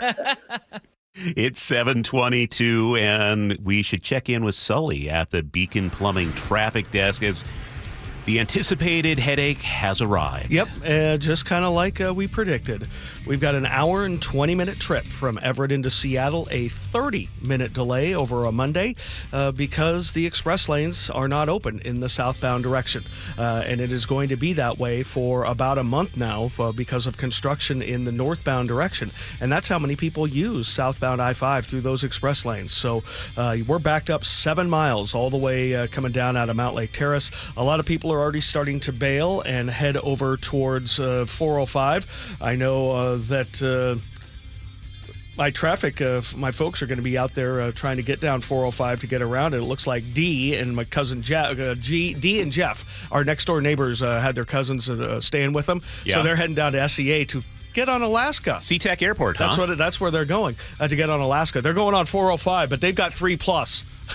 So that will save them some time on 405. Looking at Auburn to Renton, we've got about a 50-minute drive, and then Renton to Bellevue's at 45, a 15-minute delay there because we have a semi facing the wrong direction, blocking the right lane at Southeast 8th.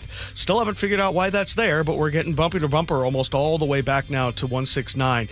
The Federal Way to Seattle drive is lighter than you might expect. It's under an hour, probably close to 50 minutes now. I think probably the reason is that the express lanes are open in the northbound direction where they normally wouldn't be.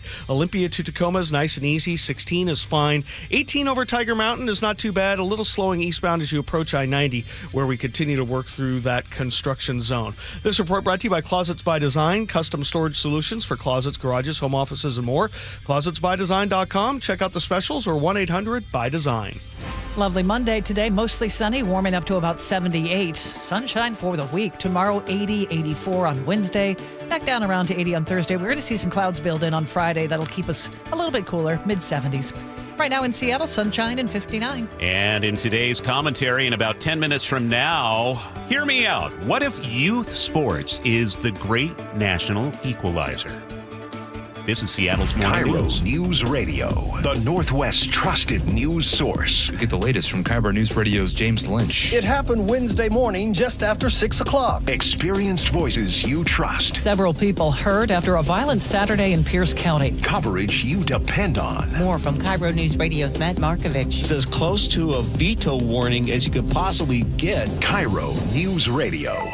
We're on YouTube, our app, your smart speaker, and 97.3 FM. Citizens, since we each upgraded to Xfinity in our homes, the Wi-Fi has been booming. It's fair to say our town has officially become a boomtown. Mayor, will I be able to drop into multiplayer gaming battles with low lag? The lag won't be an issue, but your questionable skills may be.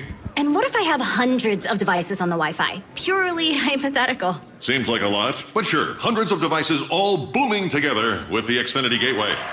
Yes, friends and neighbors, with Xfinity, the Wi-Fi is booming. The Wi-Fi isn't the only thing that's booming. Now get the most reliable Wi-Fi and our best-in-class equipment for one consistent price for 5 years guaranteed. All in. Plus, get unlimited data included and no annual contract. All with the 5-year price guarantee from Xfinity. Visit Xfinity.com, call 1-800-XFINITY, or visit a store today. Restrictions apply. Not available in all areas. New residential customers only. Select plans only. Xfinity Gateway with X-Fi Complete required for unlimited data except in certain areas. Most reliable Wi-Fi based on Open Signal Awards USA. Fixed Broadband Experience Report, August 2024. Actual speeds vary. Are you trying to buy a new home, or are you a local real estate agent seeking financing for a client? We're all tired of dealing with banks, credit unions, and endless guidelines. Wouldn't it be nice to go back in time when we had common sense lending?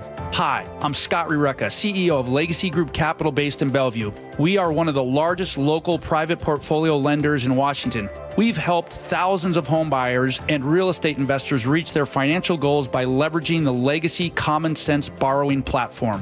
What that means is we lend our own money, we make our own decisions. If your deal makes sense, we'll get it done. Whether you're purchasing a new piece of real estate or refinancing an existing loan, bridge loans, construction, or regular home loan, it doesn't have to be as difficult as banks and lenders make it. If you're trying to grow wealth through real estate acquisition, come talk to the experts in private lending. Call 425-635-4700 or LegacyG.com. Legacy Group Capital, your common sense lender. LegacyG.com. Summer is fast approaching, and it's a great time to get ready for the busy season with help from WaFd Bank. That's right, Dave. And WaFd Bank offers Collect Early to do it, which opens cash flow for things you need, like hiring summer staff or adding inventory. Collect Early helps you get your invoices paid in hours, not weeks. You'll also get access to other services to efficiently run your business, like projection programs for income and expenses, so you can focus on what really powers your business, your customers. That sounds like a pretty helpful tool, Brad, because cash flow can be an issue for small businesses. So how does that work again? With Collect Early, you don't wait weeks to get your invoices paid. It works with just about any invoicing software. So all you need to do is drag and drop to get funds deposited in your WaFd account and use it to help run your business. Getting paid in hours, not weeks, the way nature intended. Go to wafdbank.com or visit your local branch. Discover why they were awarded Best Bank 3 years in a row. WaFd Bank, built for business. Member FDIC. I bet every one of us knows someone affected by cancer. But how many of us know a child with cancer? I got news for you. Cancer doesn't discriminate. Hey, it's G. Scott. We're lucky to have Seattle Children's Hospital leading the charge in pediatric cancer research with a revolutionary treatment called immunotherapy. It's a game changer, reprogramming a child's own T cells to find and destroy cancer cells. That means fewer harsh side effects from chemo or radiation and more hope. But here's the hard truth. Pediatric cancer research is severely underfunded. That's why I'm asking you to help. This July, join me and Safeway by donating at checkout. Become an immunohero. Your donation fuels life-saving research and gives families something priceless. More time, more options, more hope. It's easy. Next time you're at Safeway, just say yes to donate. Together, we can fight cancer for all kidkind. Thank you for being an immunohero. Hey, it's Lori from Guardian Roofing, Gutters, and Insulation with exciting news. We now offer K-Guard Gutter System. Say goodbye to clogged gutters and hello to less maintenance. These top-of-the-line guards are exclusively available only at Guardian. K-Guard is designed to keep debris out, and their durability means they look great year-round without rusting or warping. Ready for hassle-free gutters? Protect your home with Guardian. To learn more about Guardian's exclusive K-Guard gutter system, call today or visit us at guardianroofing.com. Hey, it's John Curley with Dr. Kopstein from K2 Vision RLE. Doc, I heard that 50% of Americans have their lenses replaced by the time they're 75. That's exactly right, John. As we near 50, our eye's natural lens starts to become dysfunctional. If you've now added readers to your need for glasses and contacts, it's a sign the quality and function of your natural lens is fading, and it's a steady decline towards cataracts. Don't go another 20 plus years with poor vision, hassling with contacts and readers. Do what I did. Choose a quick, painless refractive lens exchange from K2 Vision RLE and start enjoying great vision now. Our new lens technology is truly amazing. After replacing over 100,000 lenses, we have the experience to guide each patient to their best solution, even if that's recommending you wait a little while before RLE. K2 Vision RLE can restore distance and near vision permanently, plus never develop a cataract. Read the reviews and schedule a free Zoom consultation now at k2visionrle.com.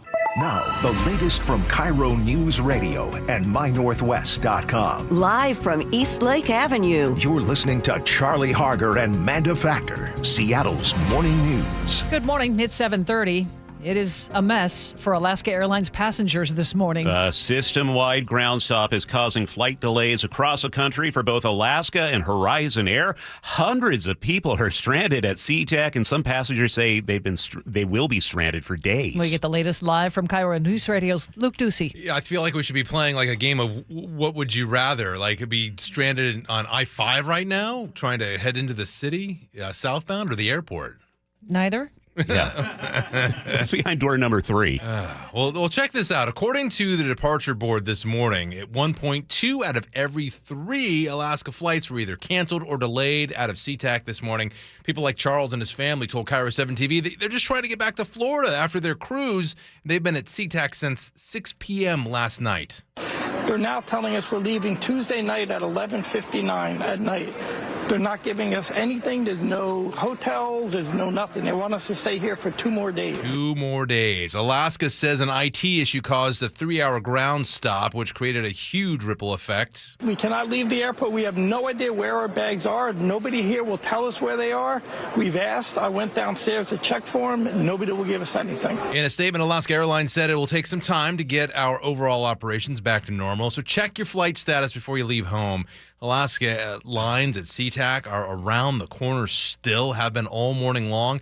A lot of people from Oregon and Idaho, we've heard that they're just renting cars. They just went for it. But I mean, what would you do? What would you do? Would you book another flight on another airline? Are you that kind of person? Or I would think for a long delay like that, isn't it standard to use a hotel voucher or something? Wouldn't an airline provide that? Yeah, and like $10 for meals or something like that. But something. But a lot of the problem for a lot of these people like Charles is they're being told, hey, you might get on a different flight, so don't go too far. Right. And then you're stuck at the airport. It's expensive to stay in Seattle. Yeah. By the way, all your luggage is stuck too. Yeah. So. Right. Okay, Luke, thank you for the update. It's 7:32 now. Renton police are investigating a triple homicide after 2 women and a young girl were found dead. Spokesperson Megan Black describes the scene inside an apartment after police say the suspect pulled out a gun Saturday night. It's a pretty gruesome scene, to be perfectly honest, in there. That's why we're calling in the Washington State Patrol Crime Lab, is because they have the expertise in these more complicated investigations. Police say 2 women were 46 and 28 years old. The girl was just 9 years old. 2 other people escaped and called police. The suspect was arrested the next day in South Seattle. A local veterinarian is alerting dog owners who visit Magnuson Park. Dr. Spencer Greenlake, who recently detected parvovirus in a puppy that had visited the park. She took it upon herself to post the information at the dog park entrance because parvo is one of the most deadly and contagious virus for dogs. She spoke to KIRO 7 TV. Maybe their last distemper parvo vaccine was 5 years ago. I'd say, go down and get that updated. It's 7:33. Time to check the traffic. We head over to Sully at the Beacon Plumbing Traffic Desk. It is not enjoyable coming down out of the Linwood area on both 5 or 405 now. We have about an hour and 20-minute trip from Everett into Seattle, about a 30-minute delay. The backup begins around 220th there in Mount Lake Terrace, just coming out of Linwood all the way down to Northgate because the I-5 express lanes are not open in the southbound direction. They will not be open in the southbound direction for a month. They remain northbound for the construction project at the Ship Canal Bridge. And this shows you how many people use that in the morning. And we're backed up, as I said, really significantly. And now a lot of people have bailed over to 405. They're like, they don't want any part of this. And so they're at 405, and that drive is running about an hour. And it's a reminder that, yes, it doesn't get there very often, and only when it really has to. $15 now in the express toll lanes as you head your way southbound. And if you don't drive 405 regularly because you're normally on I-5, it's $3+ at this time of day to get into those toll lanes for free, not $2+ like it is on I-5. Now, looking at what's going on in Renton up to Bellevue, we've been dealing with a semi that's been stalled and blocking the right lane right at Southeast 8th. Looks like they've moved it over to the on-ramp from Southeast 8th, a little bit over to the right side, but there's still a lot of action, and it's bumper to bumper back to Renton. We have a 45-minute trip from Renton to Bellevue, 15 minutes behind schedule. Valley Freeway, about normal, 48 minutes there. Federal Way to Seattle, 10 minutes faster than normal because the express lanes are open northbound, so people have that as an option. It's only 50 minutes from Federal Way to Seattle. The lake bridges are still doing okay. This traffic report brought to you by Washington 811. If you're digging in your yard, the law requires you to call 811 to avoid dangerous and costly damage. Call 811 or submit online, digsafewa.com. Beautiful Seattle summer weather for the entire week. It will be around 78 in the sunshine for today. A little bit warmer tomorrow. Looks like Wednesday will be around 84 and then cooling back down to 80 in the upper 70s by Friday. Right now in Seattle, sunshine at 58. Reliable, refreshing, and ready every morning. Seattle's Morning News. 7:36, time for our morning commentary. Our youth baseball season just wrapped up yesterday, at least locally. My son Sam's 12U team played their hearts out in Everett this weekend, and in less than 48 hours, we're packing up and heading to Cooperstown, New York, the baseball holy land, for a big national tournament and summer camp. He's beyond excited. I'm packing sunscreen, ibuprofen, all the portable chargers, and a deep, quiet hope no one schedules an 8 a.m. game.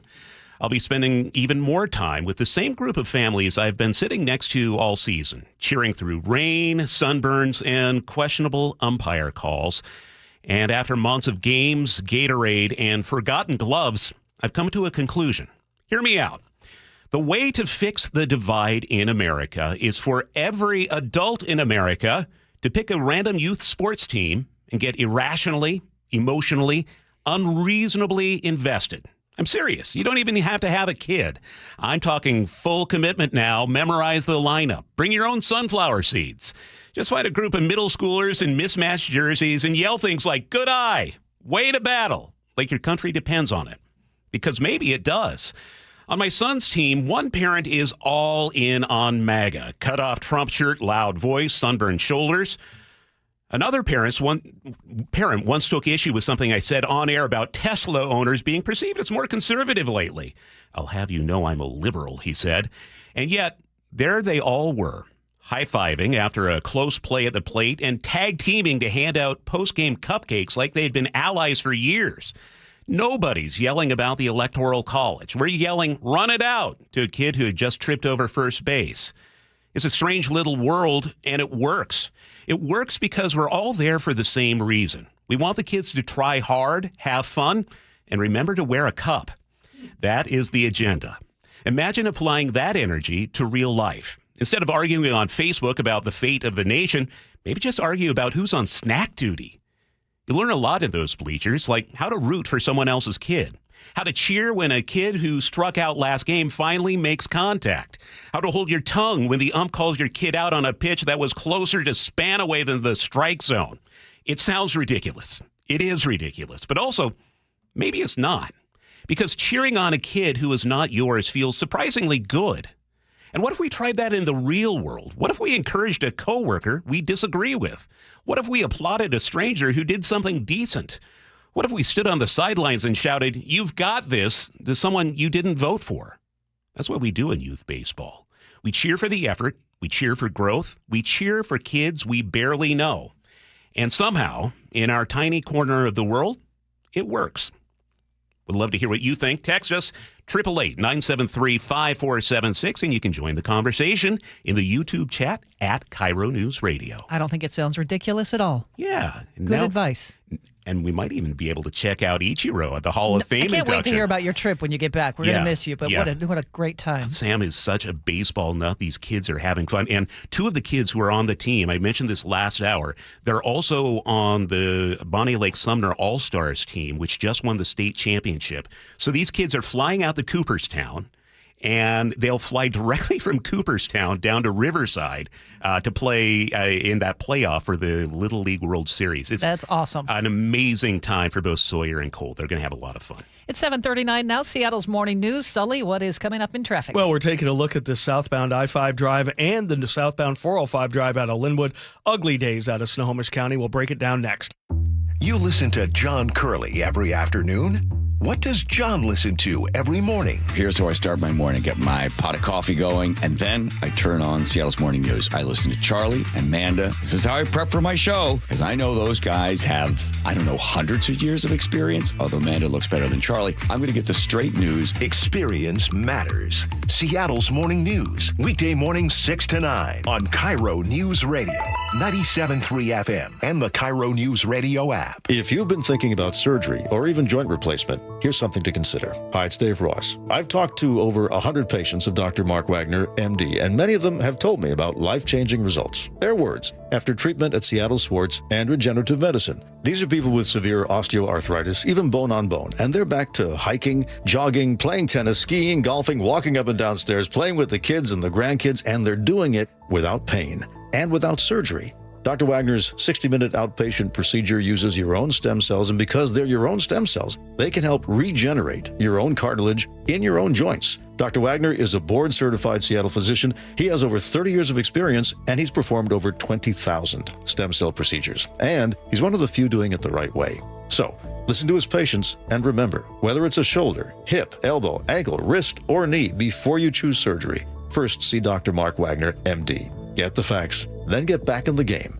at drmarkwagnermd.com. I'm sure by now you've heard interviews with a whole lot of people who took the First Mark Challenge and saved so much money on their insurance and got better coverage. We call them First Mark victories. Well, I too took the First Mark Challenge and am thrilled to say that First Mark is saving my family thousands. Now that's what I call a victory. Before we got married, my husband had been with the same agent for so long, I think we just assumed that they were working hard to get us the best coverage and save us money, but it wasn't the case. And we only knew that by taking the First Mark Challenge. First Mark works for you, not the insurance carriers. First Mark will fully analyze your current coverage, making sure you're not overpaying for the wrong coverage, which could leave you at risk for financial loss. Then they carefully search the market, dozens of major carriers to find you the best fit. And that's it. First Mark Insurance has helped thousands of families successfully manage the complicated world of insurance and save them thousands, my family included. Be the next First Mark Challenge victory. Take the First Mark Challenge now. It's free. Go to firstmarkinsurance.com. First Mark Insurance. They work for you. An illegal alien from Guatemala charged with raping a child in Massachusetts.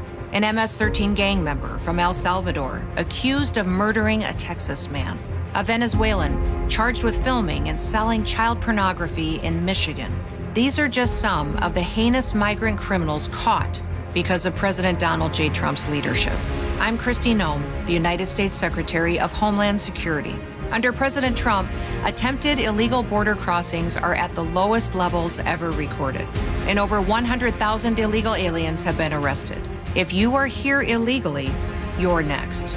You will be fined nearly $1,000 a day, imprisoned, and deported. You will never return. But if you register using our CBP Home app and leave now, you could be allowed to return legally. Do what's right. Leave now. Under President Trump, America's laws, border, and families will be protected. Sponsored by the United States Department of Homeland Security. 7:43, we head over to the Beacon Plumbing Traffic Desk with Sully. And it is ugly on southbound I-5 and southbound 405 getting out of Linwood, all because the express lanes on southbound 5 are not open. They are open northbound for the next month for construction on the Ship Canal Bridge. And because of all the people who would normally be in the express lanes heading south into Seattle now, they're all on the main line. And they are packed in like sardines for 7 miles, all the way back before Mount Lake Terrace down to Northgate. Hour and 20-minute drive from Everett to Seattle. It's about 30 minutes slower than you might expect. A lot of people have bailed and headed over to 405. It went from a reasonably manageable drive to now over an hour itself. Not pretty. Now, what's weird, though expected, is because the closure is on northbound 405 and the express lanes are open northbound, the drive from Federal Way to Seattle is running 15 minutes faster than normal, because there was not all that extra late weaving and merging getting into the heart of downtown where the express lanes would normally be closed. So, yeah, there you go. The direction that's closed is going faster, and the collection that's not isn't. Yeah, there you go. Welcome to traffic in Seattle. Looking at the drive from Renton to Bellevue, still about 45 minutes. They're still working with the semi that was facing the wrong direction, blocking the lane, but it's over on the ramp from Southeast 8th now. So we should be seeing the travel time come down a little bit, but it's still pretty rugged there. Valley Freeway, about 50 minutes from end to end. The Lake Bridges are still doing okay. This traffic report brought to you by Fred Meyer Pharmacy, welcoming Express Scripts Medicare D and TRICARE Department of Defense Plan members. You can transfer your prescription, fredmeyer.com/pay-or-update. It is going to be a really nice summer week around here. For today, warming up to about 78, a tad warmer for tomorrow. We're going to see mostly sunny skies through the week. Wednesday's the warmest day of the week at 84, back down to 81 on Thursday. Right now, we have sunshine in Seattle. It's 58. 7:45 now. Let's check in with Scott Carty. You guys, the largest EV charging facility in Washington State is coming to Redmond. Of course, it's going to Redmond. This week, they're going to be breaking ground at the site. It's on Willows Road Northeast. KIRO 7 TV's Eric Thomas gives us the deets. It's a 4-acre property supporting up to 150 vehicles in it. Will feature state-of-the-art maintenance facilities and vehicle cleaning as well. 4 acres, 150 vehicles. So essentially, Microsoft can just now have their company meetings there. Scott, it doesn't get more exciting than that. I'm charged up. Thank you. 746 coming up, CBS business analyst Jill Schlesinger on how the fight between President Trump and Fed Chairman Jerome Powell could impact consumers like us. Did you know that nearly half the homes in Western Washington are not properly insulated or not insulated at all? That may be the reason why your home is way too hot in the summer and way too cold in the winter. It may also be the reason that your energy bills are sky high. Right now, Insulation Northwest is offering a free inspection of your home's insulation. This is a $199 value and it's absolutely free, no obligation. Just call today and Insulation Northwest will arrange a time that works with your schedule. We'll perform a thorough exam of your home's insulation and give you the advice you need to start saving thousands. Everyone who calls today will also receive a free infrared screening of your home using the latest technology. This will help reveal any hidden flaws in your home's protective energy blanket. What do you have to lose? It only takes about an hour and it's absolutely free. Call Insulation Northwest today, the real insulation company. InsulationNorthwest.com. It started as a puddle. Where? In the shower. Uh-oh. Then the kitchen sink. Started backing up? Yeah. I know where this is going. Clogged up. Right. No problem. Beg your pardon? There's no clog we can't clear. You're Dan. From Apollo Plumbing. This is going to get pricey. How about $83? To clear my drain? Apollo Plumbing clears main drains every day. For $83? 83 or it's free. What's the catch? No catch. We'll even do a camera inspection. Why's that? It's the best way to find the cause of your clog. And it's included? No extra charge. Truth is, we hate clogs. I don't love them. Seen them all. Ew. I promise. There's no clog Apollo can't clear. Guaranteed. 83 or free. Goodbye, slow drains. All it takes is an accessible clean out. And Apollo gets my drains draining again. You call, we come, it's fixed. My heroes. Just doing our job. Thank you, Apollo Plumbing. ApolloPlumbing.com.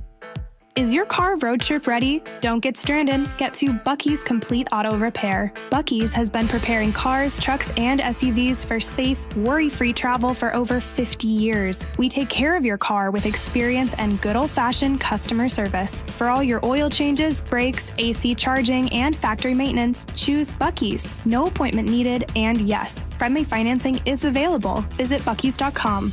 Bucky's, where your car feels right at home. Seattle's morning news. Always live, always connected. Stream, watch, subscribe, and share at mynorthwest.com. On Mondays, we check in with CBS News money analyst Jill Schlesinger, who is here to talk about something happening with the Fed. Oh, yes. President Trump versus Federal Reserve Chair Jerome Powell. Sort it all out for us, Jill. First of all, the funniest thing about a one-way beef where like one side is like really angry and the other side just sort of sits silently. You might be married to somebody like that also. That it's very frustrating for the person who is trying to engage not to get anything back. And then we're sort of seeing that like a rolling anger from President Trump towards Jerome Powell. The president appointed Jerome Powell in 2017. So this is in the first administration. He's like, Janet Yellen, you don't look like a Fed chair. You're out. I'm going to get this very elegant looking lawyer who's been around D.C. forever and a good manager. Jerome Powell, you get the job. And almost immediately he was mad at Powell for keeping interest rates too high. Powell actually lowered interest rates, or his Fed did. And now all these years later, here we are back again. And the president is mad because he thinks that the Federal Reserve should lower interest rates. The Fed isn't really saying anything directly back to the president. They just keep saying the president's tariffs could create conditions where we need higher interest rates, meaning those tariffs that were enacted, and not all of them are in place, but they can cause inflation rates to pick up. And that is the fear of the Fed. They are worried that inflation will pick back up. That's why they're leaving short-term interest rates right now where they are, even though they were dropping them last year. They're kind of holding steady right now. And that's the president's real anger. It's like, wow, they're not doing what I want them to do. And so, Trump has said, I'm going to fire you. And there's some question about really, can he fire a Fed chair? Probably not unless there's cause. Maybe there's cause. The Fed is redoing their building and they've gone over budget. Is that cause? So there's all this back and forth. I'm not sure, but my heart of hearts, I'm not sure that the president is really going to fire Powell, but he certainly is setting him up to be the fall guy if the economy starts to roll over. That the president looks to me like he's saying, anything goes wrong now, it's on the Fed, it's not on me. Couldn't the president, though, if he were to fire Powell, say, put a different person in charge and we reduce interest rates to 2% and everybody can afford a home now? Well, it's a very complicated process. He can, okay, let's do it the different way. Let's say he doesn't fire Powell. Let's just say Powell's like, ugh, I've had enough. I'm out of here. His term is up next May, but I'm out of here. Now the president can appoint a new Fed chair. And then in January, there will be a new opening on the Federal Reserve. So he'll have two positions, okay, that he will be. But there are still other people who vote. And it's a weird thing with the Fed. One person's vote is not more important than another's. So you almost have to fire the entire Federal Reserve Board, pack the Federal Reserve, and then have them drop interest rates. So what's the problem if they drop interest rates? Well, what if they start fomenting? So short term, you're like, psych, you're right. Mortgage rates come down, housing market picks up. You know what else happens? The inflation rate starts to pick up because cheap money usually fuels a lot of spending, and a lot of spending fuels price increases.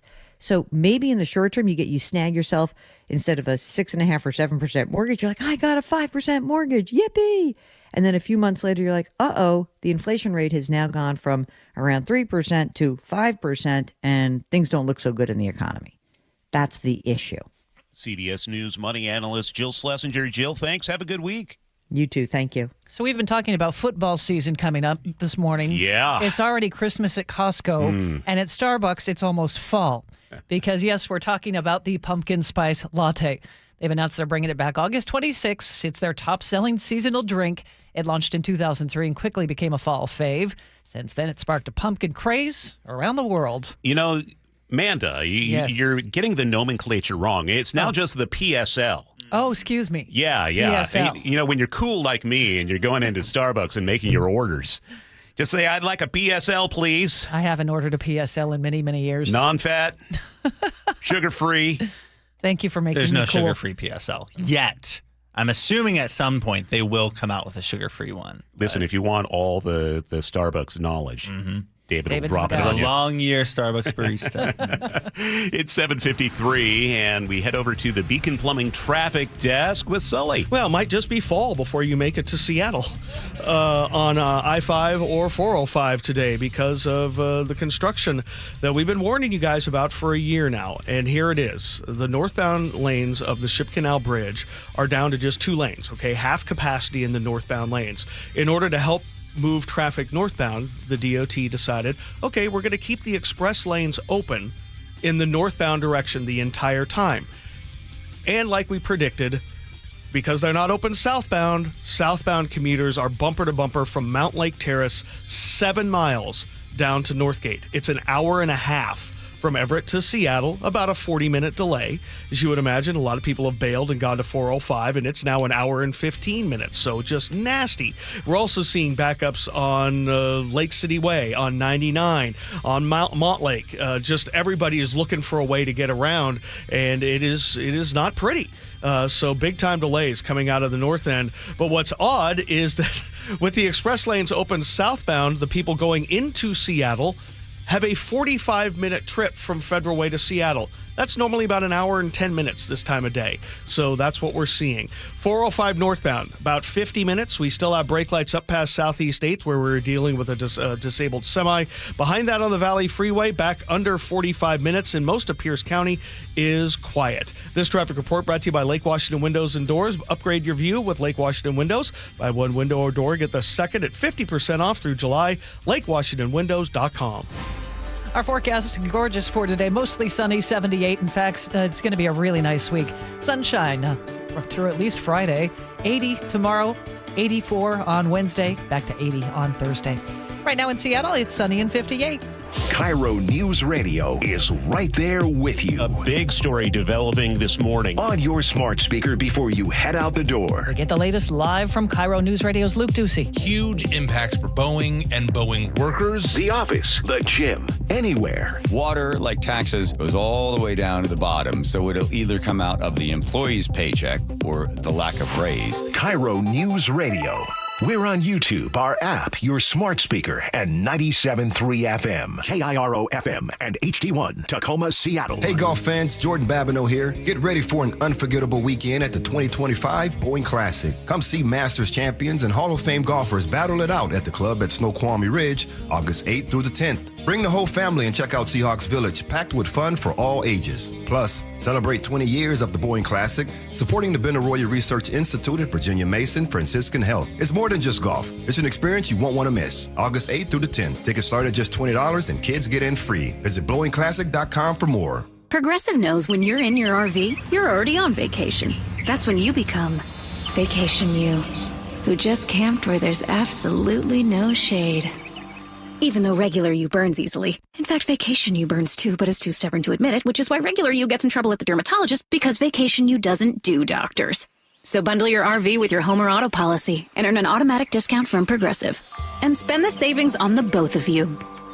Progressive Casualty Insurance Company affiliates and other insurers. Not available in all states or situations. I'm Ed Evans, CEO of Consumer Cellular. No, we're not one of the big guys. Truth is, we don't want to be. If you're over 50, Big Wireless probably has you paying for more data than you might need. You could be throwing away thousands over a lifetime. We're not here to be the biggest. We're here to bring you something we believe is better. Our plans start at just $20. You'll get the same fast nationwide coverage without the big wireless bill. Call 1-888-FREEDOM, visit consumercellular.com/facts or a store near you. Plans include $5 credit for auto pay and e-billing. See site for additional facts. Download the KIRO News Radio app, where you can watch us live or stream us live anywhere, anytime. How would this initiative, whatever this initiative is, how would he fund it? Stay connected everywhere. Download the KIRO News Radio app. At Fisher Investments, we may seem like other money managers, but we're different. What makes you so different than the rest of us? We ensure clients receive unparalleled service at every step of the relationship. Tell me more. Our investment counselors focus on service over sales, prioritizing clients' needs. How do you make money? We don't sell any commission-based products. We have a simple management fee based on the value of our client's portfolio.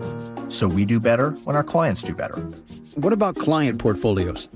We get to know each client, their finances, family, health, lifestyle, and more, and then we tailor a portfolio based on their specific goals and needs. Your clients really come first then, huh? Yes, we make them a top priority. Our goal is helping them achieve a comfortable retirement. Wow, maybe we are different. At Fisher Investments, we're clearly different. Learn more at FisherInvestments.com. Investing in securities involves the risk of loss.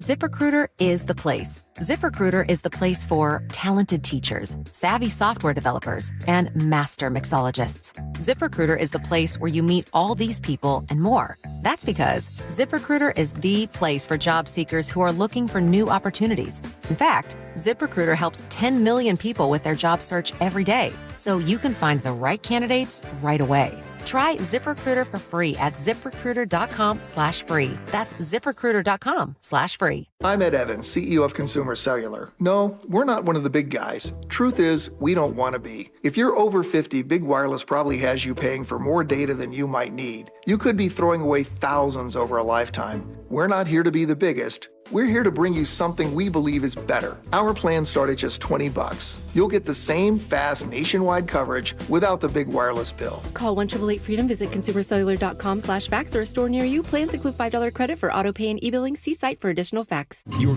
best source for local news. KIRO News Radio, KIRO FM and HD1, Tacoma, Seattle, Northwest News. This is CBS News on the Hour, sponsored by Progressive Insurance.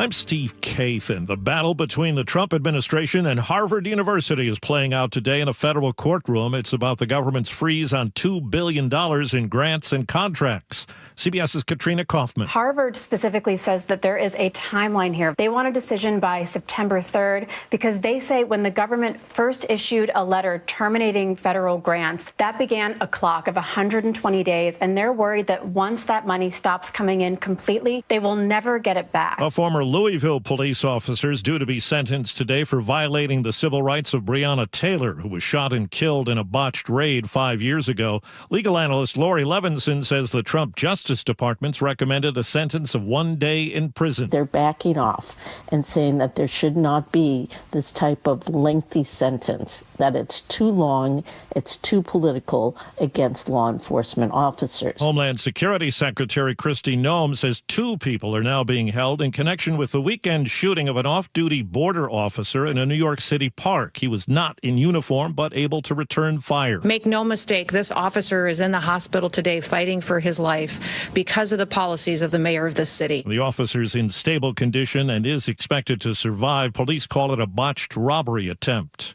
There's an investigation after a commercial passenger jet avoided a mid-air collision with a B-52 bomber over North Dakota.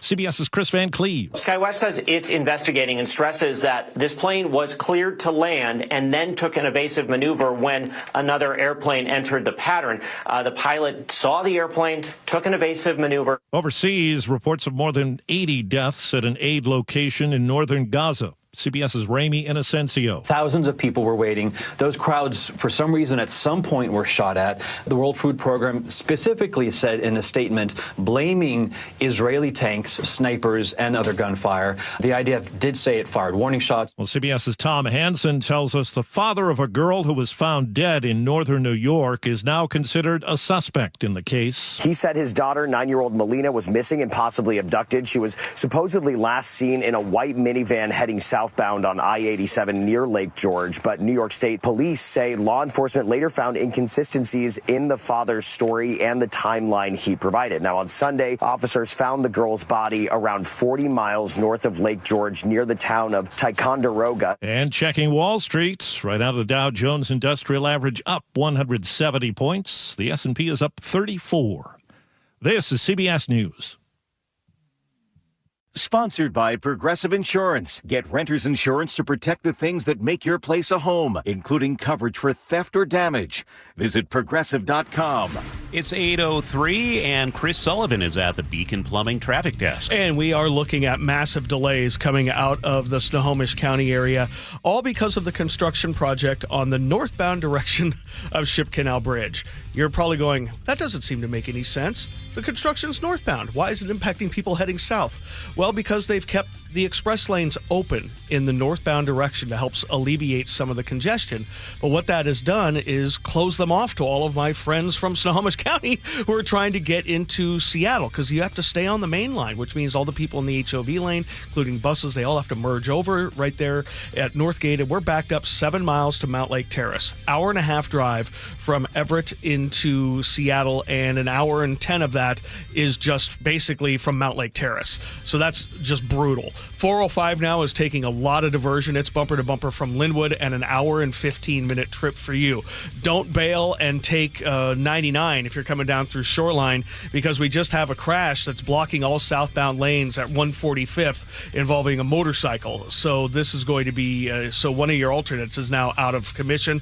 Looking at 405 now, Renton to Bellevue, only 45 minutes. The stall has entirely cleared coming into Southeast 8th. Northbound I-5, even though that's where the closure is, 45 minutes from Federal Way to Seattle, 20 minutes faster than normal. Valley Freeway is only running 45. This report brought to you by Bucky's Complete Auto. Over 50 years, Bucky's has provided oil changes, brakes, and more. Good old-fashioned service, no appointment needed. Bucky's.com.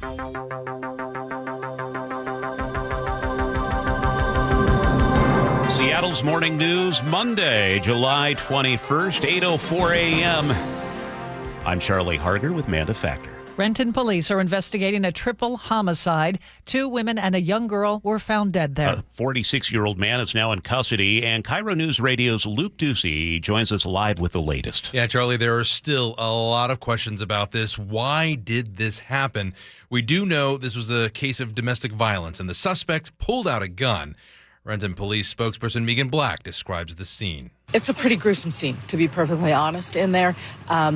That's why we're calling in the Washington State Patrol Crime Lab, is because they have the expertise in these more complicated investigations. Police say they found the victim shot inside an apartment Saturday night, including a 46-year-old woman, a 28-year-old woman, and a 9-year-old girl. 2 other people were able to escape, and they called police. Police say the suspect and the 46-year-old were in a relationship. We don't know the nature of that relationship exactly. There was a lot of evidence to go over at that scene. They will process the scene. They will photograph it. They will take DNA samples. They will gather all the evidence, and then we'll be able to put it all together, write up a report. It took some detective work pinging the suspect's phone to find him. Police arrested him Sunday afternoon in South Seattle. He's behind bars right now this morning, held on suspicion of murder. Luke, thank you. It's 8:06. Senator Maria Cantwell appeared on CNN's Situation Room moments ago to urge the Trump administration to invest in better weather forecasting technology. Well, we definitely want them to make the upgrades, and we definitely think that we need to use more analysis. The European model, which you hear a lot about, uses more supercomputing time, so it analyzes and creates a more correct model. And she also spoke to Pamela Brown about our state. I come from a very disaster-ridden state. I'm in the top 10 states of disasters like this. We know what it costs us, so let's get the best weather radar and technology system, do the analytics, and give people fair warning to get the heck out of the way. We know that these storms are costing us billions of dollars and costing us lives. After a nearly 3-hour grounding of Alaska Airlines flights last night, things are jammed up at the airport this morning. SeaTac Airport reporting 39 delays and 45 cancellations. KIRO 7 TV's Brooke Griffin is at the airport this morning. She has been many times before, and she has one very frustrated passenger with her. This is the most people I've ever seen here at the Alaska check-in area, and I have one of those passengers with me. This is Charles. He's trying to get home to Florida. Tell me a little bit about what's been going on. It's just been a long day. We just want answers. Nobody will give us answers. We've called NCL. That's the cruise line I was on. They said we have to go to Alaska Airlines. Alaska Airlines is saying they don't have answers for us yet. They booked us. They confirmed us on a flight 2 days after. So let's go out at 11 o'clock today. We've been here since 6 p.m. They're now telling us we're leaving Tuesday night at 11:59 at night. They're not giving us anything. There's no hotels. There's no nothing. They want us to stay here for 2 more days.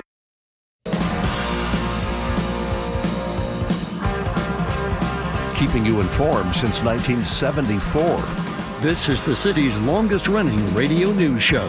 Seattle's Morning News on KIRO News Radio. Careful, Sully, you're going to throw something out over there. Detroit Rock City. Kiss. Thank you, Nick. The greatest DJ in Rainier's history. I wanted to keep the momentum rolling for you, bud. He played our own personal. I texted him in the booth. We went to the game Saturday. He texted, and he'd play every song we wanted. It was awesome having your own personal DJ. Great job, Nick. How was the game? Isn't that place cool? Oh, it's awesome. Yeah. Never been there before. I'll be going again. The Rainier's Park is beautiful. Cheney Stadium. Oh, love it. Glad you had fun. Yeah, it was great. And they won. I need to remember to text Nick the next time I'm there. Yeah. You got to visit me up in the booth. Oh, yeah, I got to go check out the control center and everything like that. It was awesome. Yeah.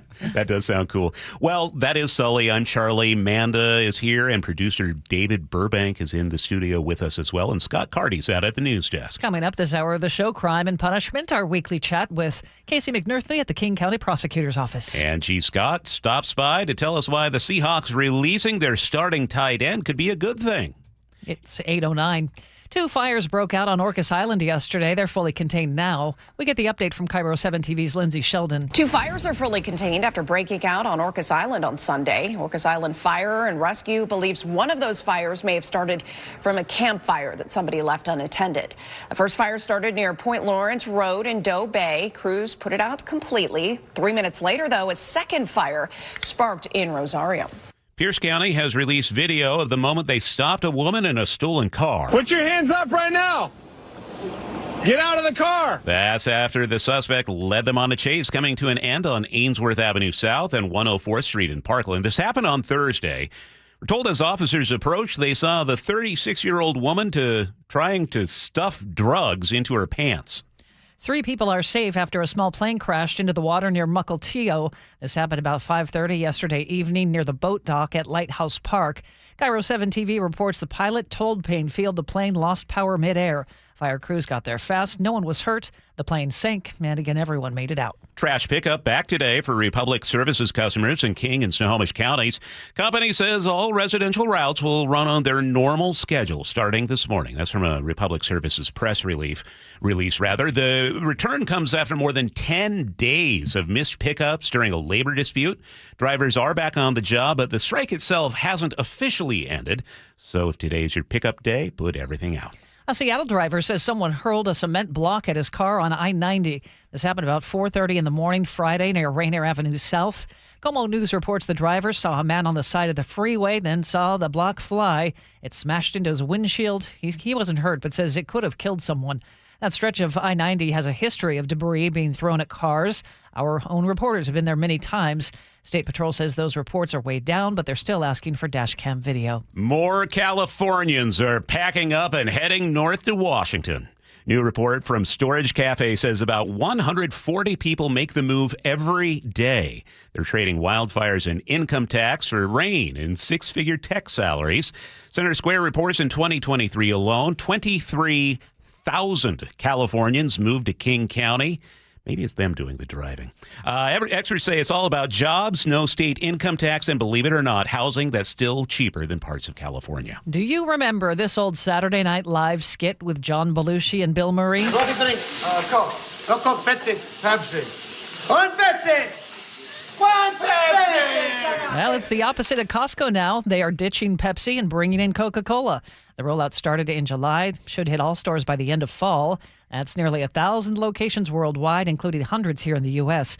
According to the News Tribune, Costco made the Pepsi switch in 2013. They took the Pepsi challenge. There's something like that. Still $1.50, though, for your hot dog and now a Coke.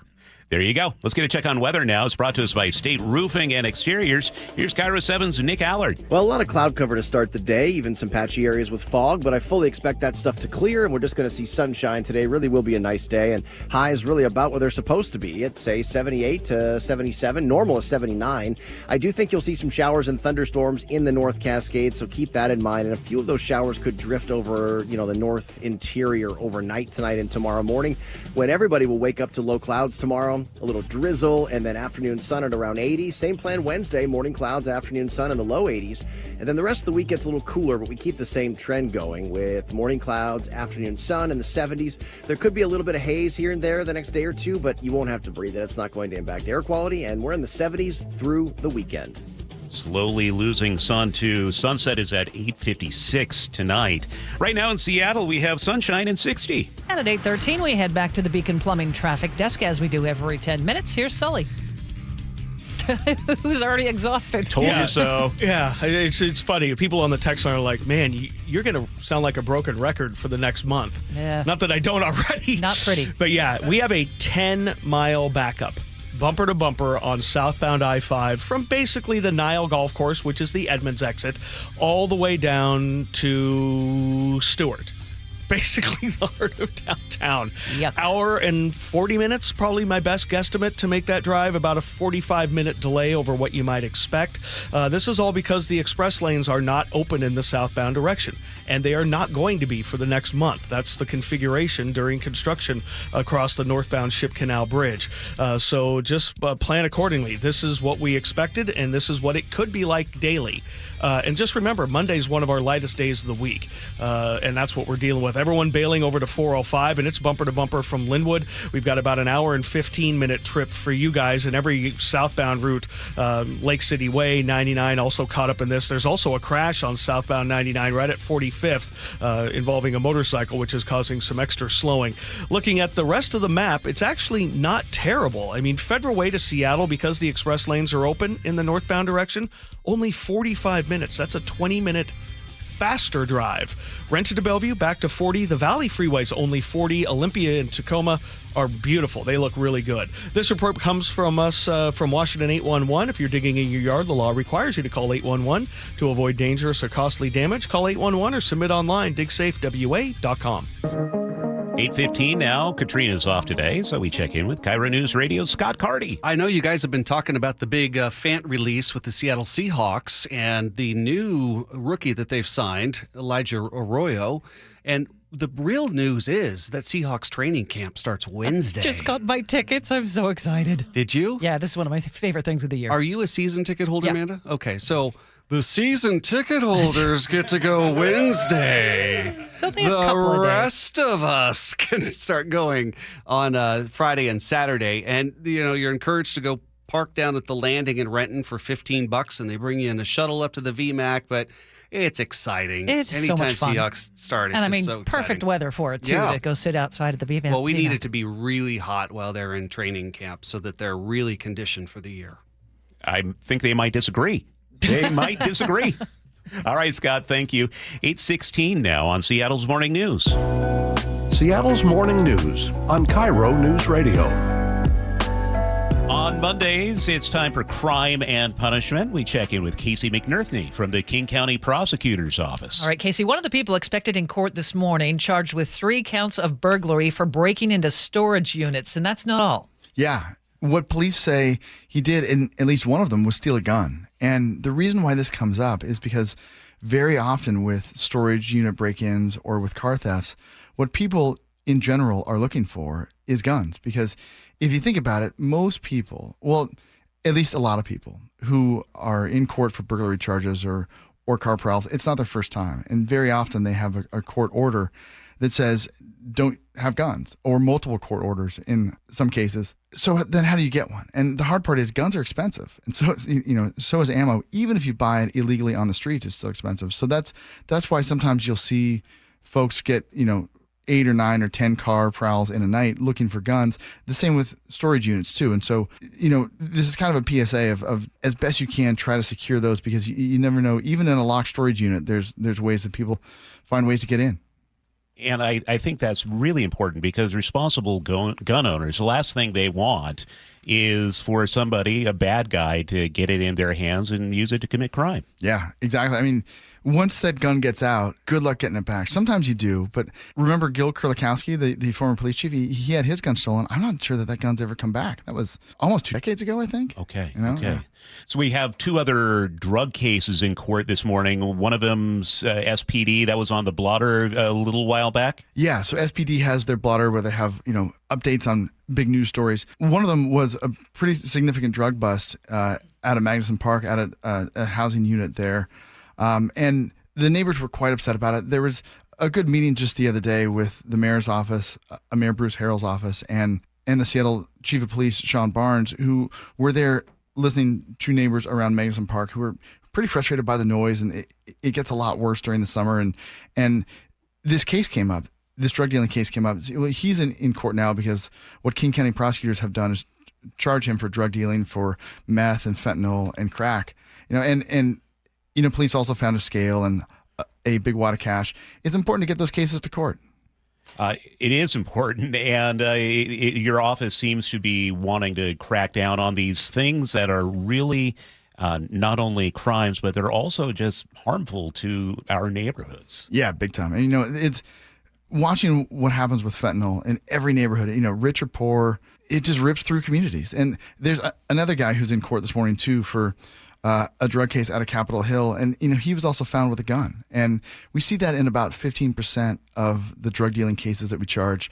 About 70% of the cases that are charged out of King County from the prosecutor's office are fentanyl or meth or both.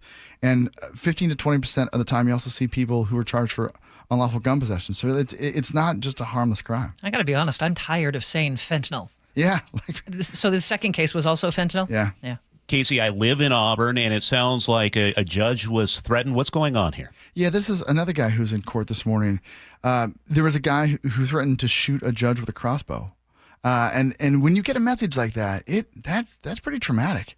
Even if you're used to kind of, some harsh comments, but when you have a real threat like that, one, you can expect a charge when prosecutors can prove it, and King County prosecutors have charged that case. But we see more and more at every level, even locally. The judges are facing so much pushback, and it's not the civil discourse that we saw even a few years ago. It's getting more and more angry and violent, and we know. There's plenty of times where prosecutors and defense and even police may disagree with the judge's decision, but keep it civil. What's the status of this case now? So he's charged with a felony, charged with intimidating a judge and telephone harassment. And so it'll just move forward from here. But it's pretty scary to see. Luckily, there was no physical violence, but it doesn't take much to escalate. Guns, drugs, and threatening judges. It's a real mixed bag that you're facing, and all these guys are in court this morning. Yeah, them and more. Casey McNerthy with the King County Prosecutor's Office. Thank you, Casey. You bet. It's good to see you both. It's 8:20. Well, the CEO of the tech company Astronomer resigned Saturday after that kiss cam video of showing of him. That is, it showed the man and the company's HR director. It went viral. We get the story from CBS News reporter Christopher Cruz. In a statement, the company said Andy Byron has tendered his resignation. Our leaders are expected to set the standard in both conduct and accountability, and recently that standard was not met. During a Coldplay concert in Massachusetts Wednesday, the cameras zoomed in on a man and woman embracing in the stands. When they spotted themselves on the Jumbotron screen, they looked shocked. Coldplay singer Chris Martin.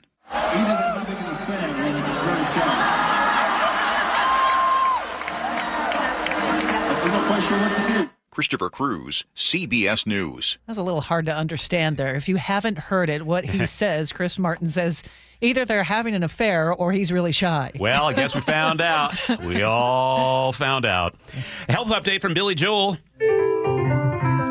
2 months after he was diagnosed with a brain disorder, Billy Joel tells Bill Maher's Club Random podcast. It's not fixed. It's still being worked on. I feel fine. Oh, okay. My balance, it's like being on a boat. When he first got the news, the 76-year-old tells Maher, I thought it must be from drinking. But you don't drink. Not anymore. Yeah. But I used to, like a fish. The true cause of the disorder? Nobody knows. Joel is in physical therapy, and he's canceled all of his upcoming concerts. Deborah Rodriguez, CBS News. Really good of him to be on with Bill Maher. Can't wait to see him on Bill Maher. Deborah, it's Maher.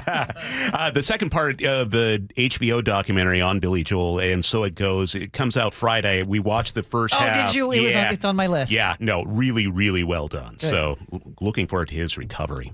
It's 8:22. A North Dakota community is fighting back against an invasion of ground squirrels. Minot, North Dakota is being overrun by a worsening population of ground squirrels, creating holes and ruining irrigation systems. Grass is nice and green. Ground squirrels have a lot to eat. Getting them to eat the poison is the problem. The city of 50,000 is using snares to catch the rodents, while Arrowhead Pest Control's Tim Zeltinger has joined the squirrel patrol. I do some work for U.S. Customs at the border. It's not just Minot, it's everywhere. Stephen Kaufman, CBS News. You know, my wiener dogs, Ralph and Daisy, if they were to know about a squirrel invasion, they are willing to be drafted to help get these varmints. Well, or you could be one of the dudes in Tommy's old apartment complex who would go after the ground squirrels from the third floor apartment with a gun for target practice. Sully, we were keeping it light. That's awful. Really? Yeah. that's what college kids are doing these days? It's Montana. That's true. They grow up with that, and that's they were. Maybe Chris they were Sullivan is at the Beacon Plumbing traffic desk. I'm just trying to give somebody a laugh. I mean, come on, we're dealing with a 10-mile backup. It isn't. No. Bing, bing. No. My buddies in high school used to do the exact same thing. There we go. How's traffic, Sully? It's terrible. I mean, what do you want from me? Oh, you want me to do my job? Okay, I'm with you. 10-mile backup from basically the Edmonds exit all the way down to Mercer on southbound I-5, and an hour and 40-minute trip from Everett to Seattle, and about an hour and 15 of that is just from Linwood. It is ugly, and the reason, because the express lanes are not open in the southbound direction. They are remaining northbound because of the lane closures on the Ship Canal Bridge, which I'll get to in a minute. And so we are looking at very heavy slowing. 99's not a really good option for you. Neither is Lake City Way because you're driving right into the backup. A lot of people are going 405, and it's running an hour and 15. Now, what's happening is the two left lanes of the Ship Canal Bridge northbound are closed. They're going to be closed for a month as they do work there. And there is Adam, our Staples driver out there, just to remind everybody, from about the convention center up to 520 is really slow because of that. But overall, Federal Way into Seattle before you hit that backup is only 45 minutes, which is pretty amazing. Renton to Bellevue, still about 40. The Valley Freeway is quiet, under 40 minutes there. Most of Pierce and Thurston County are fine. The Lake Bridges are doing okay. This report brought to you by Seattle Sports. Download the Seattle Sports app and stay in the know with the latest news, scores, and opinions about your favorite teams. You got to laugh or you'll cry. Pretty much, yeah. Beautiful day. You got that going for us. Mostly sunny, 78 today, 80 tomorrow. The sunshine continues through the end of the week and into the weekend, too. Wednesday will be the toastiest day at 84. Right now in Seattle, sunny and 58. It's a hot mess at the airport. We'll take a look at the delays at SeaTac on the way here on Seattle's Morning News. This hour is brought to you by WaFed Bank. Big time inventory, big time saving. The Kendall Ford of July sales event is on now at Kendall Ford of Marysville. Get in on thousands in savings on new adventure-ready Ford trucks and SUVs. Step up to a Super Duty and save over $7,600 off MSRP on a new 2024 Ford F-350 XL Super Cab 4x4. Or trade in and trade up to a new 2025 Ford Bronco Sport Big Bend 4x4. Save up to $4,200 off MSRP. After all discounts, you pay just $27,327. Don't miss out on the deals during the Kendall Ford of July sales event. On now at Kendall Ford of Marysville. Stop by today. Kendall. Let's start something great. VIN number RKF 18183 and SRE 72783. Must have a 1995 or newer trade to qualify for all factory rebates. All factory rebates subject to change. Price does not include taxes, title, or license. A negotiable documentary service fee of up to $200 may be added to the sale price of the vehicle. Subject to prior sales, see the details. Offer expires 7/31/25. Hey, it's John Curley for Closets by Design. Our closets were a mess, so I called Closets by Design. They came in and did exceptional work. Now, they're locally owned, and they've been operating for more than 2 decades. I love these guys. A family-run business with national backing, and they source almost all their products right here in Washington. Have Closets by Design come out and customize your closet. Right now, 40% off plus an additional 15% off with 18 months financing and free installation. 1-800-BY-DESIGN or closetsbydesign.com. Hey, it's Lori from Guardian Roofing, Gutters, and Insulation. Think insulation is only for the winter? Think again. Upgrading attic insulation is a popular and cost-effective way to make your home more energy efficient. It's your secret weapon for staying cool in the summer, slashing utility bills, and boosting your home's air quality while keeping mold at bay. Need an attic overhaul or thinking about new insulation? Look no further. Guardian has your back. Call now and save $299 off attic ceiling and insulation, or visit us at guardianroofing.com. AAA asked me if I would change my name from Sir Mix-a-Lot to Sir Mix-a-Lot. I said, why would I do that? They said, you're more than just a rapper. You're a car collector. You're a businessman. You're an inventor.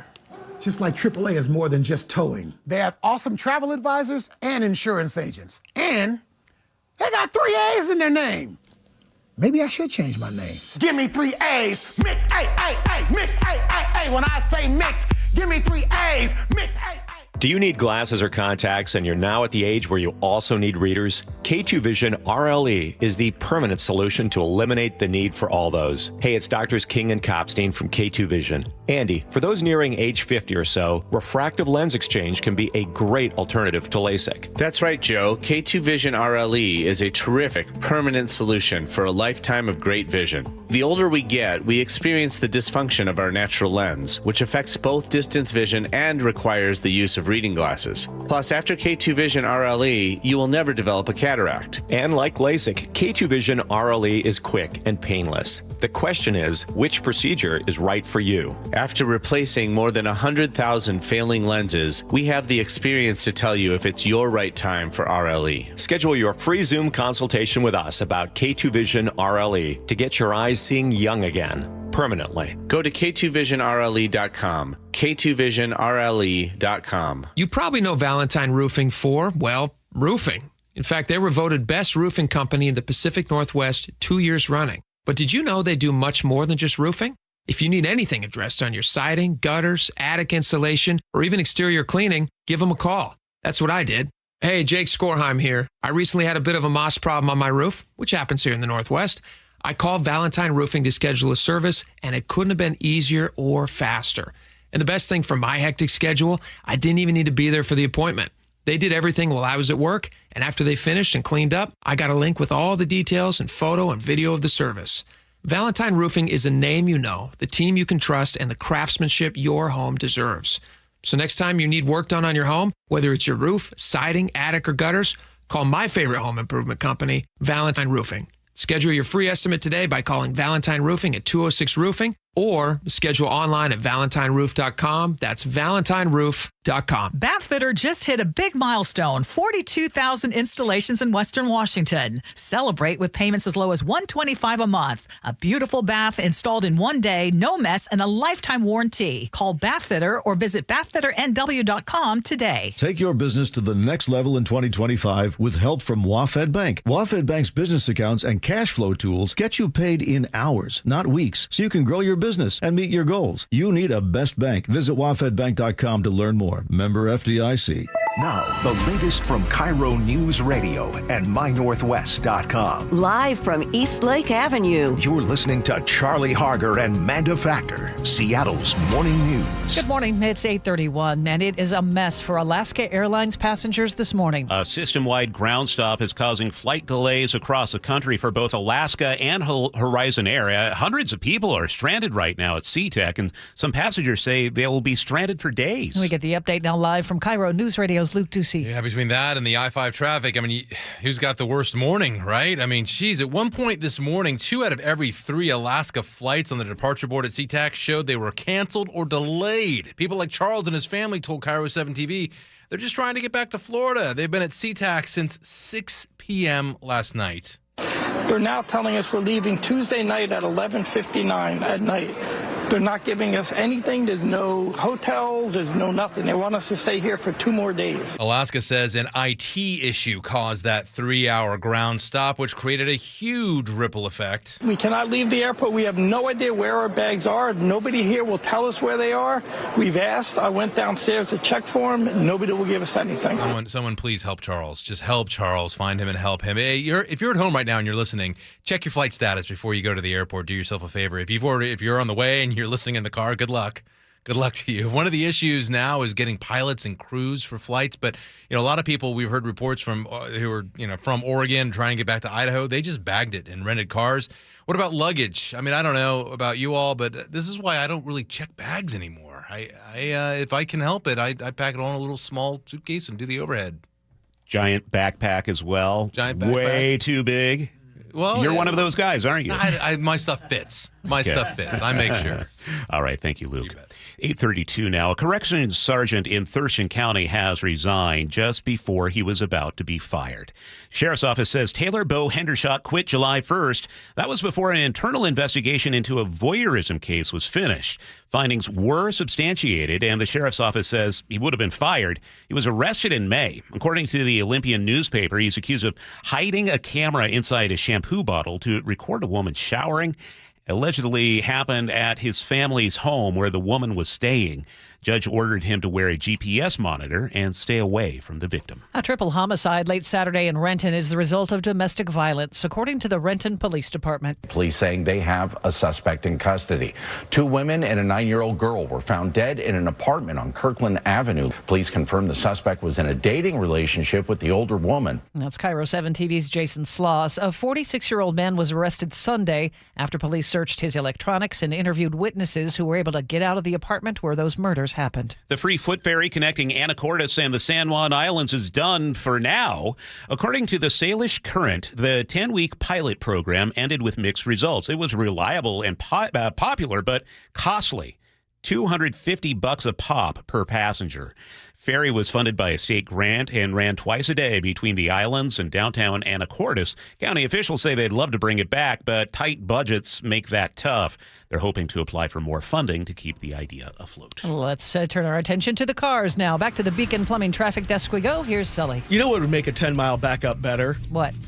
Adding a stall blocking a lane in the middle of that 10-mile backup. Really? Oh, wait a minute. I guess I don't know what good is. Ouch. Yeah, that's right before you get to North Gate. We've got a stall in the middle of this 10-mile backup that extends from Linwood all the way down into Seattle because of the express lanes not being open in the southbound direction.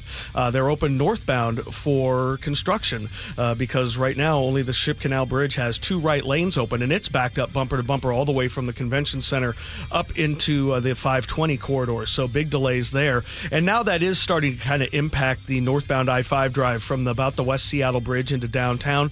So plan on a couple of minutes lost under that convention center. But overall, we're under 50 minutes from Federal Way to Seattle, which is pretty amazing. A lot of people have bailed from the north end and headed over to 405, and that's why it's running at about an hour and 15 minutes to go with the 90 minutes that's on I-5. Federal Renton to Bellevue, we've got about a 40-minute trip there. The Lake Bridges, surprisingly, are doing okay. And Puyallup to Renton, not bad there at all. And 18 at Tiger Mountain is not too bad either, even though we continue with the closure there under I-90. This report brought to you by Washington 811. If you're digging in your yard, the law requires you to call 811 to avoid dangerous and costly damage to utility lines. Call 811 or submit online at digsafewa.com. Historically, this is one of the sunnier and drier weeks of the year, and it looks like this week will be no exception. 78 for a high today with sunshine, 80 tomorrow, 84 on Wednesday, 81 on Thursday, 75 on Friday, and this weekend also looking sunny and warm. Right now in Seattle, it's sunny and 60.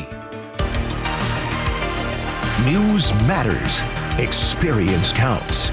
You're listening to Charlie Harger and Manda Factor, Seattle's morning news. It's now 8:36. Well, believe it or not, the college football season is right around the corner. The Huskies and the Cougs getting ready for fall camp ahead of the 2025 season. And one of the prominent voices in college football is Kirk Herbstreit, longtime analyst for ESPN's College Game Day. We called up Kirk early in the morning to ask him what to expect from the Huskies. Well, I think it's going to be an exciting year in Seattle, not just with the Dogs, but also with the Seahawks. You know, I think you're starting in both cases. You're getting more continuity with the coaching staffs now. You know, having a couple years under their belt, understanding the type of players that maybe fit in their systems, the players understanding the schemes a little bit more.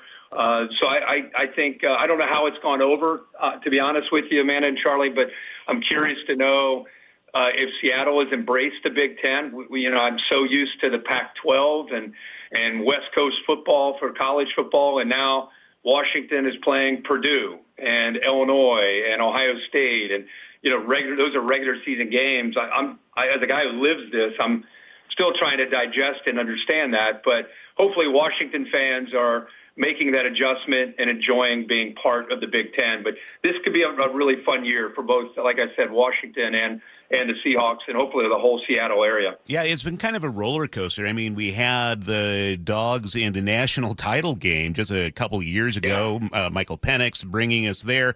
And now there are kind of struggles in the Big Ten for the Huskies, at least so far. Is there hope on the horizon? Does this sort of thing kind of stabilize? Yeah, just real quick, you got to think about what you lost. You got to the national championship, and not only did you lose Michael Penix, but you lost the head coach. You lost all your coordinators. I can't even remember. I called that national championship game. So many different starters left that team. And so you're almost starting over. So not just leaving and going to the Big Ten, but new coaching staff, a lot of new players. So I think to a certain degree, you almost have to give them a little bit of a grace period just to let the new coaching staff just get their feet under them. And as I said, now in their second year, I think you're going to start to see that continuity start to pay off. They're going to start to understand the Big Ten more. But more importantly, I think in their own house, they're going to get more experience at some key positions. But that team 2 years ago was electric and experienced, and to lose all that, you're basically back to square one. So I think they're heading in a really good direction. That's ESPN's Kirk Herbstreit joining us on Seattle's Morning News. Let's talk about baseball real quick, shall we? No sweep for the Mariners, but a huge series win over the weekend against division rival Houston Astros. Saturday's game was won in walk-off fashion. M's rookie infielder Cole Young bringing in the winning run in the bottom of the 11th. Here's the pitch. Swung on, ripped, right field line. That is the ball game. Cole Young, the hero. Young talked about the big moment after the game. Kind of told myself, just can't strike out here. You just got to put the ball in play and see what happens. And luckily I got, a splitter in the zone, and I was able to do that. Well, sadly, the Mariners lost yesterday, so they are still 4 games back on Houston for the lead in the division. Another big test this week, the Mariners take on the red-hot Milwaukee Brewers. They are currently on a 10-game winning streak. Seattle will look to break that streak with George Kirby on the mound today. First pitch, T-Mobile Park at 6:40, and you can hear all the action on our sister station, 710 Seattle Sports. Well, Sully, I live in Auburn, and I'm imagining a lot of my neighbors right now are very happy with their commute into Seattle. Yeah, they are, actually. They're enjoying about a 20-minute faster drive from Federal Way into Seattle, if they're, say, or even, if you're heading up at 167 and coming on from Tukwila, because, the express lanes are open in the northbound direction. So, yeah, they're enjoying a good day. Okay, what's coming up in traffic? Well, all the people going the other direction are cursing your name and all your friends who live in Auburn. So we're going to break it down from here. The first place you turn to for breaking news. Protest outside City Hall. KIRO Newsradio. James Lynch begins our team coverage live at City Hall. Now, we are told by SPD that 4 people have been arrested for assault. For more on the counter-protesters, we go to Scott Carty. See a group of another 10 officers come down the steps. Closures now extended from Washington closer to the stadiums. KIRO Newsradio on 97.3 FM, and download the KIRO Newsradio app to listen anytime. From whiplash to herniated discs, there are a few car accident injuries we've all heard of. JP Pendergast with Pendergast Law explains that even the most common injuries differ from one another. Pre-existing conditions, health history, beginning of treatment. There are hundreds of factors that make every person and every injury unique. While these variables aid medical treatment, the strongest case recoveries must also take them into account. Could you explain a little bit more? Our team at Pendergast Law is obsessed with turning over every stone to differentiate each case. This requires thorough investigation, diligent listening, and relentless research. We never pursue cases with a one-size-fits-all approach. We built our success by treating every injury and every case with the individualized attention our clients need and deserve. Pendergast Law's individualized approach to even the most common injuries makes the difference in case outcomes. It's another reason why I can't recommend them enough. If you or a loved one has been injured in a car accident, call Pendergast Law. We can help. This is the story of the one. As a safety manager at a manufacturing plant, he does everything he can to keep his coworkers safe. From finding ways to reduce risks to keeping safety supplies in stock. And for that, he relies on Grainger. Grainger offers a broad range of quality products and next-day delivery, so he can always play it safe. Call 1-800-GRAINGER, click Grainger.com, or just stop by. Grainger, for the ones who get it done. This message comes from Viking, committed to exploring the world in comfort. Journey through the heart of Europe on an elegant Viking longship with thoughtful service, destination-focused dining, and cultural enrichment on board and on shore. With small ships that bring travelers closer to the destination, there's more time to explore. And every Viking voyage is all-inclusive, with no children and no casinos. Discover more at Viking.com. Hey, golf fans. Jordan Babineau here. Get ready for an unforgettable weekend at the 2025 Boeing Classic. Come see Masters champions and Hall of Fame golfers battle it out at the club at Snoqualmie Ridge, August 8th through the 10th. Bring the whole family and check out Seahawks Village, packed with fun for all ages. Plus, celebrate 20 years of the Boeing Classic, supporting the Benaroya Research Institute at Virginia Mason Franciscan Health. It's more than just golf. It's an experience you won't want to miss. August 8th through the 10th. Tickets start at just $20 and kids get in free. Visit BlowingClassic.com for more. At 8:43, we head over to the Beacon Plumbing traffic desk, where it is looking like a headache for the next month. Yeah, who said it was going to be month of hell? You did. Oh, yeah, you're right. Call me Kreskin. Looking at the drive now, about 4 people got that reference.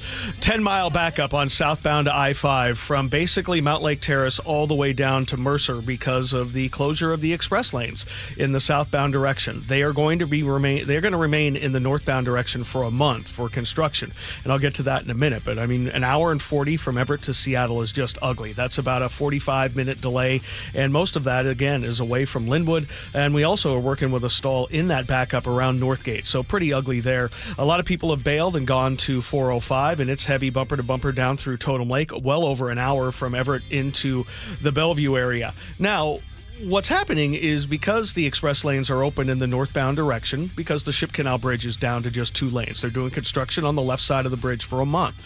What that has created, Federal Way to Seattle is running 40 minutes right now. 40 minutes at this time of day. That's unreal because the express lanes are an option. However, once you get through about I-90, it's going to be bumper to bumper past 520 because you run into those lane closures. So you are going to have about a 10-minute delay getting out of downtown. Looking at Renton to Bellevue, about a 40-minute trip. Behind that on the Valley Freeway, 40 minutes as well. That's a really good drive up the Valley. And then Olympia to Tacoma is only running 30 minutes. This report brought to you by Home Comfort Alliance. Get lower home energy bills, cleaner air, and year-round comfort with AeroSeal duct sealing, starting at just $99 for PSE customers who are replacing their furnace or heat pump. HomeComfortAlliance.com. Why, thank you, Kreskin. Yeah, thank you. I did not know that. That's weird, wild stuff. Amazing. Sunshine today, 78. We'll be up around 84 tomorrow. Lots of sunshine all week. Looks like Wednesday will be the warmest day at 84, and then down to the mid-70s for Friday and through the weekend. Right now in Seattle, it's sunny and 58. At 8:45, we check in with Yes, you are correct, sir. Scott Carty is at the Beacon. You're at just the news desk.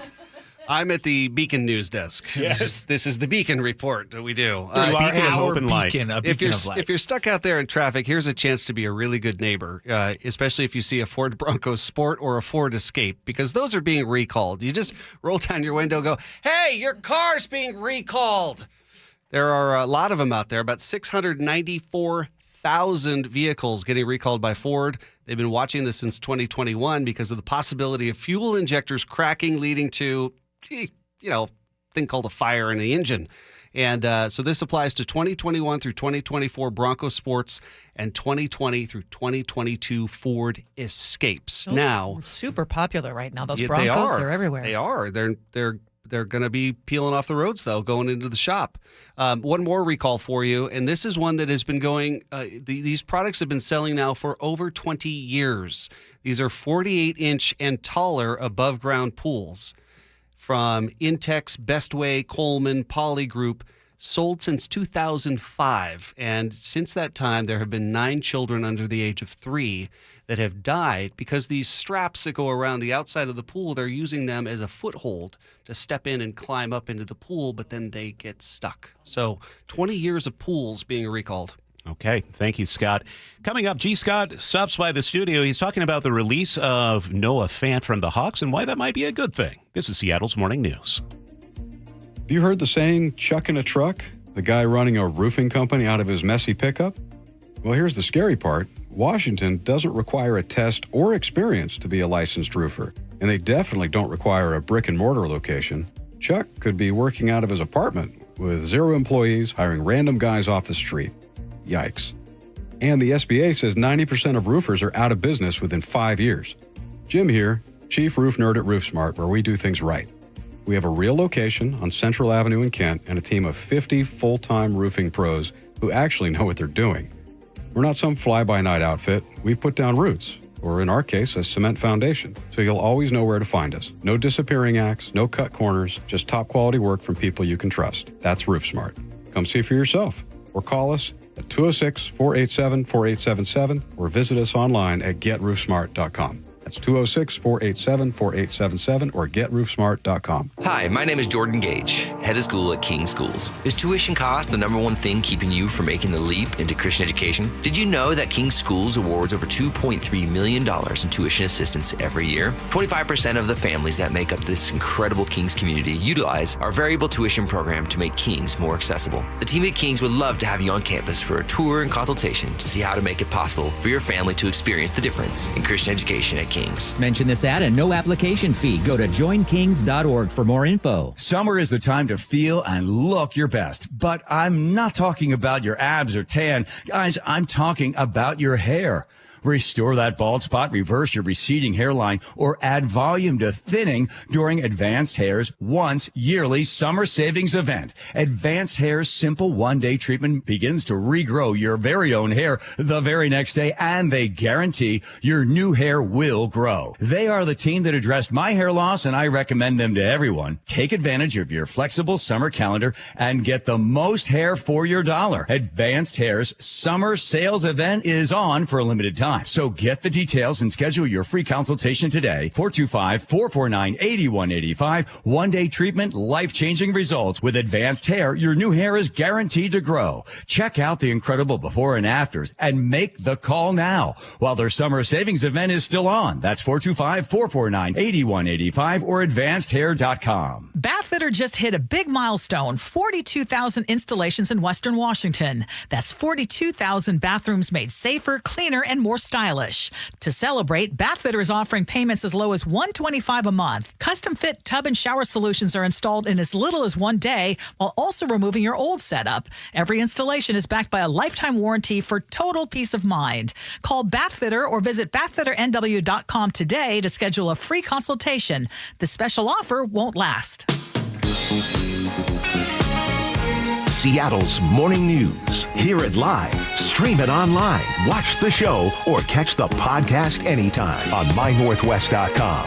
And joining us from the G and Ursula show and of particular interest this morning from the Reset podcast, G. Scott is here. Good morning, G. Good morning. Good morning to all of you. Hey, training camp starts this week. I'm so excited. And only the special people like Manda Factor get to go on Wednesday, right, Manda? Because I'm not going Wednesday. You're not going. I'm not. There are only 2 days that are for season ticket holders. It's the 31st. So Okay. I'll let you know how it goes. Are you going to be on the 31st? Are you going to be there? Yeah. I'll be there on the 31st. Sweet. Your boy's going to actually be emceeing at that time. Oh, good. But, yeah, football season is here this week, and especially to going into this week, the Seahawks started off by releasing their starting tight end, Noah Fant. This came down to nothing but a cap casualty. Okay, he was due to make $8.19 million in base salary this season. And the Seahawks right now, they have A.J. Barner, who is returning from last season. He's really good. And they're really excited about their second-round pick, their rookie tight end, Elijah Arroyo out of Miami. He is really good as well. Because of that, because of what they have in that room, they have Brady Russell, who's really good on special teams. They have some other pieces as well.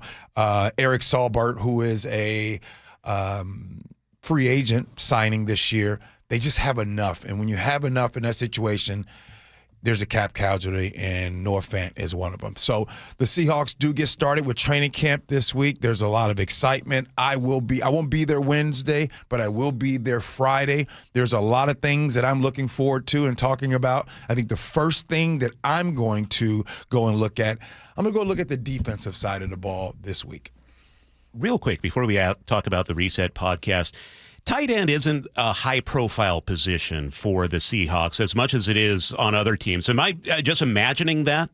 When you say high-profile, it's just some teams, right, they throw to the tight ends more than others. Doesn't mean that the tight end position isn't as important. The tight end position is probably the one position on the offense that has to do so many things, right? The tight end has to be able to block. Right, you got to block either the tight end, the defensive end, or the linebacker, or that safety coming down. They got to be able to run routes. They got to be able to catch.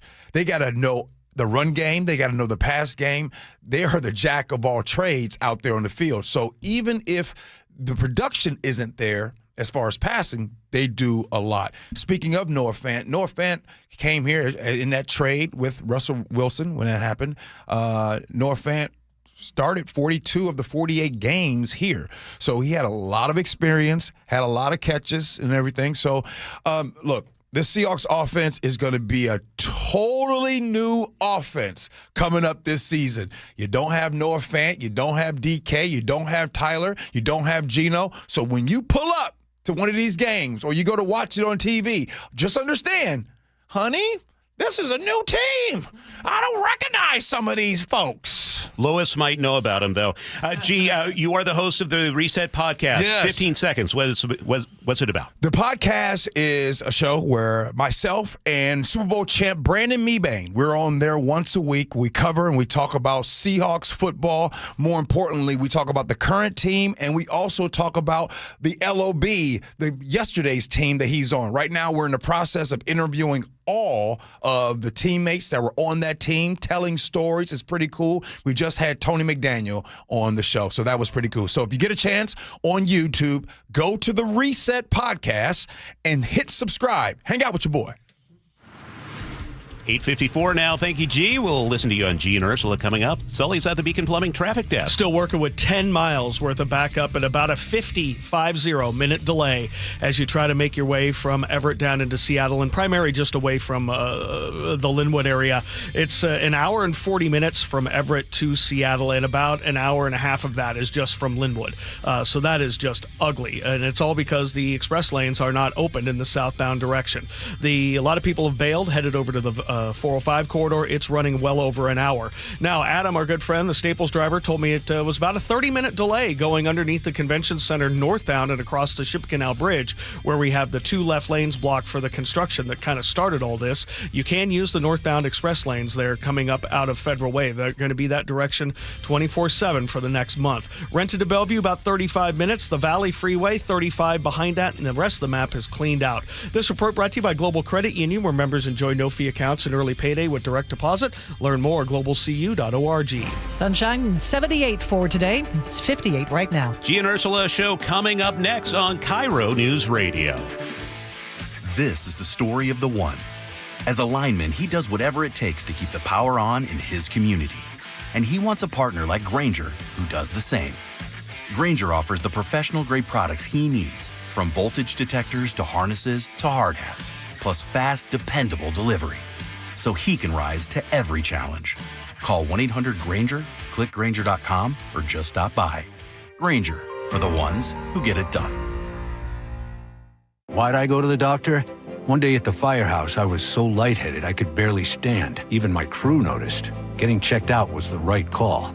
Turns out I have atrial fibrillation, which increases the risk of stroke about 5 times. Symptoms like irregular heartbeat, heart racing, chest pain, shortness of breath, fatigue, or lightheadedness can come and go. But if it's AFib, the risk of stroke remains. If you have symptoms, contact a doctor. I'm so glad I did. Visit NoTimeToWait.com. Sponsored by Bristol-Myers Squibb and Pfizer. KIRO-FM and HD1, Tacoma, Seattle. Are you worried about economic conditions, tariffs, and inflation? Are you tired of trying to time the stock market? Maybe it's time to take a little risk off the table given current market volatility. For stability, there's no better option than Legacy Group's Northwest Fund, a fixed return of 9%. Hi, I'm Scott Rirucka, CEO of Legacy Group Capital in Bellevue. We've been running local real estate investment funds for over 18 years with 0 investor losses, averaging double-digit returns since inception, and we also accept IRAs. Over 1,000 local investors have invested over $250 million in our Legacy family of funds. Feeling uneasy? Don't gamble your hard-earned money or risk your retirement. Legacy Group's Northwest Fund, returning 9%, has limited openings for new investors right now. Call 425-635-4700 or visit LegacyG.com. That's LegacyG.com. This is not investment advice. Legacy investments available to accredited investors only. Details at LegacyG.com. So why don't you speed? I've had one too many close calls on the road, and then I learned the facts. It's dangerous to drive too fast. It's true. 1 in 3 fatal crashes involve speeding. Most people try to be safe, but speeding is dangerous. You know, the faster you go, the longer it takes to stop. The faster you drive, the harder you'd hit someone. Slower speeds save lives.